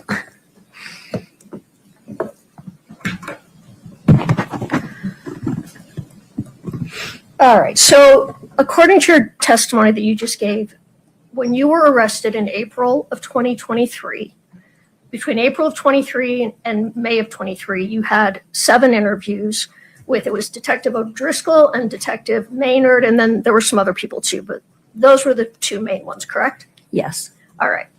So since that time, since the last interview that we have a transcript of, May 13th, 2023, how many times have you met with, we're going one at a time, how many times have you met with Detective O'Driscoll?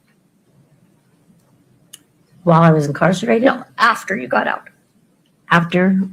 There was a couple of times. Couple? Okay. Yes. So, I mean, I'm not sure on the numbers. It was a while back. in what circumstances did you meet with him? They would come and they would check on my ankle monitor when I was on my ankle monitor. Sometimes it wasn't charging.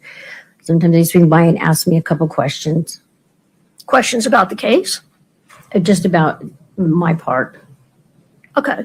So about the things you're testifying about? Yes. All right. And you say they, was that Detective O'Driscoll and Detective Maynard together? Yes. Did you always meet with them together, or did you sometimes meet with them separately? No, they were always together. Always together. Mhm.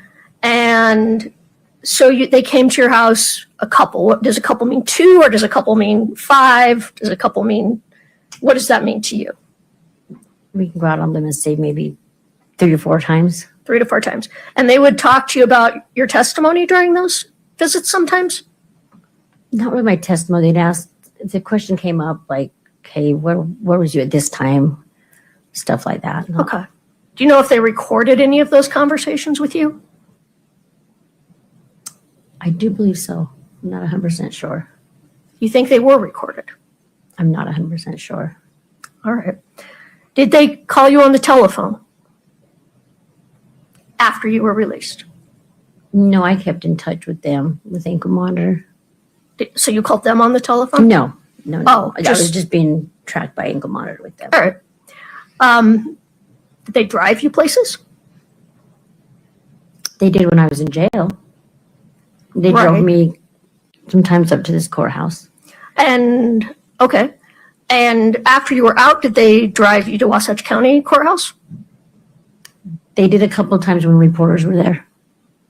All right. When you were in the car, did they have conversations with you? No. All right.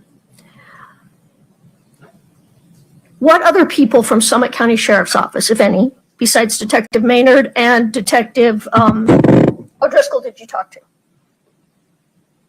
Were there detectives? Yes. Were there any others? No. All right. Have you met with the prosecutors in this case, either Mr. Bloodworth or anyone else? Yes, I have. How many times? There was an initial meeting when this case first came up here with Bloodworth, and then a couple times over the last couple weeks. So when you met with them over the last couple of weeks, was that to go over your testimony? Yes. Did they practice your testimony with you in those meetings? They kind of prepared me for what kind of, I don't know what the word I'm thinking of. They kind of prepared me a little bit of it. Did they review your answers with you? Pause for 1 second. Ms. Lewis, I apologize for the interruption. Hold the mic a little bit to your left. Yeah, you can move the blinders again. Okay. There you go. Now pull the mic more in front of you. Yeah. Let's try that. I'm sorry, if you ask your Sorry, go last ahead. question one more time. Did they review your answers with you? Yes. All right. So they reviewed with you when the drug buys happened, correct? They would ask me the questions and I would answer. Would they correct you if they thought if they thought your answer was wrong? Not really, no. All right. Did they practice cross-examination with you? Yes. So they did we call it a mock cross. Someone pretended to cross-examine you. Is that fair? Yeah, they kind of just brought up how you were going to bring up my past, how I was going to feel. Okay. That's all? Yes. Okay. Did they tell you how to answer the questions that I might be asking you? No. They can give you any advice on how to answer the questions. No. Did they help you put the pieces together so you would remember what to testify to? Actually, I'm the one that's asked, like, if I needed to know Robbie, I put in my phone, like obviously it says Kouri, Doreen's niece, Robbie, Nicole's friend, just stuff like that. Wait a minute, I don't know if I understood your answer to my question. So my question was, did they help put the pieces together for you for your testimony, and what was your answer? I said I'm the one that asked for pictures and stuff like that. So you asked them to help put the pieces together for you. I don't know if it was actually helping me put the pieces together. Kind of refresh my memory a little bit. It happened a long time ago. That's true. This happened almost 4 years ago, right? Yeah. Okay. And your original interviews with detectives was almost 3 years ago. Yes. All right, we're going to get back to that. Who else have you spoken to about your testimony in this case? Nobody. Well, now, When I was in jail, when I was incarcerated, okay, in jail, who did you speak to about that you were going to be cooperating? there was O'Driscoll, Maynard, and I can't remember the lady that came from the feds, but I didn't really talk to her. That would be Ms. Whistler. I cannot remember her Okay, name. well, we'll get back to that too. Would you talk to Nick Von Savage that you were cooperating in this case during the time you were in jail? Yeah, he's one of my best friends. Okay, so you told your best friend that you were cooperating. Yes. And you told your best friend, man, I don't even remember what happened. You got to help me out here, right? Just in the part where, in the car, yes. Okay. Because Nick was with you one of the times you met Robbie Crozier. Yes. And you had Nick help you remember that because you did not remember that. Specifically, you did not remember the dates, right? I don't remember the dates exactly, no. Okay. Today you remember the dates Well, yeah. because they were told to you. But no, the more you think about it, the more it pops up. Okay. All right. So the dates you couldn't remember 3 years ago, you thought you remember them now. Yes. All right. We'll get back to that. Ms. Crozier, do you have mental health diagnoses? Do I what? Any mental health diagnoses? No. You're not diagnosed with any mental health problems? No. You're sure? Yes. What about anxiety? Yeah. Do you take medication for that? Not so much anymore, no. Okay. Are you on any medications today? No. Okay. All right. Let's talk about drug court. So in 2021, you were given the opportunity to participate in the Wasatch County Drug Court. Yes. All right. And that is an opportunity, right? Absolutely. Okay. And when you were allowed to go to drug court, you had been arrested for a number of felonies. Yes. It was, let me grab some papers.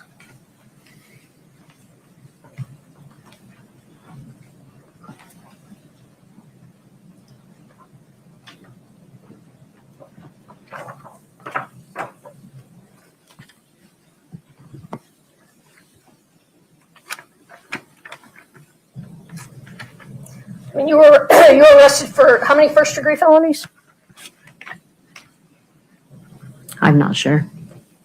All right, well then give me a moment to find it. Here we go. Okay. 2 first degree felonies, possession with intent to distribute a controlled substance. Is that right? Yes. A 3rd degree felony, possession or use of a controlled substance. Yes. Right. Mm-hmm. And then a number of misdemeanors that all dealt with possession of controlled substances, paraphernalia, or driving under the influence. Yes. Is that 2019? Yes. Yes, that was me and my exes, yes. All right. And that was the case that you were allowed to go to drug court on. Yes. All right. So you talked about this a little bit. I just want to make sure everybody understands. And when you go to drug court, you get what is typically what you do is you get a plea in abeyance, right? Yes. So that means you plead guilty to all or some of the counts that you're charged with, correct? Yes. And then It's held. The court holds that plea. They don't put it on your record yet, right? Correct. And then if you successfully complete drug court, those will be dismissed. Correct? Yes. All right. So,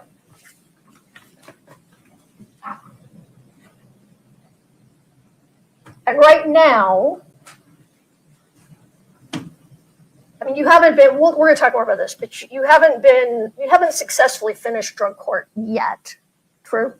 Yes, it's on pause. Okay. But it sounds like you're doing really well Yes. and you're clean. Yes. And congratulations, by the way. Thank you. I know you had a very difficult time for a very long time. Yes. And drug court's really hard, right? It is, yes. I mean, I was an attorney They in drug expect a court. lot in the beginning. It is. I was an attorney in drug court, so I have some familiarity, but you're expected to do a lot. A lot, yeah. You're expected to go to treatment. True. Oh, yes, sorry. I thought you were going to continue. Sorry. Yes. Sorry, I'll try to do better.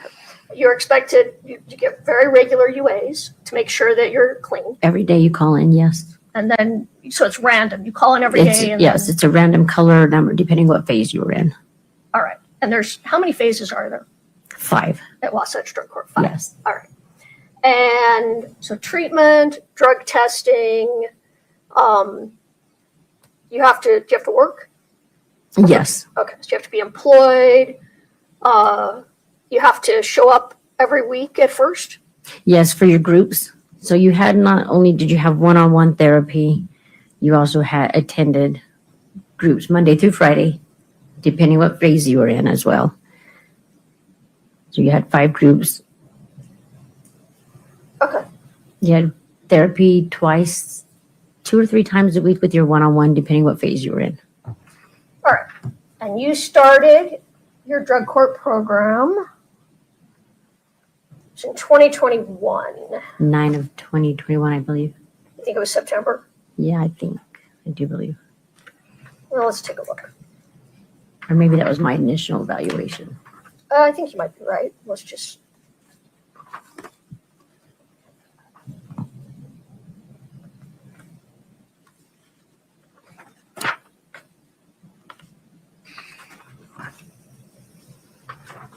Okay.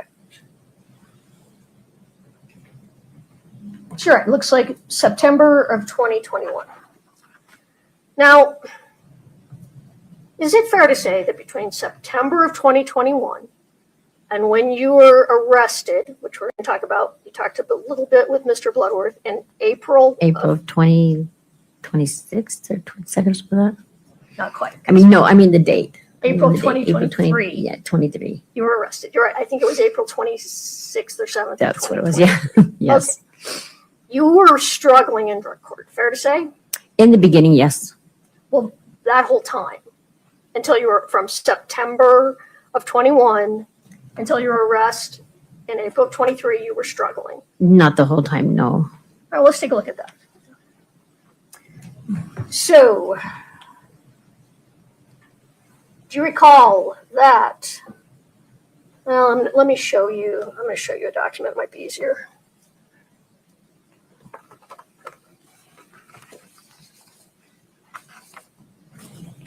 Katie, do we have its defense exhibit 1007? Can you pull it up on the screen just for Ms. Lauber?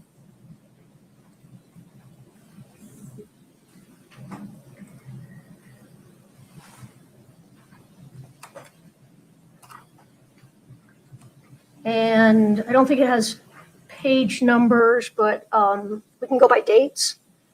So maybe pull it up starting from 9/22/21 for her to look at.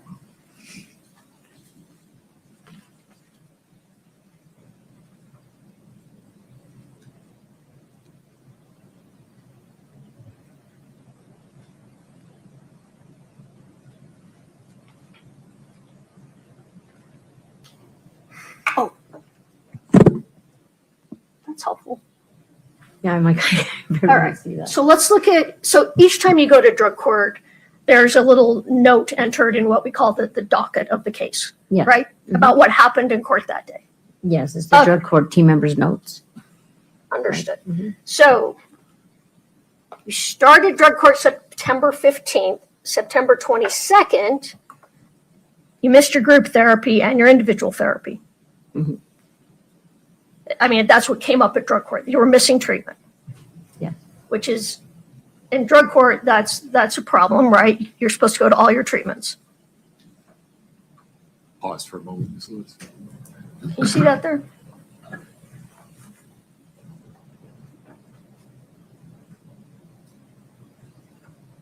Yes. Okay. And you had to pay a $40 fee, or you had to pay for your mistreatment? Yes, that's still in the beginning of when I entered drug court, yes. Correct. So that'd be a sanction that you had to pay for that. No, if you missed it, they considered that wasted a therapist's time when somebody else could have took that spot. All right, well, that's fair. It was not a sanction, no. Okay, so the next month, October 20th of 2021, a little lower on that page, you failed to appear at drug court.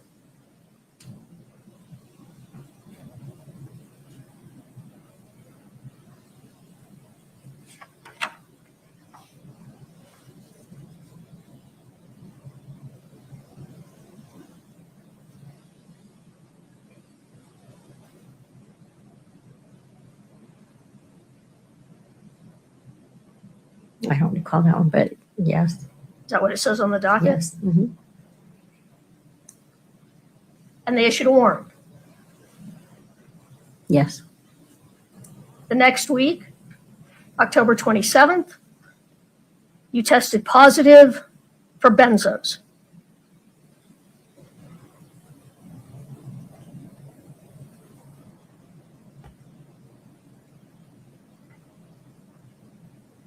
Well, I'm going to rephrase that. You actually tested positive on October 10th, October 6th, October 8th, but it was at the 27th drug court hearing that those problems were addressed. That would be a more accurate statement of what happened, right? Yes, once again, still in the beginning of drug court. That's right. And benzos would be drugs, I don't know. Well, you tell me, do you know what benzos you were taking? That was my Valium, I believe. Valium, all right.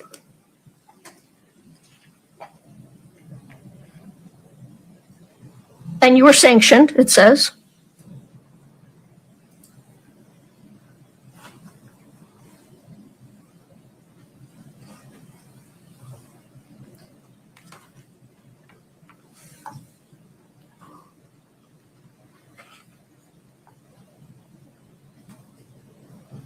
Yes.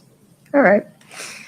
Now, you continued through November to miss therapy, true?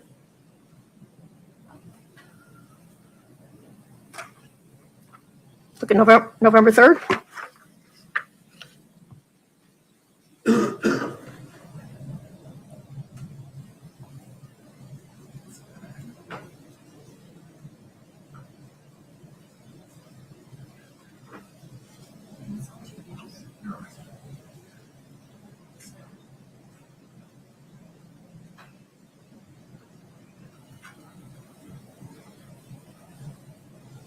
It's okay. Take your time. Do you see it? I know you guys are moving them all over, so. Would you ask the question again, Ms. Lewis? I mean, I understand the question, but you're moving the paper like back and forth, or whoever it is. Can you see the note from November 3rd, drug court? I see 11/10 of 21. Okay, there you go.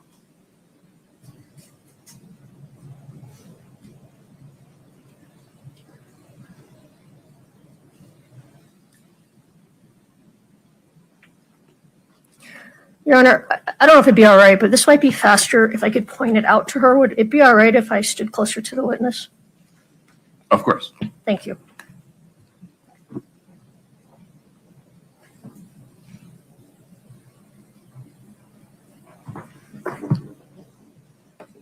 All right, let's see. Ms. Lauper, just remember, when you answer the question, yeah, there you go. Yep. Perfect. Thank you very much. All right, November 3rd, drug court, you missed therapy and received, oh, you didn't get a sanction yet. They waited. Yes. All right. And then November 17th, you came in and you'd missed your drug test that week. Missed a drug test, correct? Okay, yeah.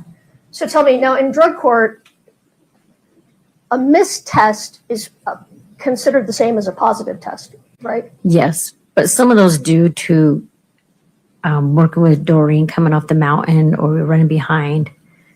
Sure, that happens, but as a participant in drug court, you are expected to make all your drug tests. Yes, unless you call ahead and say, I'm running behind from work, can I do it next day? And With they approval. sometimes allow that, but it wouldn't show as a missed drug test if you had got permission. It'll still come up as a missed test because Well, you didn't go the day of. It would, well, you got a sanction, so Yes. it was a missed test. Yeah, so therefore, I mean, I went the next day, but still received a sanction for it. It doesn't say that, but all right. You continued missing tests in 21 through February. You continued missing your drug tests. Right here, missed tests and treatment. Missed tests. You were sanctioned, correct? Yes. All right.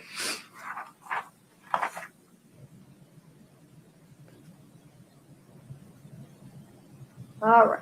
Now let's get, you got a negative drug test, it looks like in, What's the year on that? there, you got a negative drug test. No, what's the year on these ones?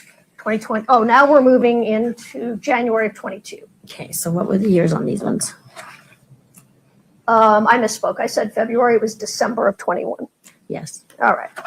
Still, once again, the beginning of drug court. Okay. Well, now it's January of 22. Okay. So you're missing drug tests.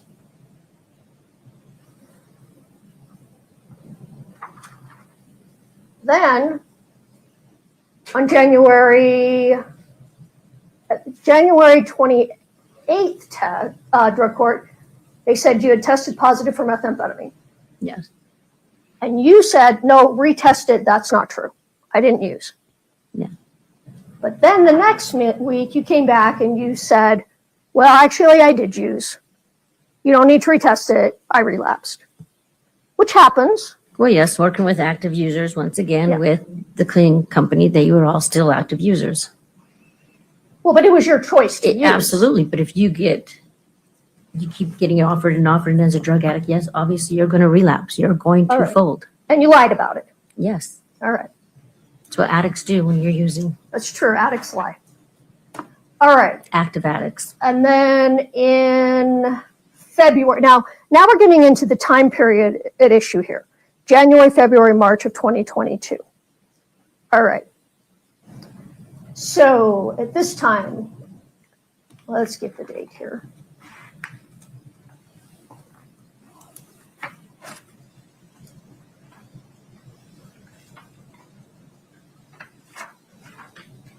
February 9th, you missed your group. Your treatment, so you were sanctioned then, right?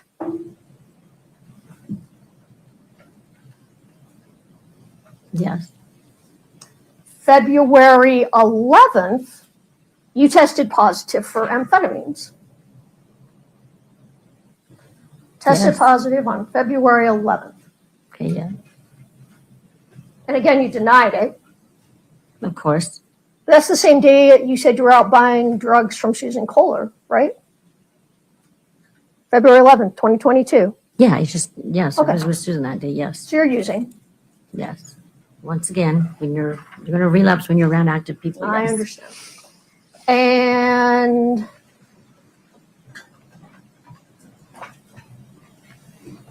let's see. As we move into March of 22, you tested positive for methamphetamine February 11th, March 1st, and March 3rd, and March 16th, correct? I'm not 100% sure, but yeah, I was there. It's from drug court notes, yes. So if it's, I'm sorry, I didn't No, mean to like you're- poke you with that. You're fine. So, well, if it's in there, it's accurate. Yes. All right. So this whole time that you say you remember purchasing drugs, all these text messages, you were high. I'm sorry, what was that? Sorry. This whole period of time that you just testified, that you say you remember all these texts and you remember all this information from March of 2022. You were high that whole time, February, March 22. Not the whole time, no. You were using very regularly. I guess so, yes. Okay.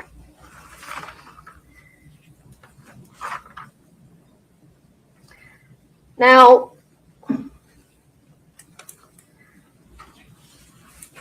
this continues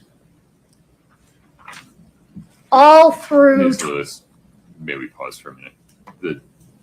May we take the document down so the witness is not distracted? We may. Okay. Thank you.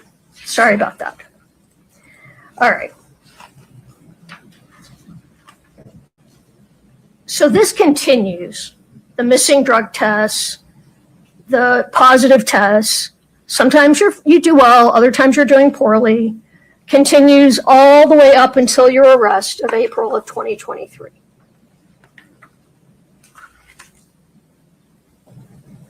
Sorry, what was the question again? The question was, we started talking about, we were talking about that you were using all through February and March of 22.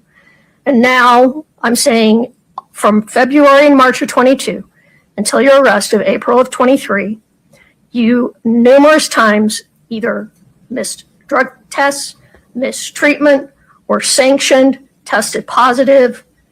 You had a lot of missteps between the beginning of drug court in 2021 until your arrest in April of 2023.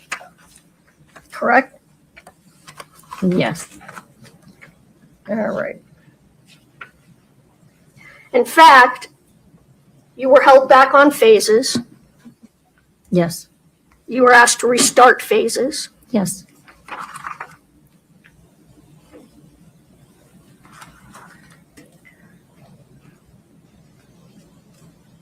But you started doing a little better right before your arrest in April of 23. You were finally moved to phase 5. True? Yes. All right. And then you're arrested. Yes. And you are arrested for, well, first of all, there was, all right, well, let me do this in 2 parts.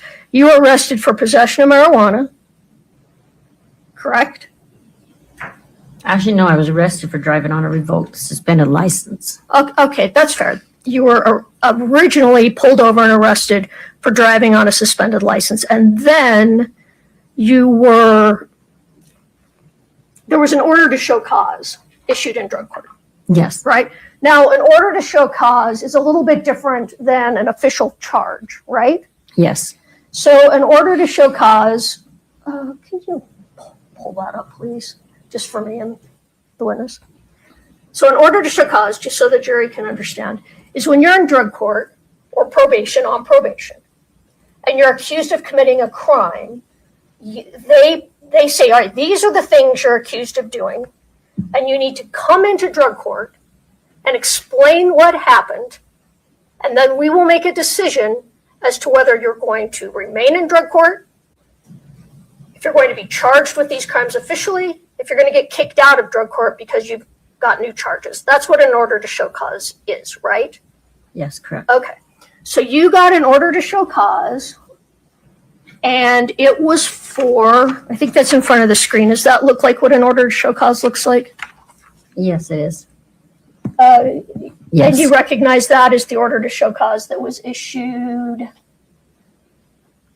in May of 2020. Well, I'm looking at the date.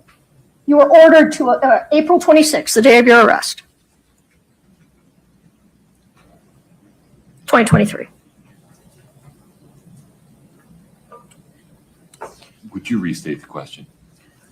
Is that the order of to show cause that was issued in your case in April of 2023? Yes. Okay. Your Honor, I'd move to admit and to publish Defense Exhibit 1008.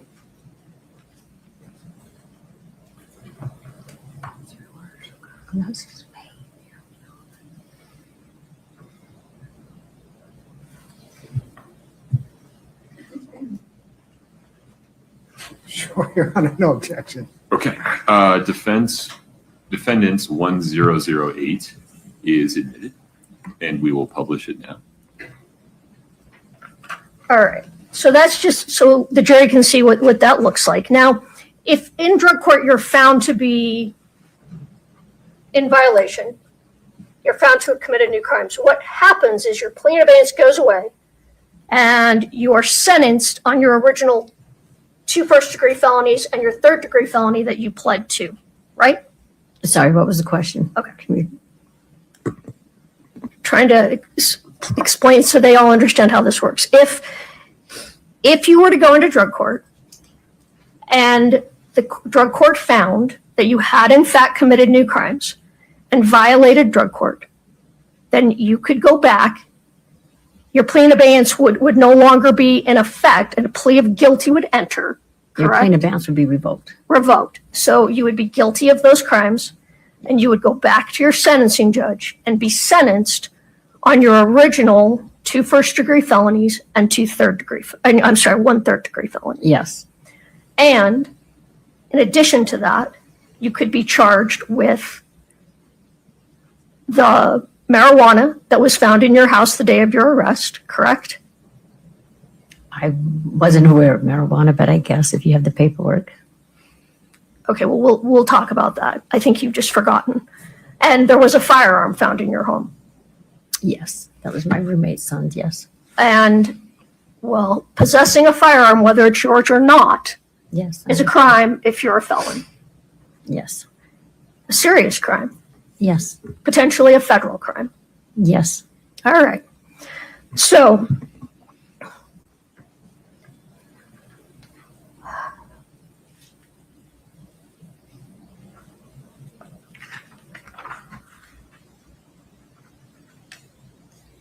we're going to get back to that, but I want to go now. So you're arrested on April 26th. You don't know yet about the firearm. You said you've forgotten about the marijuana, but you don't know about the firearm. You just know you were brought in on driving on a revoked license. Yes. The next day, Detective O'Driscoll and Detective Maynard show up to talk to you. April 27th, 2023. I guess it was the next day, yeah. All right. And at that time, you didn't know why they were there. No, I had no idea.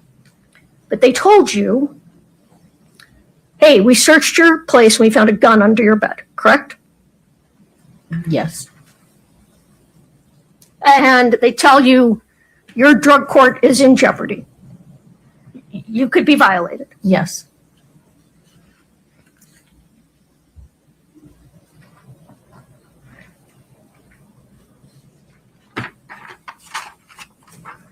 And if you're violated and you go back and be sentenced on your 2 first-degree felonies and your 3rd-degree felony,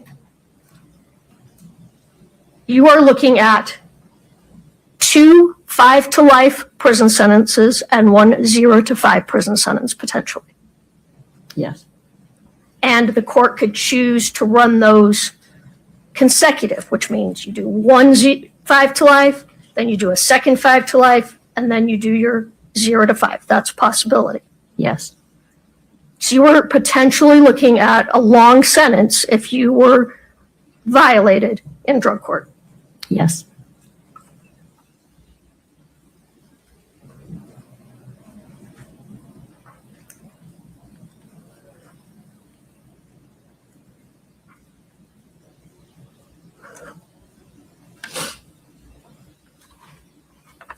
Can I just get a not.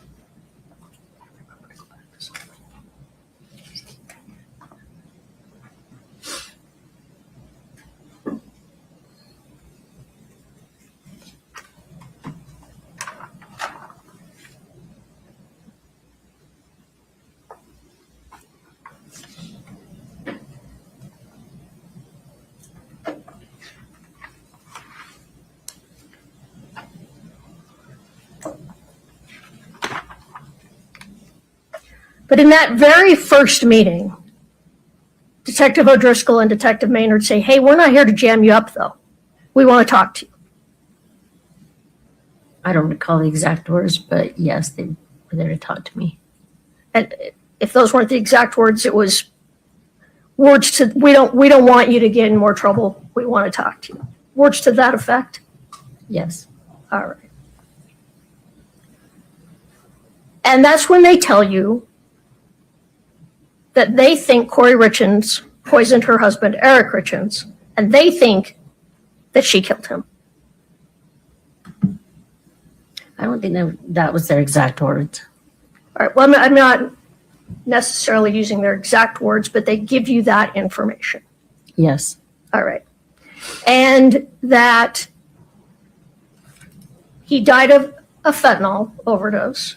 Yes, they did inform me that he died of an overdose. And that was the first time you'd heard that. True? From the officer, yes. Well, from anyone, that he died of an overdose. No. One of Doreen's workers were driving down the road. It was Nancy. She had yelled out the window. She's like, Eric died of an overdose. And that's when I had made the phone call to Kouri asking if, please tell me those weren't for him. Okay. You never told the officers that story, did you? Not till later, I don't think. Well, not in these 7 interviews, correct? Yeah, correct. All right. In fact, what you tell them is you don't use fentanyl, correct? Yes. And you tell them meth, heroin, maybe a few oxys here and there, but I literally never dealt with fentanyl. Correct.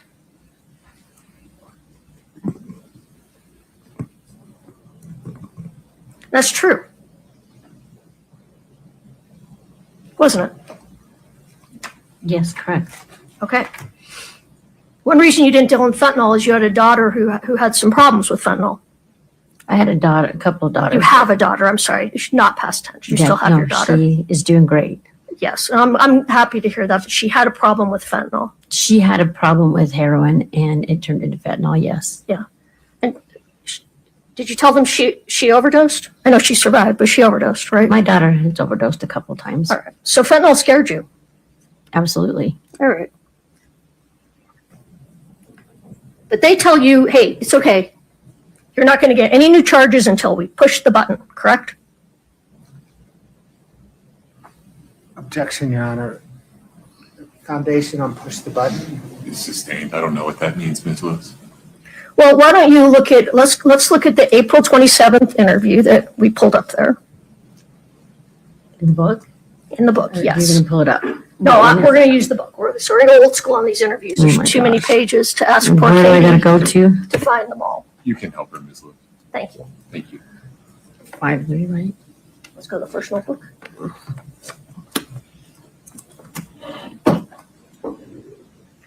Interview 2. No, interview 1. Let's go to page 98.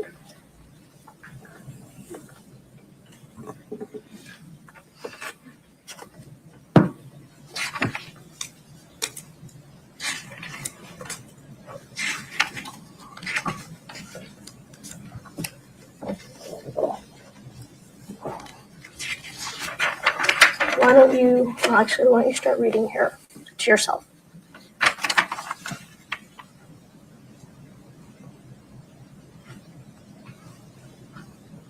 Remember that now?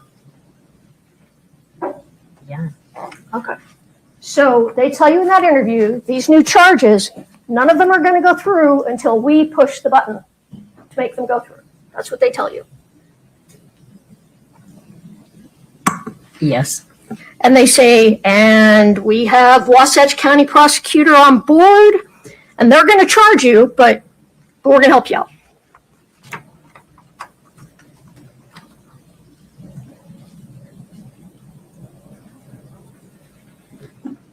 Yes. All right. And you know, because drug court has not been going the most smooth, if you get kicked out of drug court, you're looking at potentially a lot of time. Yes. And you do not want that to happen. No. In fact, you tell them you want to get out of Utah, right? Yes. You want to go to Vegas Yes. because you have a fiance in Vegas. Yes. And in fact, because of your cooperation in this case, you've been allowed to do that, haven't you? I was allowed to go visit him when I was in drug court as well. After you started cooperating in this case, not before. No, not true. I would have, Judge maybe would grant me time to go see him. But I had to let her know when and what time and the address and everything. All right, so you're saying we're going to find on the docket that she let you go to Vegas before you started cooperating in this case? You're sure? I do believe so. Okay, well, we'll get back to that. Katie, can you check into that, please? All right. So they say, but we think you can, something to think. Now, I'm not saying word for word, but something to think. We think you can help us out. I'm just really We want you to help us out. concentrating on this. They tell you that in general, right? On April 27th. Yes. And they said, we're going to give you some time to think about this and we'll be back. Actually, I asked for the time to think about and process everything.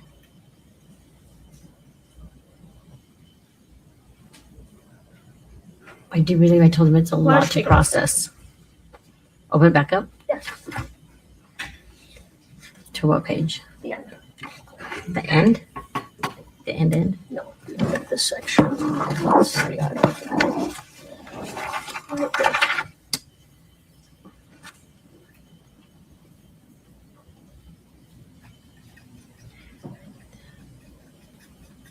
So weird.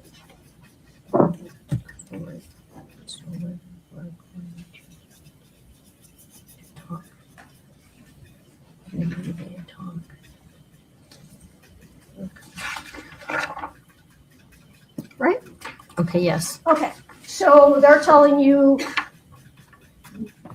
you could be in trouble in drug court and you say that's gonna fucking kill me. Right. Say, all right, we're gonna give you some time to think about this. We'll come back. Right? Yes. Okay. So they just leave you sitting there 4, 5 days Yes. and you don't know what's going on, but you could be looking at a lot of prison time. I just know this whole thing was a lot to process while you're incarcerated. That's fair. But it's also true that you could be looking at a lot of prison time and you're very worried about it.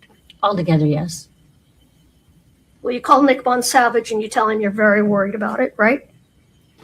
Yes. Okay. I know I talked to Nick quite a bit. And your daughter, Yes. Kelsey, is that right? My daughter, yes. Okay.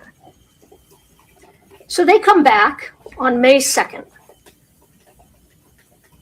And they bring, it's Detective O'Driscoll, Detective Maynard, and they bring a DEA agent with them this time, right? Agent Sorensen. There was another officer there, yes. And you recall that he was with the Drug Enforcement Administration? I'm pretty sure, yes. So a federal agent. Yes. So this time they tell you, by the way, Carmen, you're not just possibly looking at 2 5 to lives and a 0 to 5 in state prison. You could be looking at federal prison, right? Yes. Because if you provided a drug to someone and someone died from that drug, that's a 20-year minimum mandatory in federal prison. Objection, Your Honor. Mistakes. Does not misstate the law. Folks, you're going to have to lay some foundation one way or the other, Ms. Lewis. If you can rephrase about what her understanding was, I think we can get past this. They told you that there is a federal charge you could be looking at. Yes. Distribution resulting in a death. Yes. And that federal charge carries a minimum mandatory of 20 years in federal prison. They told you that day. Yes. All right. They also tell you, don't worry, we're going to help you out. Right? Yes. All right. So you tell them for the first time, but you also said here today, that, okay, yes, Kouri Richins contacted me. She said, I have an investor with back pain and could you get me some pills? Yes. And you told them you thought that would maybe, you didn't know for sure what she wanted. She just asked for some pills to help with back pain. Yes. And you thought maybe she meant muscle relaxants, maybe she meant some pain pills, you didn't know. Right. All right. Wasn't fentanyl. She didn't ask for fentanyl. Not at the time, no. Okay. But you couldn't remember when that happened. You didn't, You just couldn't remember, right? I can remember the exact dates now. Well, you told them all you remembered was there was a little bit of snow on the ground. Yes. And they're trying to help you pin down a date, but you said, you told them multiple times, I really don't know. There was snow on the ground. Really wasn't absolutely correct on the dates now. Okay. But you did tell them that, okay, yes, I reached out to Susan Kohler, my friend and coworker, and asked her for some pain pills. Yes. Not fentanyl. No. Because Kouri didn't ask for fentanyl, correct? Not at the time, no. Okay, we'll get to that. And you were aware, I'm not sure if I'm right about this, were you aware that Susan had a friend who was selling some prescription oxycodone, excuse me? Yes. Okay, so you knew that Susan could get you some prescription pain pills. Yes. All right, so you went to Susan and asked her to do that for you. Yes. All right, but during that interview, you told the officers numerous times, I have been using drugs since I was 6th grade. Yes. My brain is not that good. Correct. I don't remember things. Yes. You have a learning disability also, correct? Yes. Can you share what that is? No. No. I would ask you to share what it is. That was a question, not a request. Sorry. I apologize, but it could be relevant. Ms. Lewis. Ms. Lauber, if you would please answer the question. Yes, I do have one. And what is it? It's not the highest education it's a low grade education. Is that because you struggled in school because of your learning disability? Yes. All right. It's nothing to be embarrassed about. A lot of people have that. Right. All right, so you go to Susan, and did you ask her for Roxy's, or did she tell you she could get Roxy's? That's what she told me she could get. Roxy's. And what are Roxy's? Like a hydrocodone pill. Are they, and I'm asking, are you okay? I'm fine. Do you need you've got some water there? Ms. Lewis, would you pause for one moment? I apologize for interrupting. Carmen, when you dab your eyes, which you're allowed to do, you also cover your mouth. Sorry. Which blocks the sound. If you would just answer the last question again, and if you need Ms. Lewis to restate what was it, the that's question okay. again? I'm not sure. So you said that Susan brought up the word Roxy's, not you? She told me that's what she could get from her friend. Okay, and what are Roxy's? It is a pain pill. Is it oxy? I'm sorry, say that again. It is a pain pill. It's an opiate. It's not opiate. Is it oxycodone? Yes. What are Roxy 30s?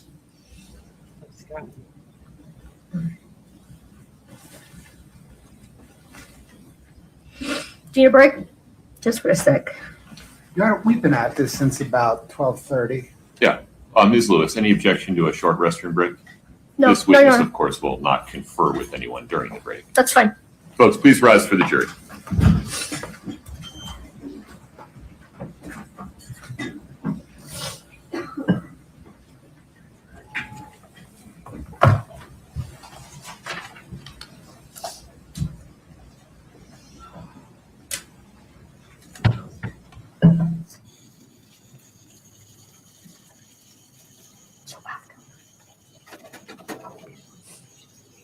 Have a seat, please.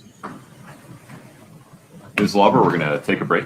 You're welcome to stretch your legs, use the restroom. Please don't talk to anybody about your testimony, okay? Thank you. Let's come back at 3:25. The court is in recess. Thank you. You know, I don't care who's on drugs, who's done drugs. Everybody deserves respect.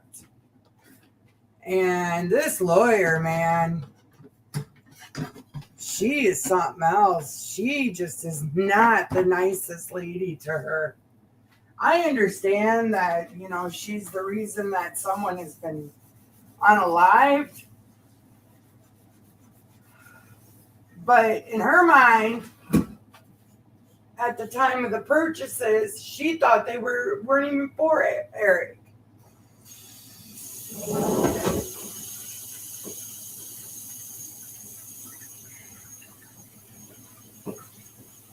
So being mad at her, man, you're mad at the wrong person.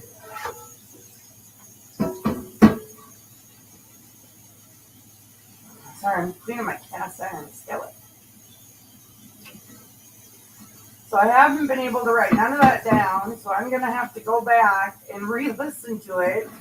Hey, thank you so much for watching the Kouri Richins yeah. trial with us. But I'll tell you what a lot of these trials remind me of, the ones that we cover? It reminds me that the world is very unpredictable. And I will tell you, having a great lawyer matters when life throws something at you. And that is where our great partner and sponsor, Morgan & Morgan, comes in, okay? This is a firm with over 1,000 attorneys. You know why they're so big? Because they win a lot. In the past few months, Morgan & Morgan secured a $9.3 million verdict for a car crash victim in Florida, a $5.6 million verdict for another car accident victim in Atlanta, and not to mention $1.8 million in Kentucky after insurance offered their clients a mere $5,000 in that case. And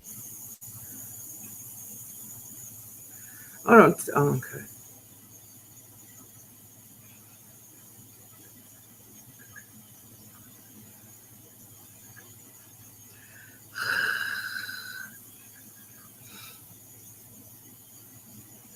Tonight for supper, I'm making pancakes, bacon, and French toast. Yum, right? Except for I'm not making the pancakes the way my boyfriend likes them at all.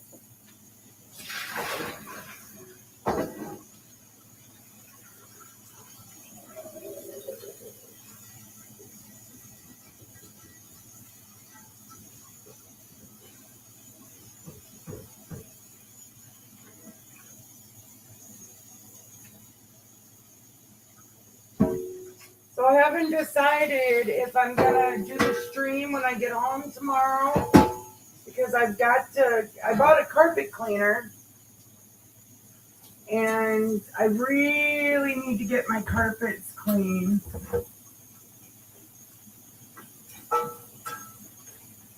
I'm kind of OCD about it.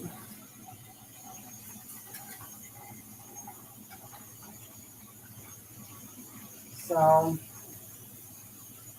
I don't know if I'll just do that tomorrow and then just do the live Saturday, or do the live tomorrow, or do the carpets tomorrow and do the live Saturday. I don't know. Are they even, sometimes courts don't have court on Fridays. Is there court tomorrow? I'm just talking to myself anyway. I'll have to find out if there's court tomorrow. Well, they'll tell me at the end of today anyway.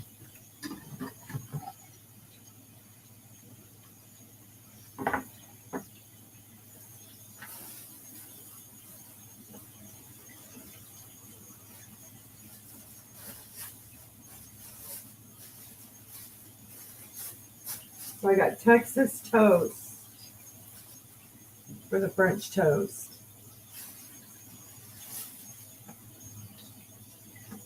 But not the heel. Well, maybe some will want the heel.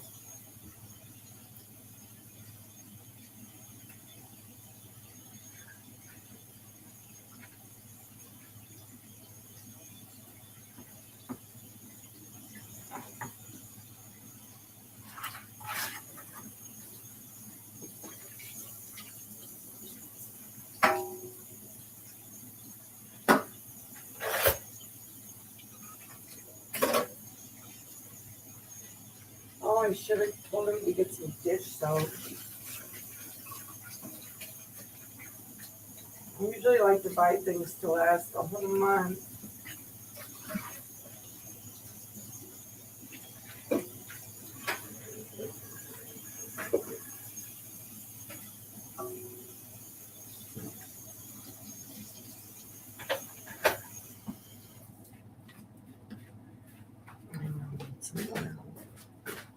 So I'm thinking I won't need oil this month for when I get groceries. Oh, I got plenty of oil.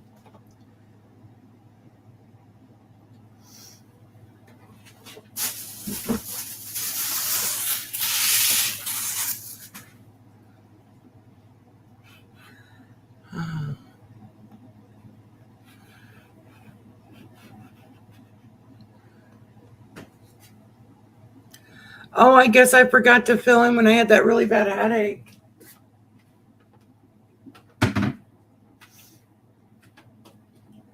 I forgot to fill in or put in the witnesses. Hold on, I can do about it now.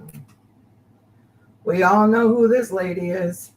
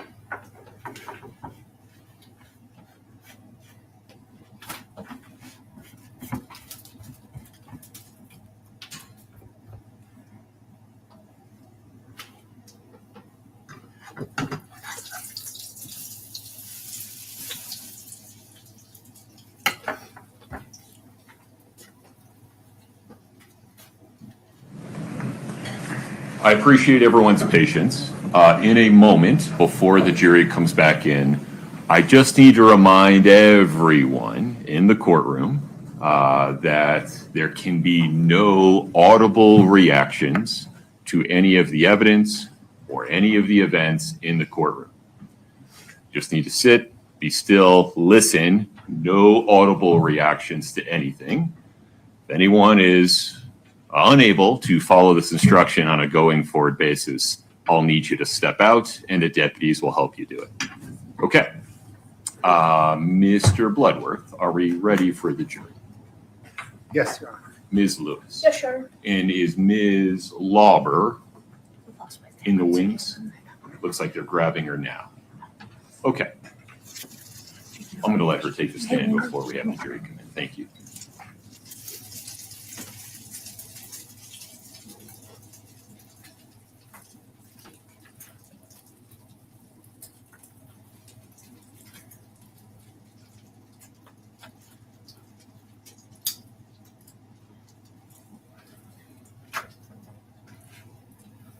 Good, good, good.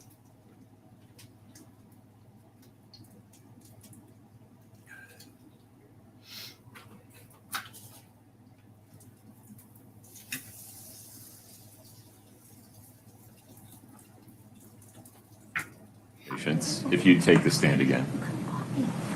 Please watch your step.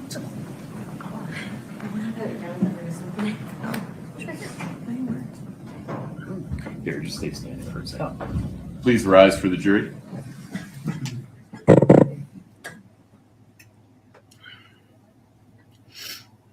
I wonder if she's the head attorney.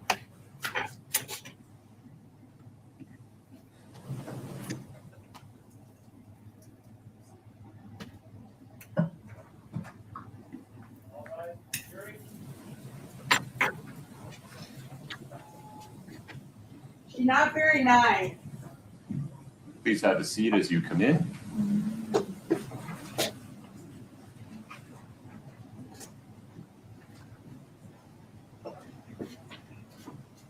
All right, please have a seat. Ms. Lauber, same warnings regarding the microphone, and please remember you are still under oath. Yes. Okay, very good. Ms. Lewis, please proceed. All right. I forgot to introduce an exhibit. Katie, can you pull up Defense Exhibit 1007 again?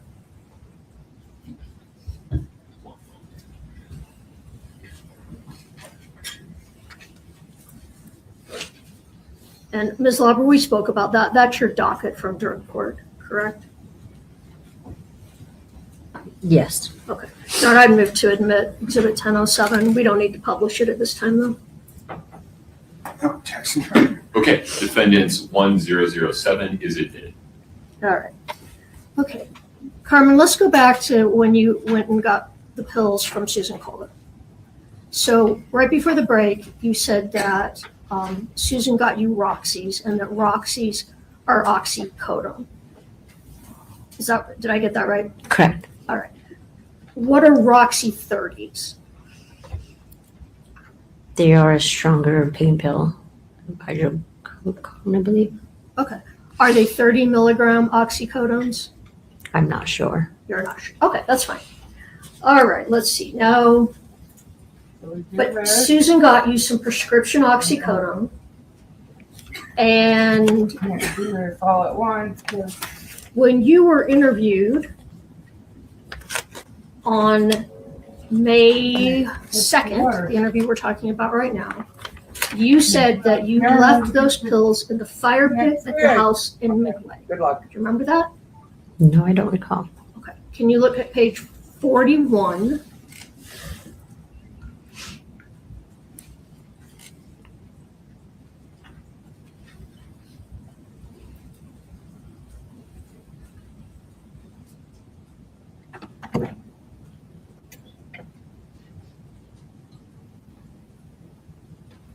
Do you see that?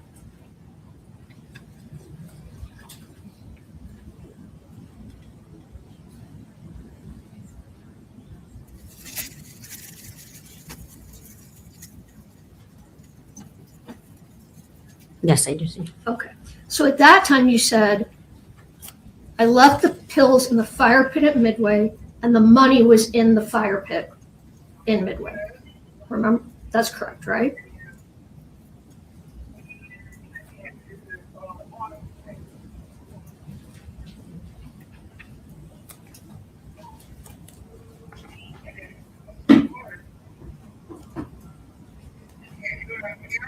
Correct. Okay. It's different than what you said today though, right? Yes. All right. Fair to say though, 3 years ago, you might have remembered a little bit better than you do today what happened, right? Ooh. No. Did someone tell you what you said 3 years ago was wrong? So now you're saying something different today? No, nobody told me what I said was wrong. All right. But you did say then that you left them in the fire pit at Midway. Yes. All right, we'll get back to that. Now,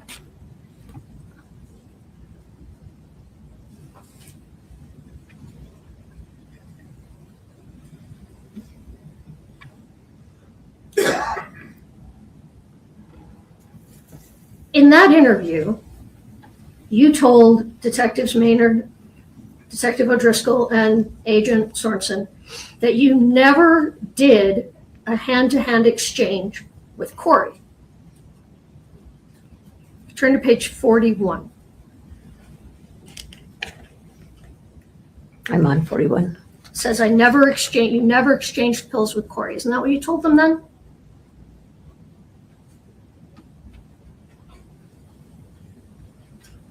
Yes. So you said then, I never did a hand-to-hand exchange with Kouri, but today you're saying you gave those pills directly to Kouri. Yes, in my driveway. Okay. And you said that the pills were $600. Yes. Okay. That you fronted the money. That's what you said today, is that you fronted the money. How it works. Yes, to Susan. So you didn't make any money off doing that? You just fill up No. how you need. So you just Not this one. No. All that did water. that.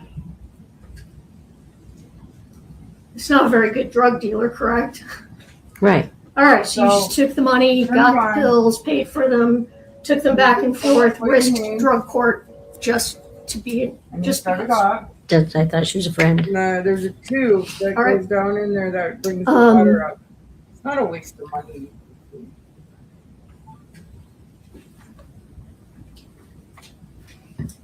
So at that time, at that interview, you told detectives that, again, that you bought the pills from Susan, left the pills in the fire pit, and you told them that this was the first of 3 times you bought drugs from Ms. Richins. That's what you told them back in May of 2023.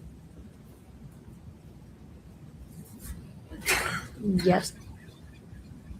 Okay. You bought pills once from Susan, twice from Robbie. Oh, one's from Susan, 3 from Robbie. It's not what you told them then, though, right? I'm not sure. It was a lot to process, and it was many years ago. We couldn't hear you, I'm sorry. It was a lot to process. It was quite a few years ago. Let me look at page 54, I think it is. Let me just be sure.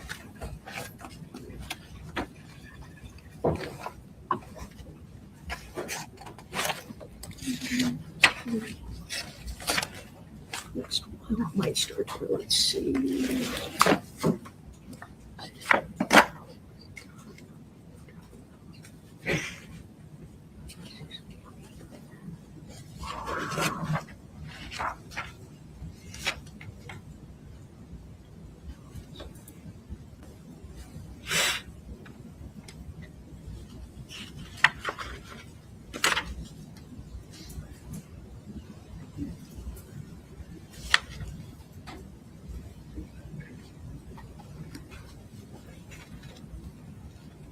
Okay.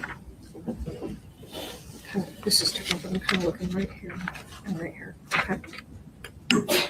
All right. So when you were being interviewed in May, and you were telling them in May of 23, and you were telling them, I picked up the money from the fire pit. I got the pills from Susan. I left the pills in the fire pit. Detectives told you that it was really important. You had to be very clear what had happened, right? Yes. And you were doing your best, I would imagine, to tell them what you remembered happened.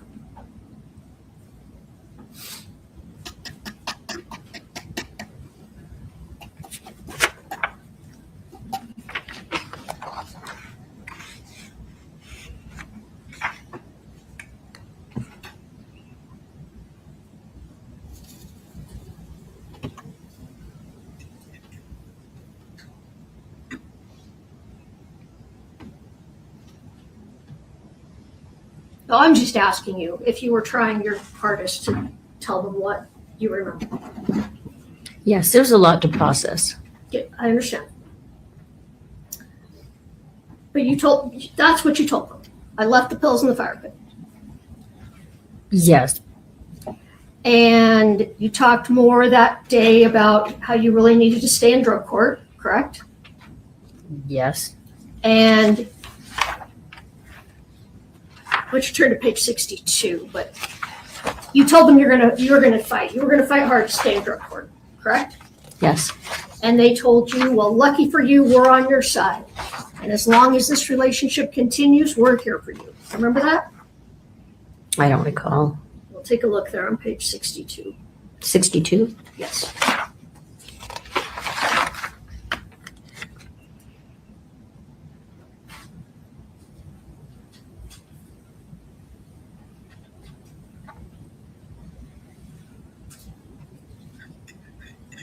Okay, yes. Okay. And that's what they told you. Lucky for you, we're on your side. Yes. And as long as this relationship continues, we're here for you. Yes. And you tell them, I'll do whatever I can. Correct? Yes. And you tell them throughout this interview and really throughout the next 6-7 interviews that you have a lot of memory problems. There's a lot to process, yes. I understand. You told them though that you have a lot of memory problems. I don't know those exact words, but Look to page 64.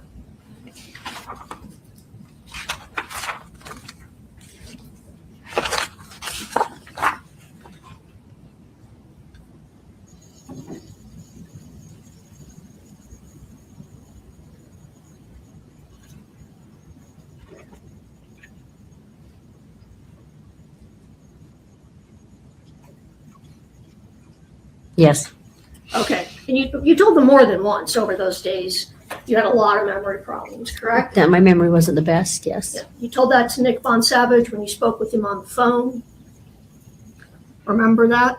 Yes, still once again, a lot to process when you're incarcerated. And you told them that you had fried your brain using drugs. A figure of speech, yes. But you said that figure of speech numerous times over those interviews, right? Probably yes. Numerous times. I've been using drugs since 6th grade. My brain is fried. Yes. All right. And During this interview, they're still telling you, you might be going to prison here. Yes. But that's not going to happen. We talked about that as long as you help them out, correct? Correct. And by helping them out, they tell you that means you need to give us the details to make sure Kouri gets convicted of murder, correct? I don't know if that's their exact words. Can we pull up Defense Exhibit 1032? Or how do you want to do this? This is for impeachment. Do we play this just for the witness, or can we? I'm not going to admit it. It's a demonstrative for impeachment. Can I play that to the jury at this point? At least got to give Mr. He has the exhibit. Are you familiar with what it is? You just gave a number. I don't know what it is, so I can't tell you. I provided it. Do you need a chance to review it? Can they bring it up? It should be up for counsel. Am I wrong about that? Okay. Is there a transcript of this? Where's the transcript? Is there a date that you can identify? Do you have the transcript from the interviews, or do you want me to pull up that one? I can. There it is. It's up. Oh, thank you, Katie. You're very good at this. Just take me to the point in the transcript. 75. Tap it up on the back. So what are you talking about?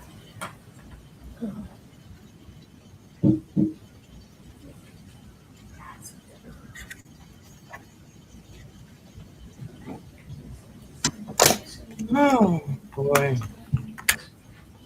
She's going to make sure she goes to that federal prison, right?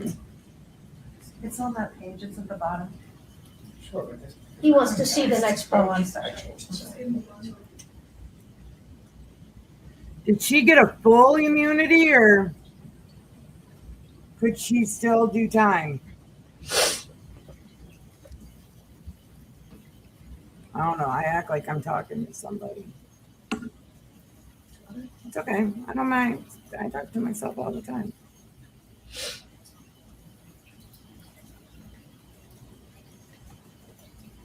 So you want to use the transcript? Jody! This portion. Yes, it's a small portion. Would we play that? No. For the jury now? How does she hear it? Hold on. Let me mute this. I'm sorry. I might not be following. Please approach. My apologies.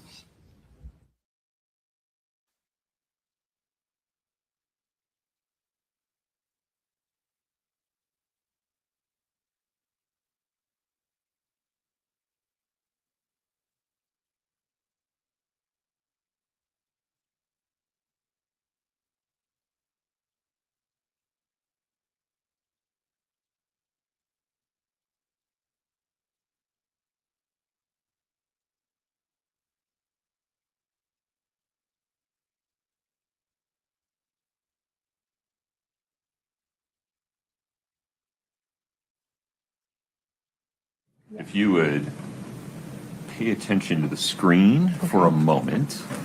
Katie, if you queue up the video, right, Ms. Lewis? Yes. And then fast forward to whatever timestamp. Just the clip that we have. Yeah. And then let me know when you're ready. Okay.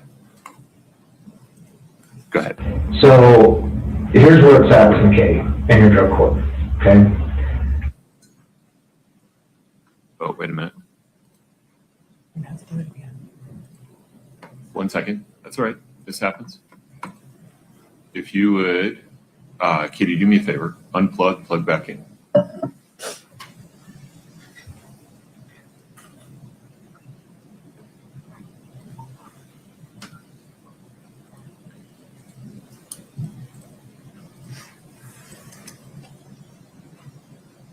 If you queue up the video again.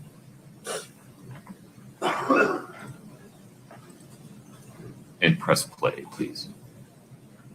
So here's where it's at with McKay and your drug court, okay?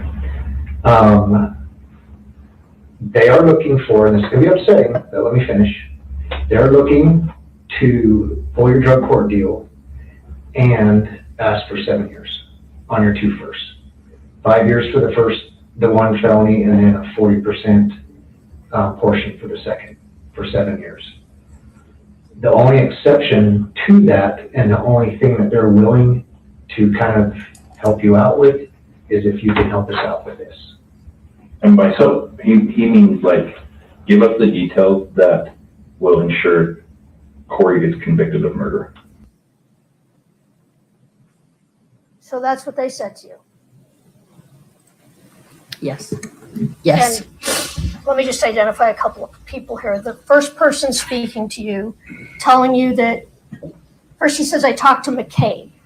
McKay is the prosecutor in Wasatch County Drug Court, right? Correct. McKay King. Yes, correct. All right.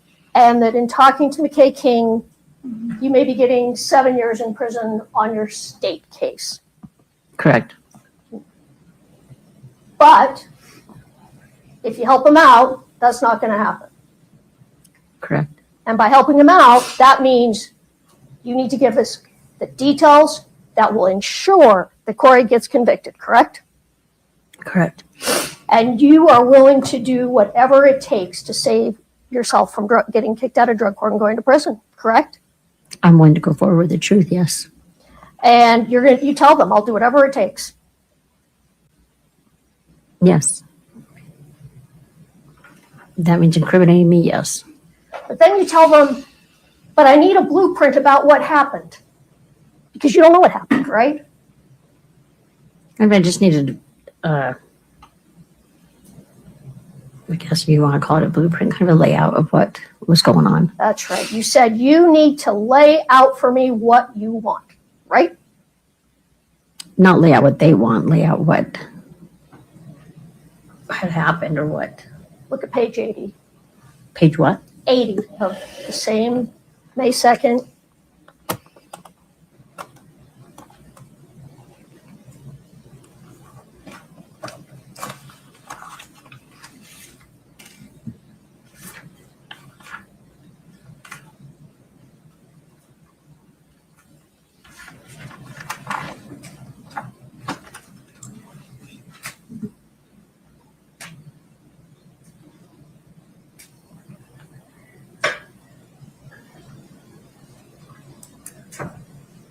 Okay, correct. You need a blueprint. You need lay it out for me. Correct? It just says a blueprint, yes. All right. And then you said, I'll do whatever because you struggled really hard to get where it is. I'll do whatever it takes. Correct? That's not on that page. I'm asking if you remember that. Sorry, yes. It's fine. Okay, you did tell them that.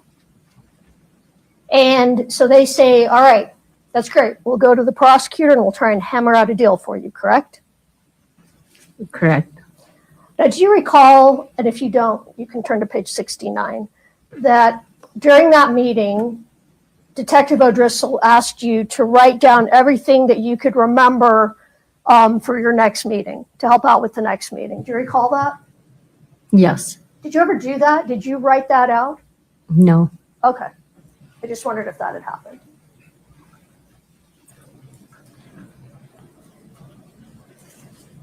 All right.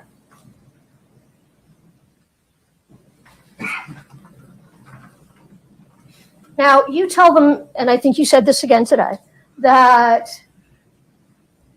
after you got pills from Susan Kohler, the next set of pills you got were light green pills, correct? Correct. Katie, can you pull up Exhibit 1030?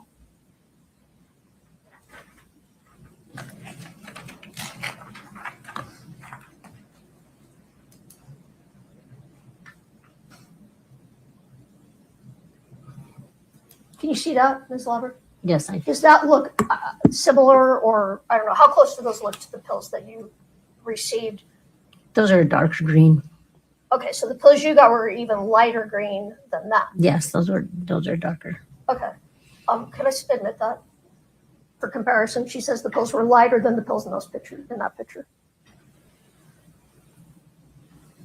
No, Your Honor, authenticity. I can blow it up bigger. It's just a picture of the pills. Just a picture. If it's just the picture of the two pills. Tablets, yeah, that's fine. But there's a whole lot of. No. How about, can we just publish this? We don't have to. Do you want to admit this as a redacted copy or just publish it? Let's admit it as a redacted copy for now.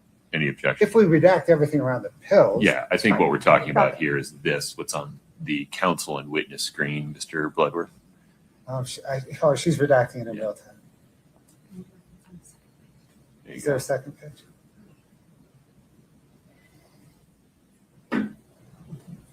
I'm sorry, is there a second? No. Oh. I don't think so. Yeah, that too.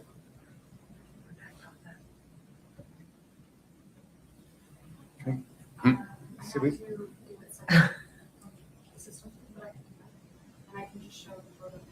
If we want to publish the photo of the two pills now, that's fine. Yeah, we'll mock and up, then redact it later. And Understood. Let's publish just the photograph of the tablets. Thank you.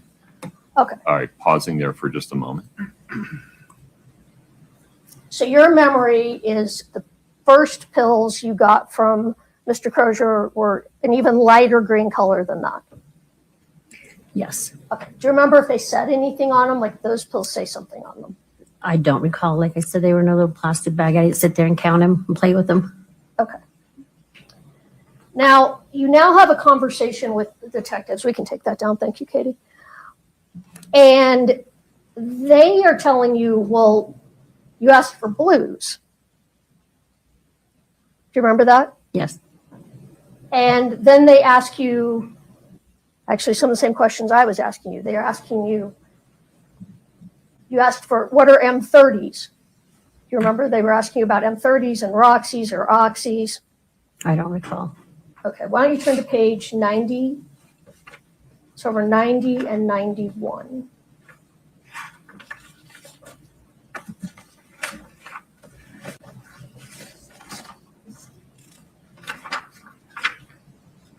Whoops.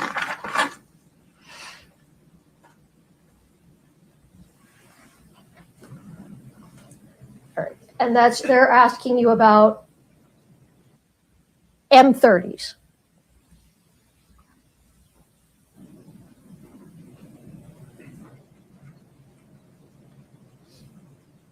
You see that?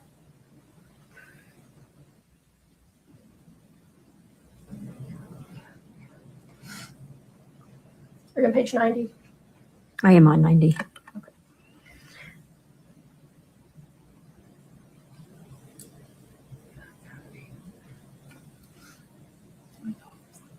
What's the question, Ms. Lewis? Yeah, well, it's The question is, they ask you what M30s are, and you tell them that M30s are either Roxys or Oxys, correct? correct. I'm not seeing the question in here at all. All right, well, maybe you just remember. They asked you what M30s were, and you told them M30s are Roxys or Oxy, which is oxycodone, correct? Ms. Lover, I'm sorry. We're getting confused here. I need you to be more specific about when you're asking her, whether it's something in the transcript or if you're asking something based on her memory. Okay. Do you remember that they asked you what M30s were? Or they asked you about M30s? Yes, that's right here. And you told them M30s would be Roxys or oxycodone? Yes. Oxys. Yes.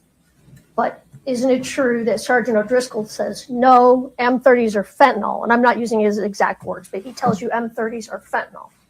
Yes. And you say, well, what do you say? Do you remember? Is it there? I don't recall.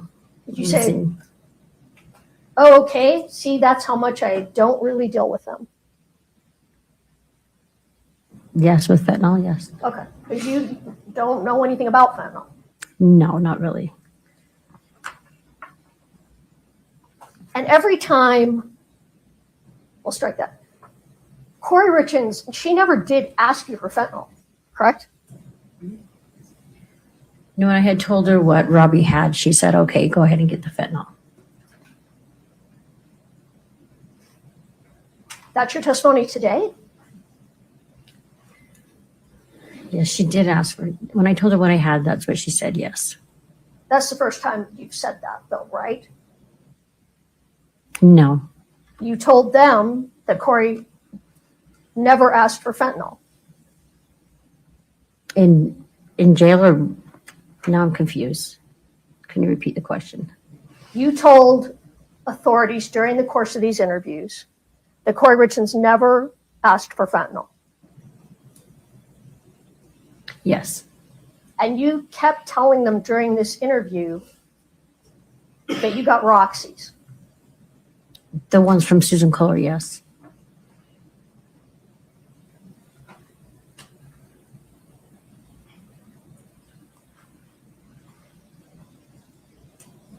they tell you that you got fentanyl for Kouri Richins, correct? No, when I had reached out to Nicole Cummings, she would reach out to Robbie. Robbie's one that told me that he can give fentanyl. That's your recollection today.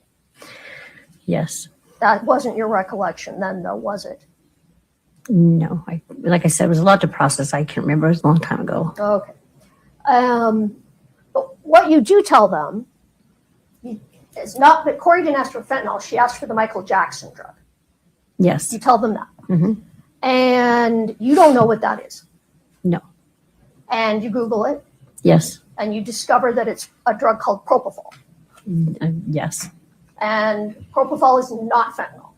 No. It's a sleeping drug, correct? Correct. Okay. Ms. Lauber, we couldn't hear you. Correct. All right. But then they keep telling you that you must have given her fentanyl, correct? I don't recall them saying that that's what. You turn to page 124.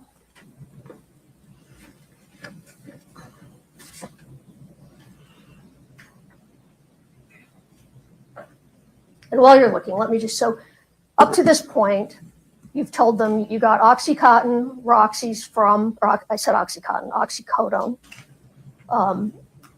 from Susan, that Kouri asked you for the Michael Jackson drug, that you didn't know what that was,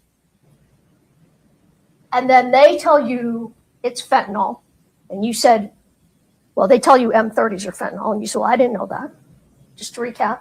And now at this point, you say, well, I must have asked for fentanyl. Because why else would I have asked unless Kouri told me to ask for fentanyl, right? Correct. Ms. Lauber, I need you to speak loud. Correct. Sorry. And as you turn to page 125, you say, I want to say that is the only way that got in my head.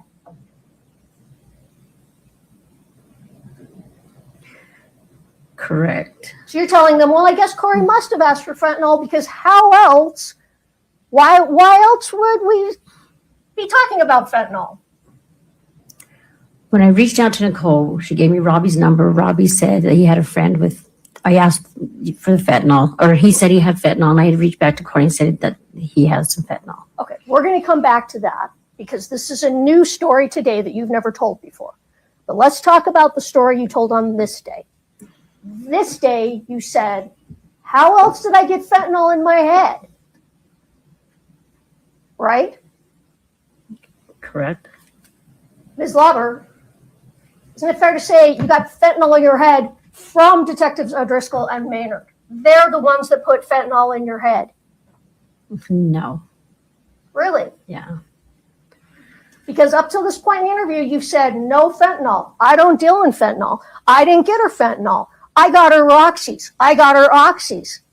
Oh, she asked for Michael Jackson drugs. Oh, I guess I got her fentanyl. How else would fentanyl be in my head? Right? That's what's happened up to this point. Correct. And the only person up to this point who has put the word fentanyl in your head are these detectives, correct? Mm-hmm.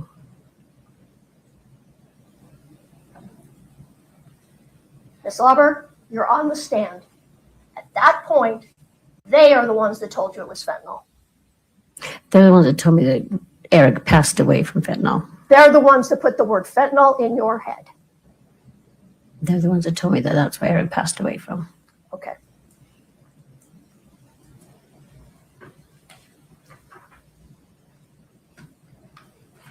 But during this interview, you're very confused about what happened because first you told them that you dropped the oxys from Susan in the fire pit.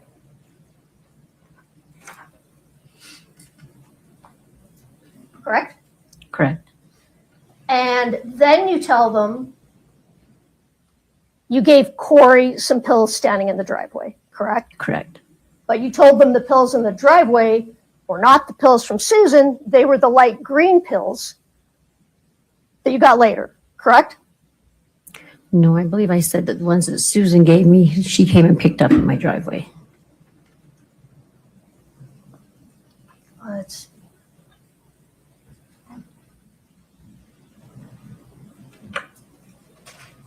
Let's go to page 135 of that interview.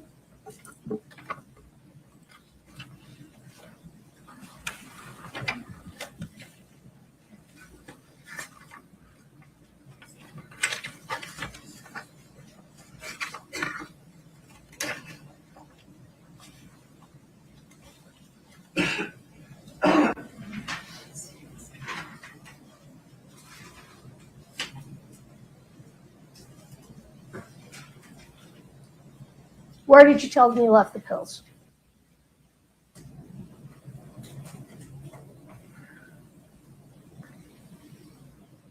It's combined, yes. No.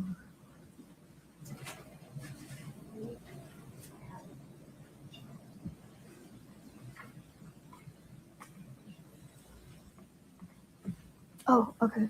There's, oh, go ahead. Oh, I'll just show it.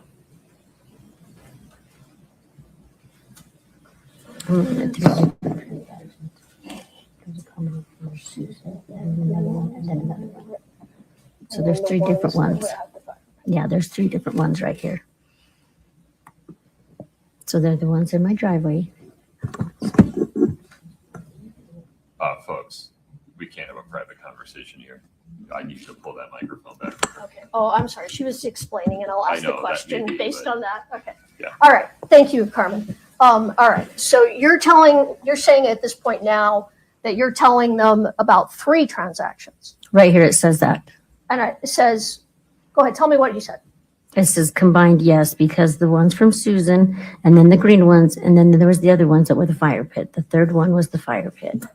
But you don't tell them that the ones from Susan were in the driveway during this interview, correct? I don't recall. All right. But then later on, you tell them that, let's go to page 159.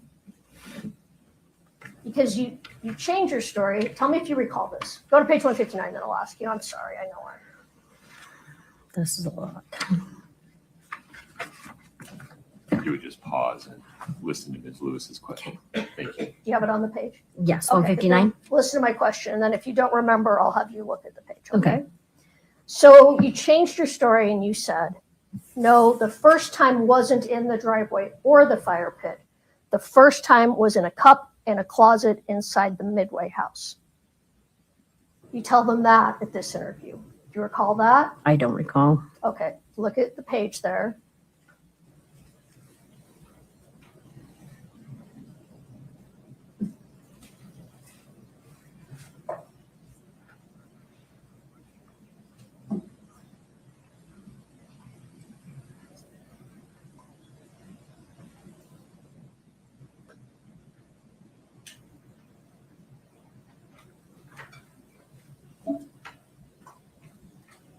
No, this just says one was at the house.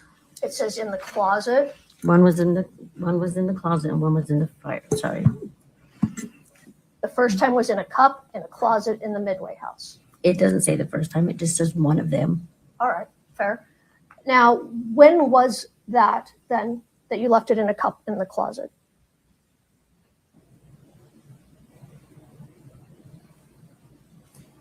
Would have been the third one. You think it was the I third think one? I do believe so. Yes.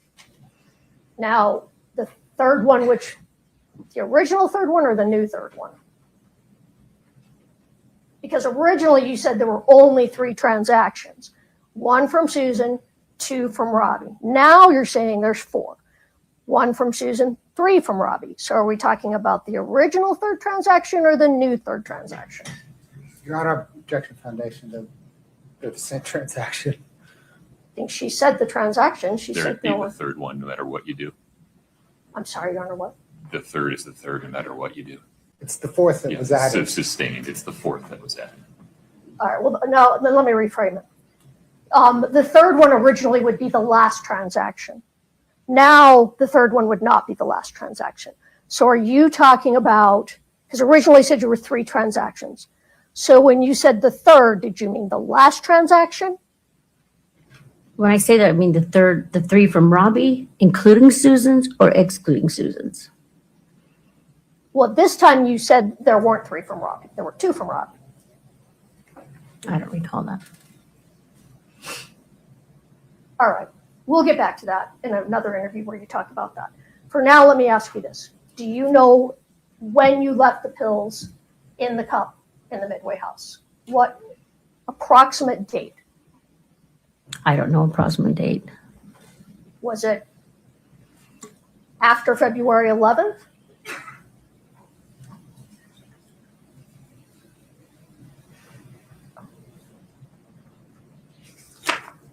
You testified on direct you bought pills from Susan on February 11th. Yes. So it would be after February 11th. That second one would have been in my driveway. The third one would have been in the other house, the Midway house. Okay, so that would have been sometime in February. Approximately, yes. All right. What was inside the Midway house at that time when you went into the house and left it in a cup in the closet? It was pretty empty. There was just doing some construction stuff on it. And in the closet, she told me there would be a box with some coffee cups. Okay. And were there any boxes in the house or just in the closet? There was just the one in the closet. I didn't go looking in the house. All right. Now, as you're going through this interview with them at this time, you tell them again, I don't really know. My memory is messed up. It's foggy. Yes, possibility. Do we need to find it? No, Do you remember saying that? My memory's messed up. I don't recall. I'll turn to page 213.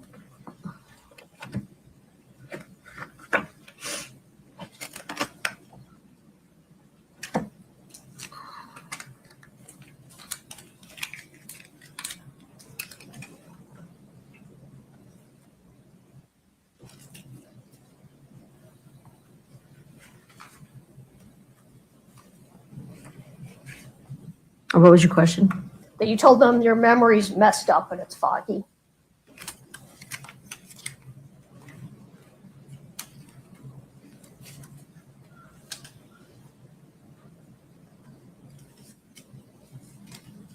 I don't see it on page 215. 213, Oh, I'm sorry. 213. 215.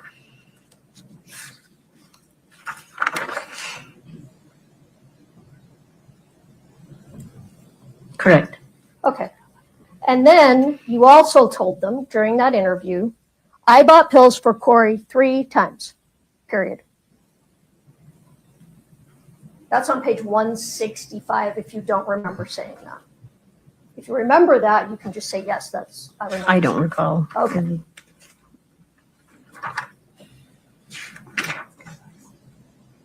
What page? 165.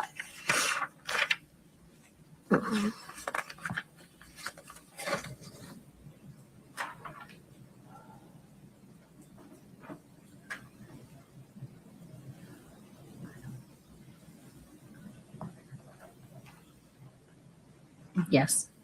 It says 3 purchases were. Oh, sorry. It's okay. Yeah, all 3 purchases were before it. Yes. You said there were 3 purchases all before Eric died. Correct. All right. They come back later and tell you that's not correct, right? That's not on the page. I'm just asking you. Did they come back another day and say, no, the last purchase was after Eric died? The 4th one? The new 4th one, yes. Correct. Actually, yes, correct. All right. You didn't remember that. I don't recall. All right. Finally, at the end of this interview, where you've said, and I'm not going to go through it all again, we've been through all the different things you said like 3 times. You said to them, just write it all down and I'll sign it. I don't recall saying that. Page 183.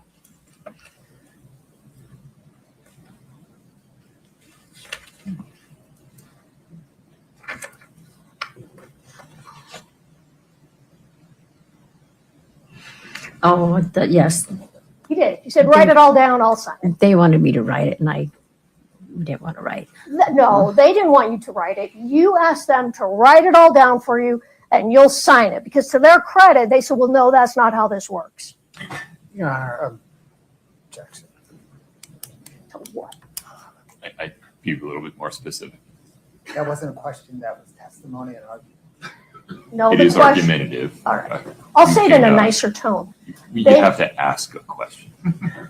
They told you, or I'm sorry, you told them, write it all down and I will sign it, correct? I asked if they could write down my statement, yes. Right. You asked them to write it all down for you, correct? To write my statement, yes. For you. As we wrote it down, as we spoke about it, yes, they asked me And if you they would could just- write it. I'm sorry, I didn't mean to over. You would just sign whatever they wrote, No, not sign whatever they wrote. My statement. that they were going to write for you. Correct? I asked if they could write it as I did it, as I That's- spoke about it. That's not what you said here. You said, write it all down and I'll sign it, correct? Your Honor, objection asked and answered. I'm not sure we got a clear answer. I'm still not sure what's on that page. So the question, Ms. Lawver, just so we can move on from here, is whether the transcript shows It what says Ms. yes. Lewis states. Can you guys write it and I can sign it? Thank you. All right.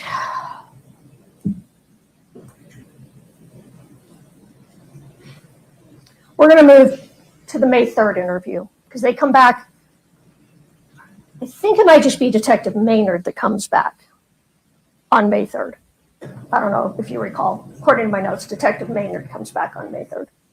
I know Maynard came one day, but I don't recall the date. All right. So that interview starts out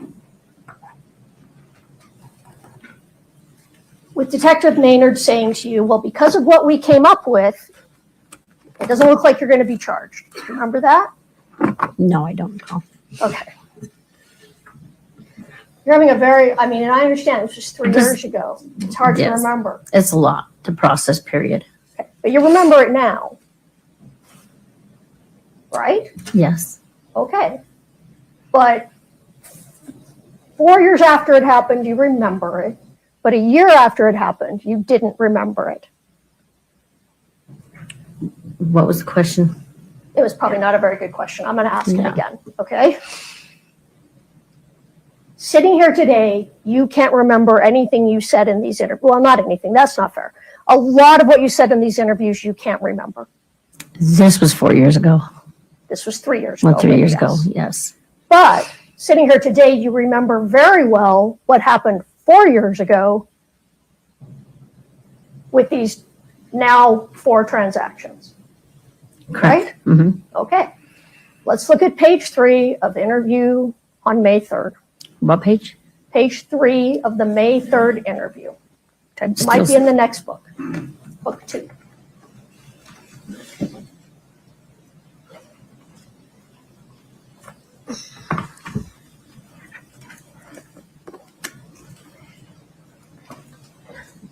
Now what page? Sorry. Page 3.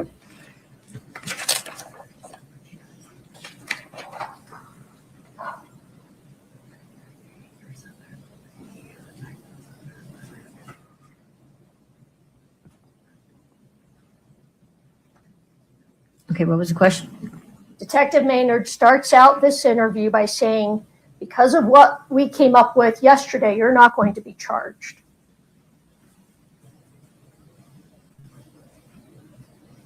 Correct. And you tell him, again, I'm willing to do whatever. Do you recall saying that? I'm here I say, oh, okay. listening. Do you recall saying I'm willing to do whatever? Yes. Okay. All right. They tell you that they're going to have to talk to Susan Kohler, right? Yes. And that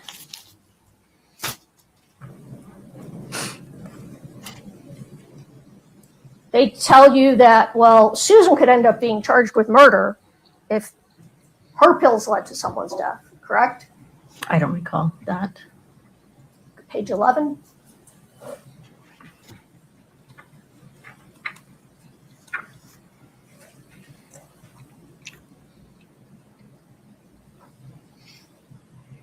Boy, she wouldn't be fun at a party. Oh, it's wrong page.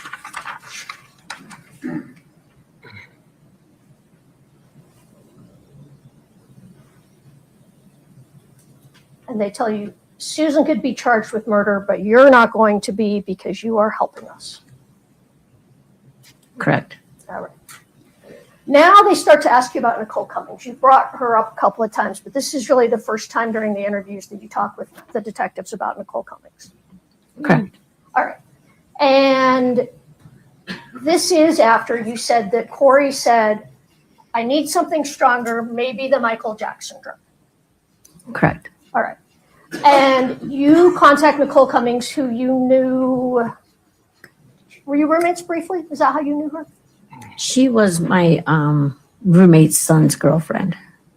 Roommate's son's girlfriend. Okay. So the bedroom I rented, it wasn't my house. I rented a room. Okay. And her kids stayed there, and his girlfriend would.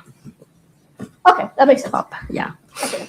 And at that time, Nicole Cummings was a user. Correct. All right. So you reach out to Nicole Cummings to maybe get something stronger than the prescription oxy that you had got from Susan Kohler.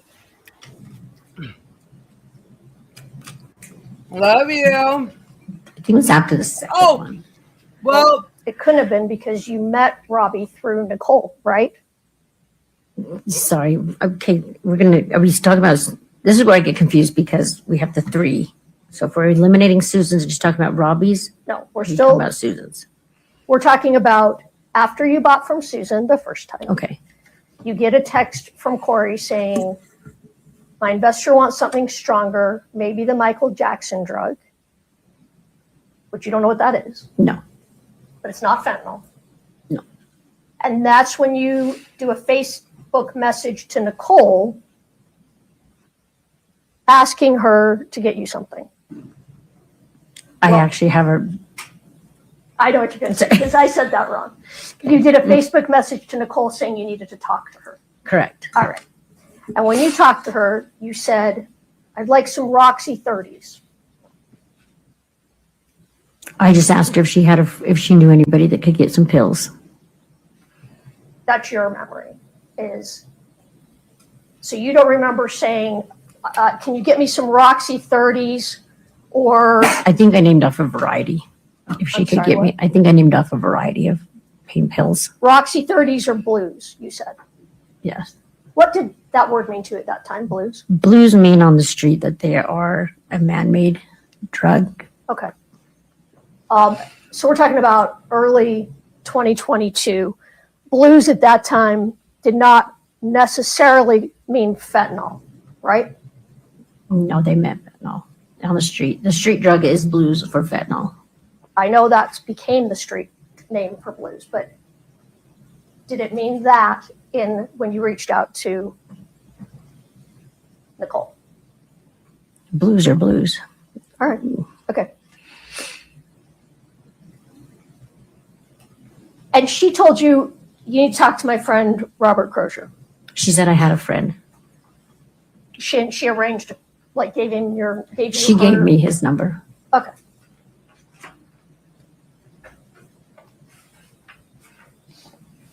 But you don't remember, at least at that time, you didn't know what date that was. No. And they're trying to help you figure out when you bought pills from Robert Crozier.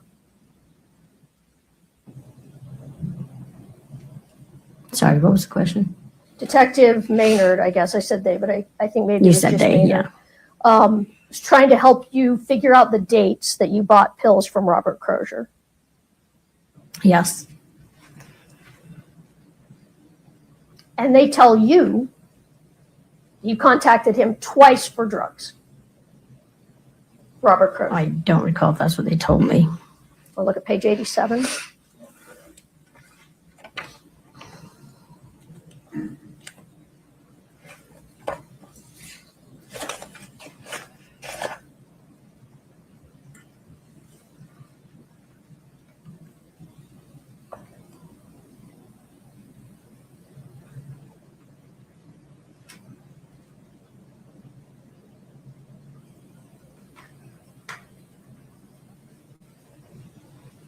Okay, what was your question?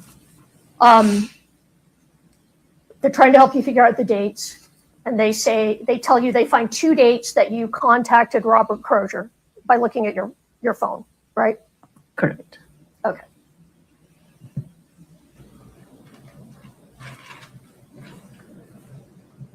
You actually didn't remember Robert Crozier's name initially, right?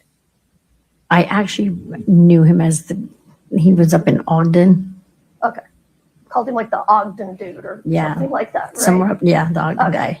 And that they helped you figure out his name, right? Actually, I told him if you would bring me if I had my phone, I could put it to link them together. Okay. And that, I mean, they did. They found his contact in your phone, right? Yes, And instead of that's how you- Robbie and Nicole. Okay. All right. So they say you contacted him twice for pills, and you said, yes, that's probably right. I was probably meeting him for pills. Correct. And then you tell them, I hope that helps you. Correct. And they say, well, we need more detail than that. They said I had to go into more detail. They told you they needed more detail. That I needed to go into more detail. Okay. All right.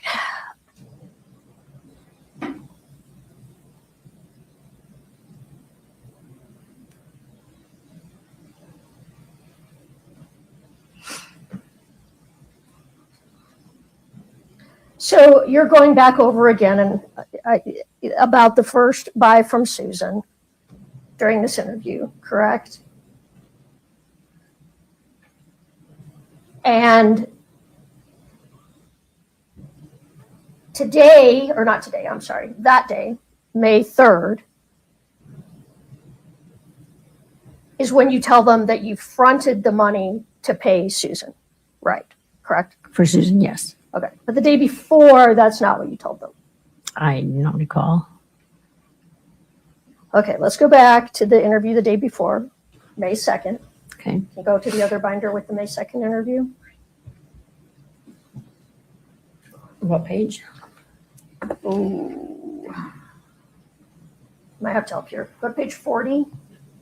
Actually, maybe could you pull up 40? If I don't know what's quicker for you to or for me to walk up there.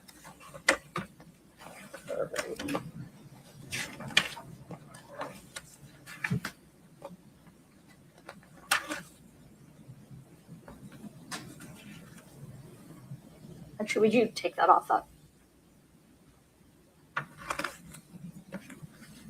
All right. So the day before,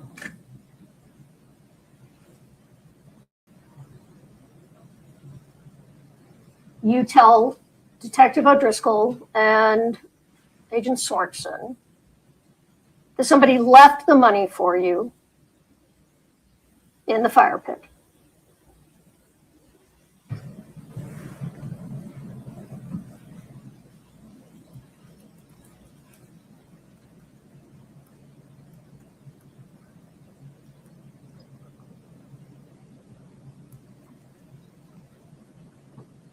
Look at the bottom.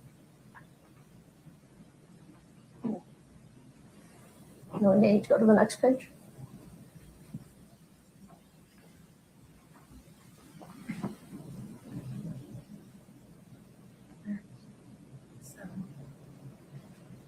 So on that interview, you're telling them you picked up the money in the fire pit, and then you picked up the pills, and then you went back to the Midway house and left the pills in the fire pit. That's what you told them on May 2nd.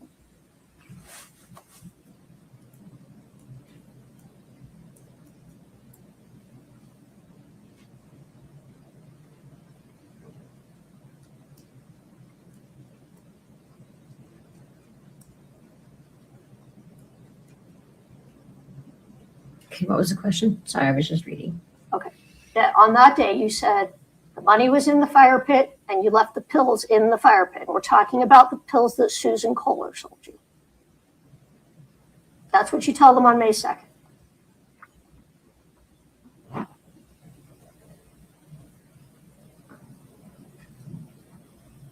Correct. Correct. Okay. And you said, I never exchanged money with Kouri.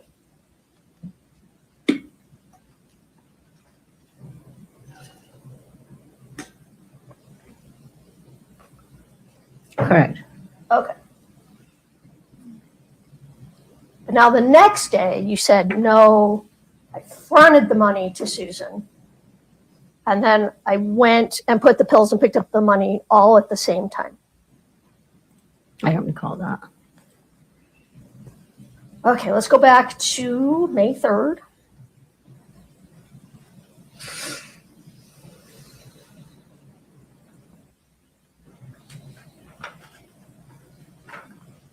Page 108, going over to 109, Which binder? the May 3rd interview binder 2. Okay, go to what page? 108 to 109.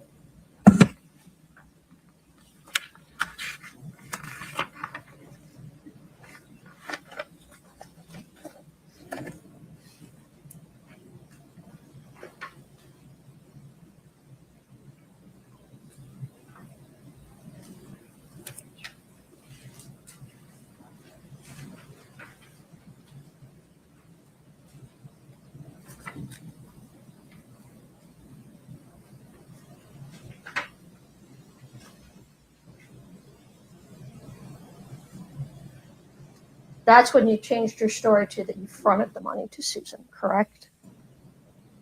I'm on page 108. So over to 109.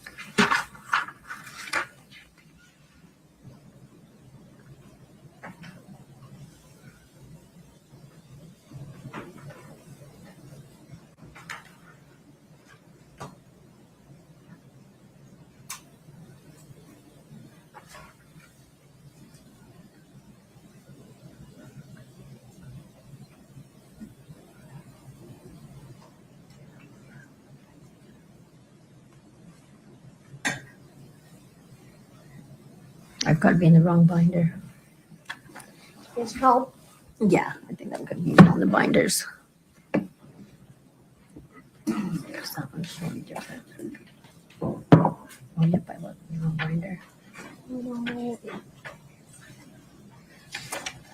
Yep, sorry, I was in the wrong binder. That's fine. Okay. You're confusing me. Let me get this one out of the way. Well, it's confusing. Yes. Okay.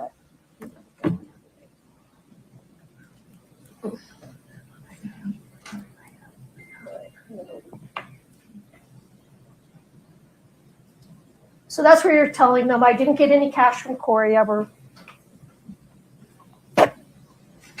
I'm not sure what question is pending this. Yes. All right. What's your question? I was backing up a little. I'm going to back up a little from the last question. You said you didn't get any money from Kouri ever. And then you said that you fronted the money to Susan. Correct. And then later got it in the fire pit. That's what you told them on this interview. Correct, but I think I was mixing up the purchases.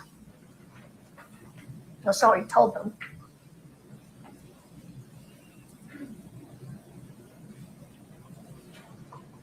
Your question? Okay. I'm saying that's not what you told them, correct? Correct. You told them it was the Susan Kohler purchase. Correct. Okay. All right. So, and then they go back and they're still telling you, well, you still might be looking at time, state and federal time, right? Correct. But they tell you you're getting a big, giant get out of jail free card because of you helping us. Remember them telling you that? I don't know if those were the exact words, but Page 112. something like that.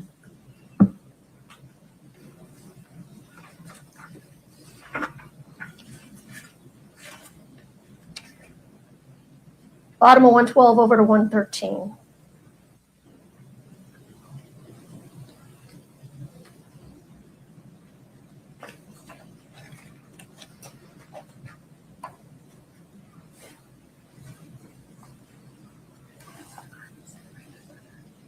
Correct. Okay, you're getting a big, giant get out of jail free card from us. Correct. From them. Okay. And I think actually Detective O'Driscoll was there at this interview. I think he's the one that told you that, right? No, it's Detective Maynard. Okay. I still think he was there, but we'll move on. But all right. Thank you for clarifying that. All right. Because go to page 116. This is where Detective O'Driscoll See this, first I'm just going to ask you if you remember, and if you don't, then look down at the page, okay? Okay. Do you remember that Detective O'Driscoll tells you something to the effect that this whole case is hinged on you and you have to finish painting the picture because they don't have enough yet? Correct. Okay. So you go through your story again, correct? Just listen to Ms. Lewis's question. They go through so you try and go through the story again, correct? Correct. All right. And you tell them again that Kouri said, I need some pills for an investor with back problems the first time she reached out, correct? Correct. And then you tell them that you know for a fact the first 2 times you bought pills were not fentanyl. I don't recall that. All right, let's go to page 127. No, actually, I'm sorry. Let's go to page 131, I think it is. So 131? Yes.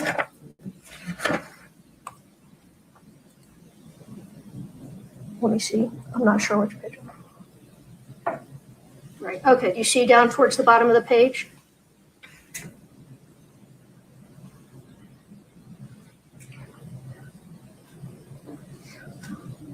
All right. So I know for a fact the first ones weren't. That doesn't help when you blow it up here.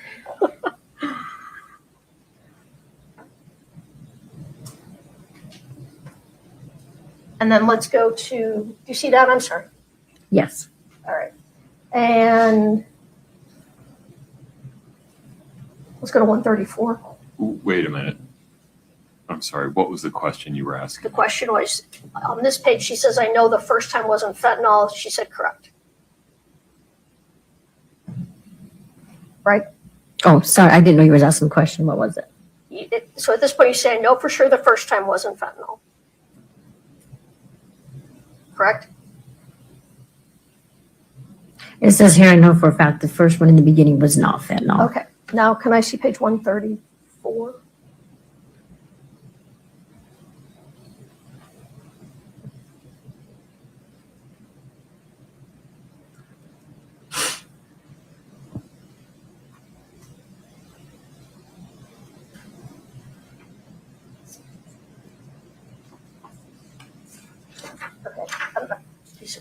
I'm going to look at, I can't find the exact spot I'm looking for right now, so I'm going to go back to that. Counsel, may I just have a quick scheduling conversation with you? Yeah. At the bench? Yes, please. Okay. Just briefly.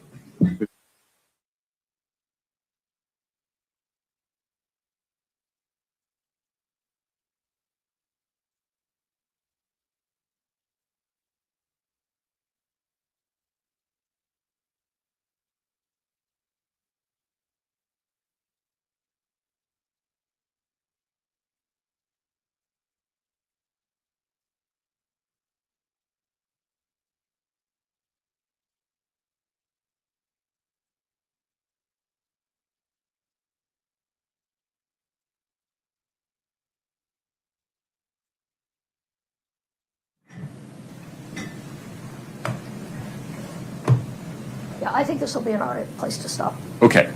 Ladies and gentlemen of the jury, we're going to recess for the evening.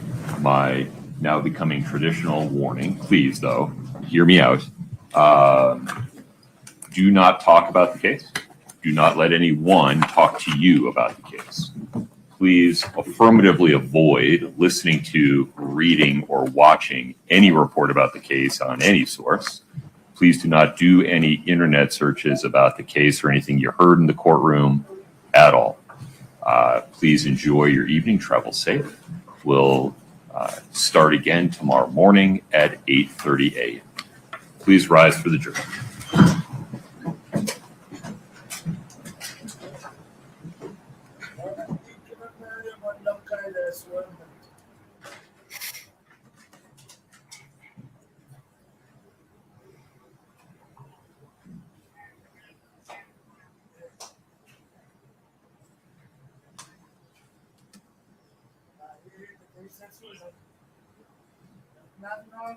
Have a seat. Thank you.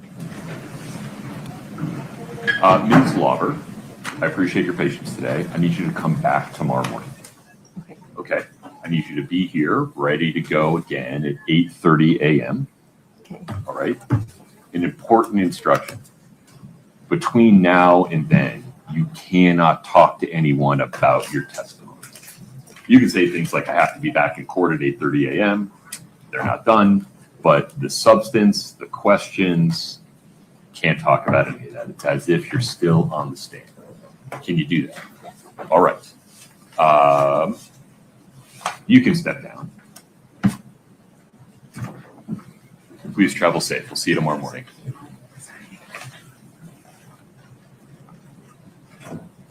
Mr. Bloodworth, Ms. Lewis, Ms. Nestor, I'd like to make a record regarding the note from the jury, the action we took. Any objection? No objection. The note regarding the jury, Oh, I understand, thank you. not from the jury. I got it. I think this was written by a juror. Oh, I had understood. Yeah, this was passed out from a juror. So during an afternoon recess, a juror passed a note to one of the bailiffs that read, quote, Judge, I'm having a little trouble with the handwriting, so bear with me here. Are there members of the audience in the courtroom that are sketching members of the jury? Question mark. Is that allowed without consent? Question mark. It is distracting and a concern. Please advise. In response to this note, court staff confirmed that there was a member of the spectators that was in fact sketching jurors and identifying the sketches by juror number. That sketchbook was confiscated. The sketches of the jurors were removed from the sketchbook. That person has been removed as a spectator, will not be allowed back in. We cannot have anyone doing anything to identify the jurors in any way. And then the jurors were informed by a bailiff, not by me, that we responded in that way, so they do not have to speculate about whether that's continuing. Okay. Mr. Bloodworth, anything further on that? No, Your Honor. Ms. Nestor? No, Your Honor. Okay. Anything else on the record before we recess, Mr. Bloodworth? No, sir. Counsel? No. Okay. We'll recess for the evening. Please travel safe. Take care. All right. Court's in recess. Thank you.